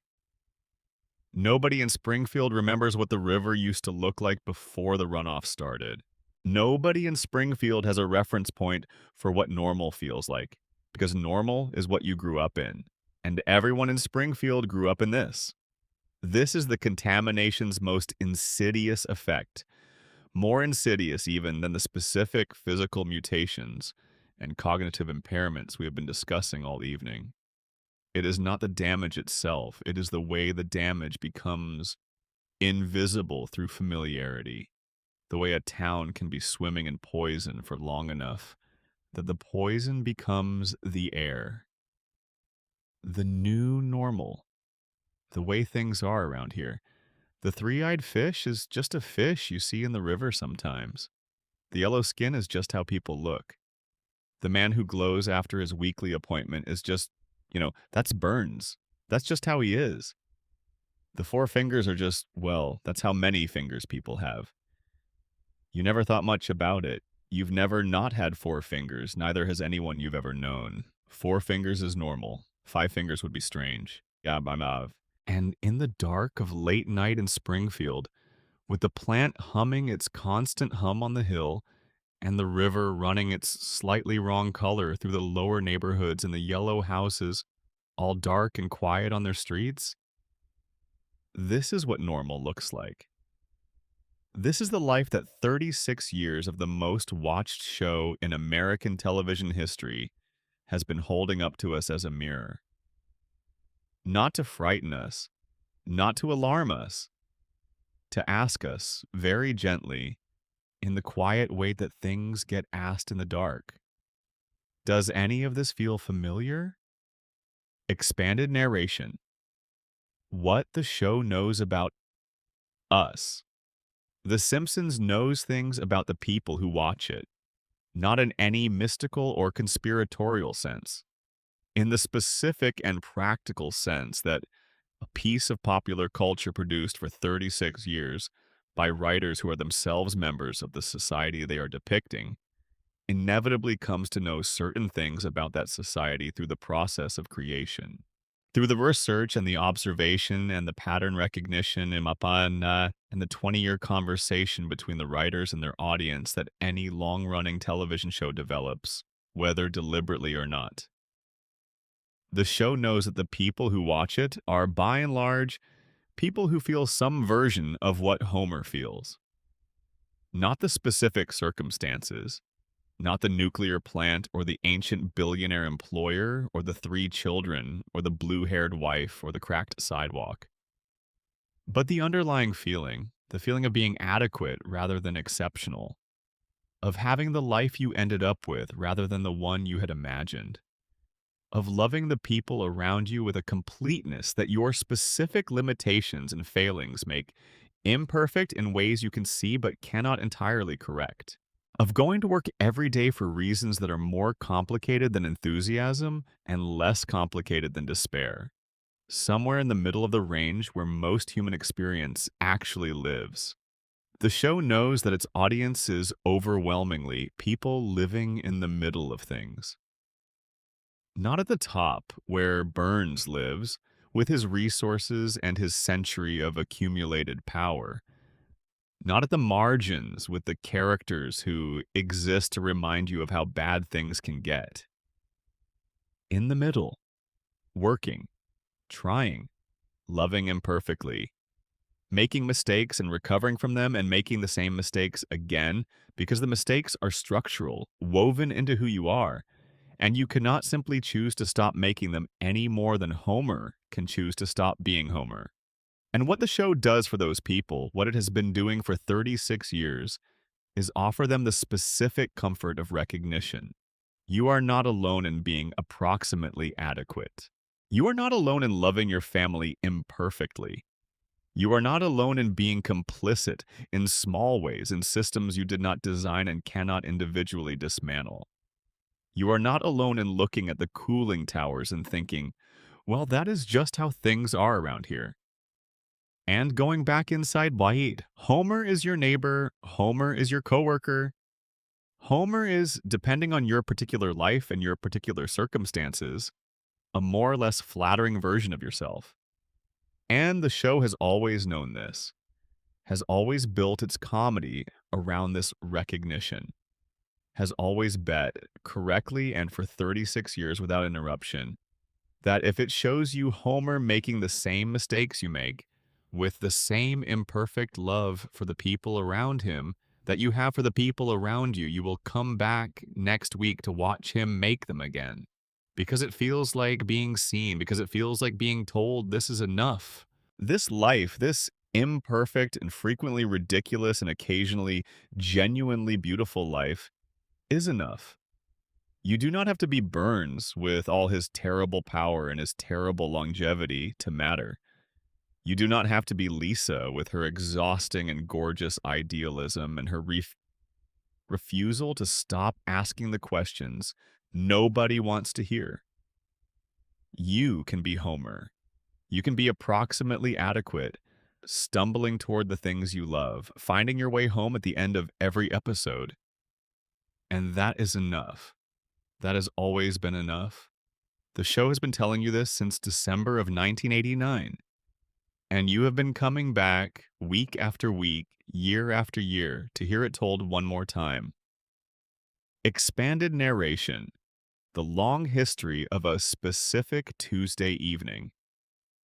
Imagine a specific Tuesday evening in Springfield that has never been depicted in any episode of the show, because Tuesday evenings in Springfield, by and large, look very much like this. Homer is home from work, is home. He came in through the front door at about 5:30, the way he always does. He dropped his keys on the table by the door. He said something to Marge. She was in the kitchen. The thing he said was not important. He doesn't remember what it was. She doesn't either. It was just the specific sound of Homer coming home. The verbal equivalent of the sound his car makes in the driveway, the signal that tells the house that the day's outermost layer is complete. Dinner happened. Something Marge made from a recipe she has been making for years, a thing that Bart complained about in the routine way of a person performing their established character rather than genuinely objecting to the food. Homer ate everything on his plate and some of what was on Bart's plate, which produced the standard objection and the standard response, a brief and rhythmic exchange that has been happening since Bart was old enough to have things on his plate that Homer might want. Lisa ate quietly and read something. Not at the table, technically, but close enough to the table that she could follow the conversation without participating in it, which is exactly how she prefers these situations. Present, but not required to perform the normal social behavior of a dinner table. Marge said something about the book. Lisa said something back. It was a brief and affectionate exchange, the specific kind that happens between people who have been living together long enough to communicate a great deal in very few words. Maggie sat in her high chair and watched everything. After dinner, Homer moved to the couch. The television was on. It is always on. He found the position he likes, slightly reclined, one arm along the back, the specific arrangement of his body that the couch has been slowly shaped by over years of the same posture, night after night. Bart appeared at some point and occupied a different part of the couch. They watched something together, not quite intentionally, the way two people in a house end up watching the same program because it is on and it would require effort to watch something different. Marge cleaned up the kitchen. She thought about several things while she cleaned. The specific quality of thoughts that arise during repetitive manual tasks, the thoughts that don't quite coalesce into anything, but that move through the mind like weather. She thought about Lisa and whether Lisa was okay. The persistent low-level concern that parents of exceptional children carry. The awareness that being exceptional is not the same as being happy, and that happiness for Lisa has always required more active maintenance than happiness for the others. She thought about Homer. Something warm and somewhat exasperated and deeply affectionate, the way she always thinks about Homer. She thought about Maggie, who was somewhere being quiet. Maggie was in her room, or in the living room, or in some transitional space between the two. She was watching. Not the television necessarily, just watching. The room, the light, the specific arrangement of things. Registering, with the steady accumulation of a mind that never stops. The 10,000th, or the 50,000th, or the 100,000th version of this particular evening in this particular house. Nothing happened that was worth noting. This is a Tuesday evening in Springfield. This is 36 years of Tuesday evenings in Springfield. This is what the loop preserves. Not the adventures, not the impossible survivals, not the celebrity encounters and the space missions and the secret societies. This, the couch and the television and the kitchen sounds, and the child who is reading and the child who is watching and the man who has found his specific groove in the couch cushion after years of returning to the same position. This is what Homer is dreaming, if he is dreaming. This is what the radiation theory is explaining, if it is explaining anything. Why this family, in this house, on this street, is still here, still intact, still sitting down to dinner on a Tuesday evening, 36 years after it began. Because this is the thing worth preserving. This is the thing nobody in Springfield could bear to let end. Not just Homer, all of them. The town itself. The loop that Springfield runs, the collective agreement to forget catastrophes and reset to normal and keep the timeline floating and never let the story reach its conclusion. It is, at its heart, a desperate and communal preservation of this. The ordinary Tuesday evening, the couch and the television and the kitchen and the family, imperfect and present and unmistakably alive. Springfield forgets everything except this. Springfield forgets the dome and the blocked sun and the nuclear near misses and the retired principal who was not who he said he was and every catastrophe that should have changed everything. But it remembers this. It returns to this. Every episode, no matter how far it strays, comes back to this. The house on Evergreen Terrace.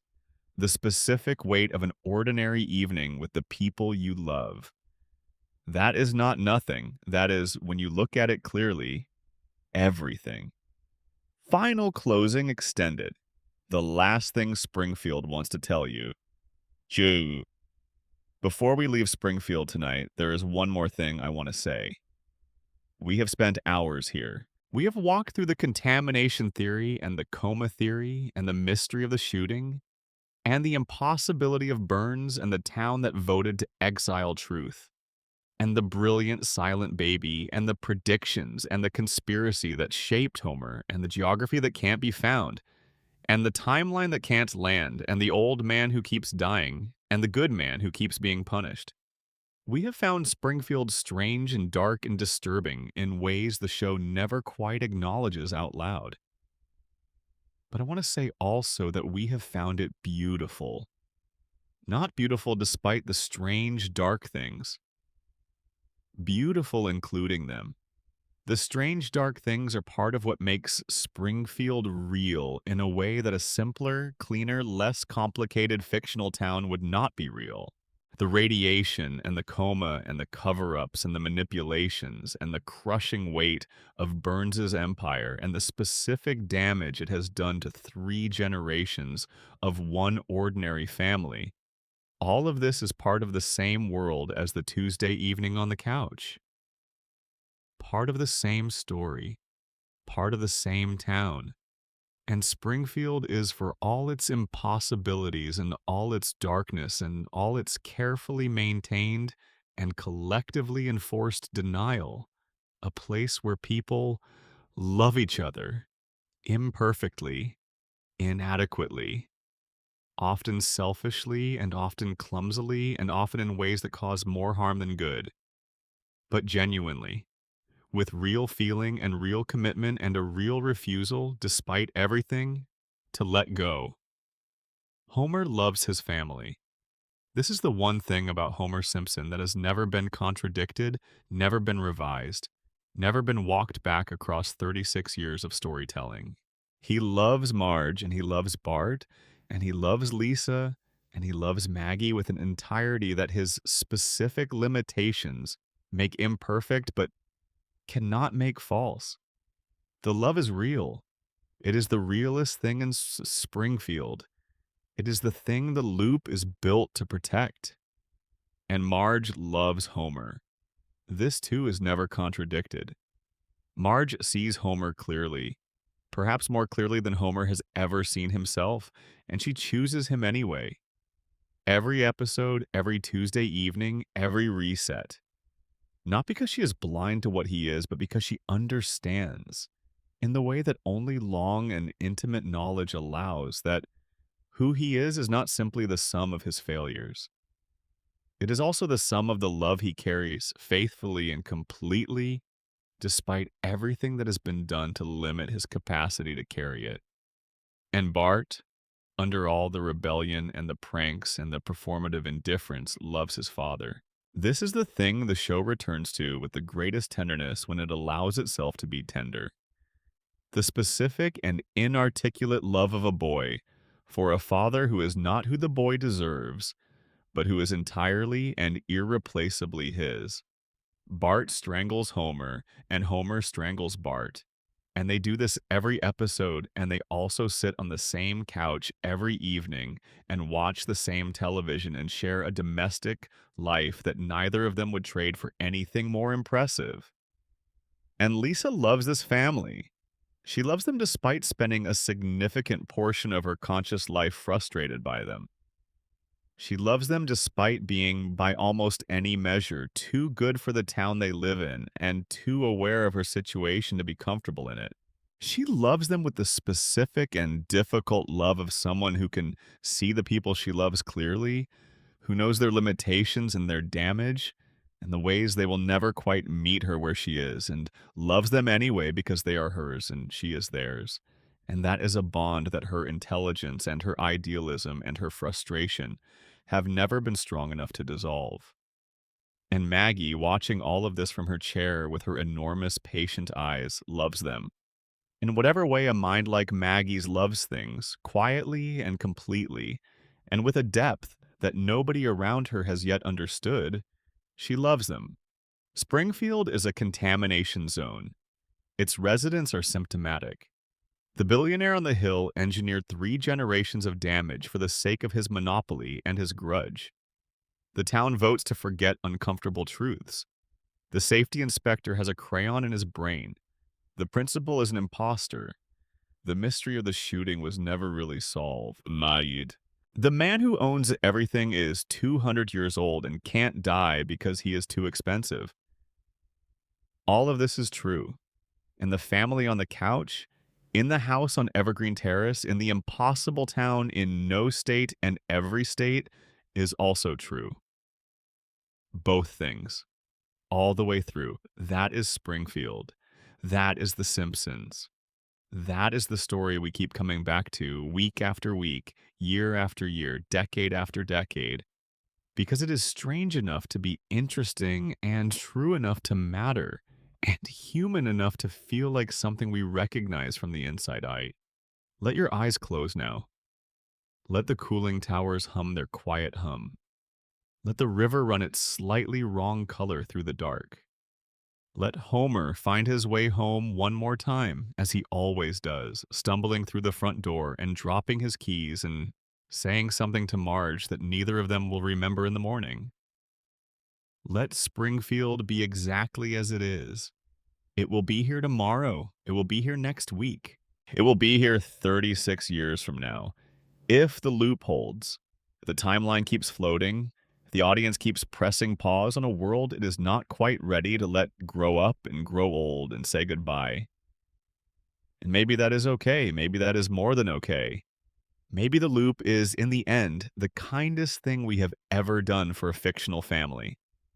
To hold them still, to keep them young, to let Bart be 10 and Lisa be 8, and Maggie be 1, and Homer be middle-aged, and Marge be patient for as long as there are people who need that specific and irreplaceable combination of things to be true. For as long as there are people who need to go home. To Springfield. Good night. Thank you for all of this. Drop your city and time in the comments. I love knowing where you are in the world when you listen. Subscribe if you want more nights in Springfield. There is always more to find down there. Good night, Springfield. Good night. Final reflection. What we carry out of Springfield. When you leave Springfield tonight, when you close your eyes and let the show fade behind them, the way shows fade when you are finally and fully asleep, you carry something with you. You carry the specific image of 2 cooling towers on a hill, blinking patient red against a very dark sky. You carry the sound of a low, constant hum that has been going on for longer than anyone currently alive in the town can remember. Long enough that it has become the silence, the new baseline, the sound of things being normal in a place where normal is not what it used to mean. You carry the image of Homer on his couch in the position the couch has shaped itself to receive over decades of his returning to it, watching something on television that he is already mostly asleep through. The beer on the side table, the light from the screen moving slowly across his face, the particular quality of his rest, which is not the rest of a man without problems, but the rest of a man who has, for this specific hour, stopped carrying them.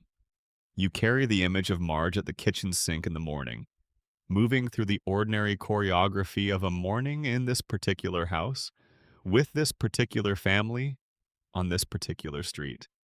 The specific and practiced efficiency of a person who knows exactly where everything is and how everything works in this home, that she has maintained and kept intact and returned to its configuration after every catastrophe, across 3.5 decades of catastrophes. You carry the image of Bart on his skateboard at the bottom of a hill, moving too fast, not thinking about where he is going, completely and entirely himself. You carry the image of Lisa at her window at night, playing her saxophone to an empty street, working towards something she can almost hear getting closer. And you carry Maggie, in her chair or in her crib or somewhere in the space between, those enormous eyes that see everything, that patient and enormous silence. Whatever is behind it, waiting. These are the things Springfield gives you. Not answers, not resolution, not the clean, satisfying click of a mystery solved and filed away. Springfield gives you the images, the specific and irreplaceable textures of a life that is stranger and darker and more damaged than it appears, and also more loving and more persistent and more stubbornly committed to its own continuation than any life lived under these circumstances has any reasonable right to be. The Simpsons does not end. It does not end because we need it not to end.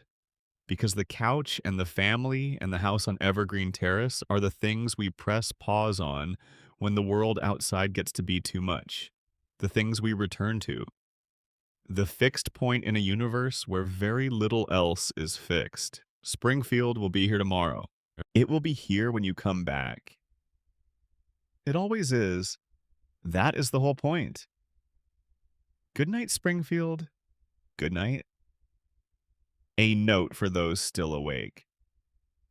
If you are still awake at this point, if these words have not yet done what they were meant to do and carried you across the threshold into sleep, then I want to say something to you specifically. You are the person this was made for. Not the people who drifted off during the coma theory, though I hope they drifted off somewhere warm. Not the people who were already half asleep before the second section, and who are now fully asleep somewhere in the middle of the Burns immortality discussion, though. I hope they are comfortable. But you, the person who is still here at the end, still present, still following the thread of Springfield through all of its winding and doubling back. You are the kind of person who stays with things, who follows a question, not just to the obvious stopping point, but past it, into the territory where the obvious stopping point was only the beginning of the interesting part. You are the kind of person who, when someone shows you a three-eyed fish and says, "Look, this is what the radiation is doing," does not shrug and move on. You look, you consider, you ask the next question. This town was built for you, not just Springfield, the version of Springfield we have been building tonight. The version visible only to the person willing to follow every thread to its end and then keep pulling.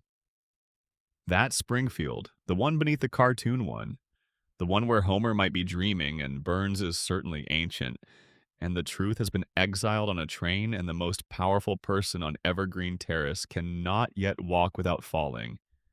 That Springfield is yours. It belongs to the people who stayed up to see it. Take it with you into sleep. Let it be the last thing in your mind before the mind goes quiet. These specific images from this specific town, the cooling towers and the river and the yellow houses and the family on the couch at the end of another Tuesday evening. Let Springfield be the country you fall asleep in tonight. It is stranger and darker and more beautiful than it appears. Just like everything worth loving. Good night. The morning after in Springfield.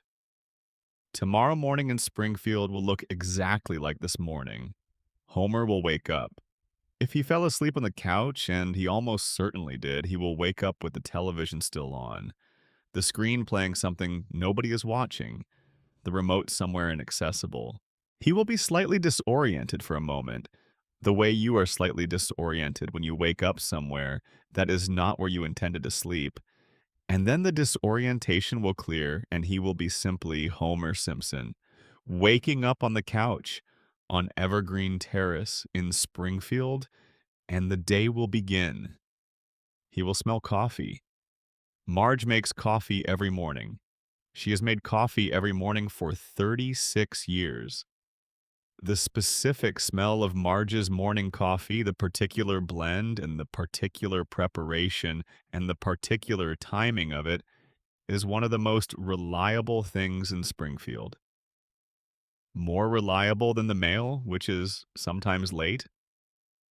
More reliable than the plant's equipment, which fails with regularity. More reliable than the justice system, which we have extensively documented tonight as being subject to considerable outside influence. The coffee is always there. The smell of it reaches wherever Homer is in the house and tells him the day has started and everything is more or less in its place. He will find Bart somewhere doing something inadvisable. He will find Lisa somewhere reading something and not quite participating in the household around her, present in the specific way that Lisa is always present, attentive to the important things and slightly removed from the social surface. He will find Maggie watching something with those enormous eyes, registering, recording, not saying anything, waiting. And Homer will move through his morning in the morning's established pattern, the pattern worn smooth by thousands of repetitions, and nothing about it will feel unusual or wrong or like something that needs to be examined. It will feel like Tuesday morning, because it is Tuesday morning. Because in Springfield, it is always approximately Tuesday morning, the ordinary middle of the ordinary week, the world in its familiar configuration, the family intact, the house standing, the plant on the hill still running, the river still running, the light still that slightly too saturated yellow gold that makes everything in Springfield look slightly more present than it probably should. And somewhere on the hill, the cooling towers will hum their patient hum, and the river will carry its water through the lower neighborhoods, and the town will go about its business. And nobody will ask the questions we have been asking tonight. Because the questions we have been asking tonight are not the kind of questions you can hold in your mind while also navigating an ordinary Tuesday morning. You need stillness for those questions. You need the specific quiet of late night when the day's surface has been worn away and what's underneath it is available. You had that tonight. You had Brie. Springfield gave you that. Take it with you. Good night.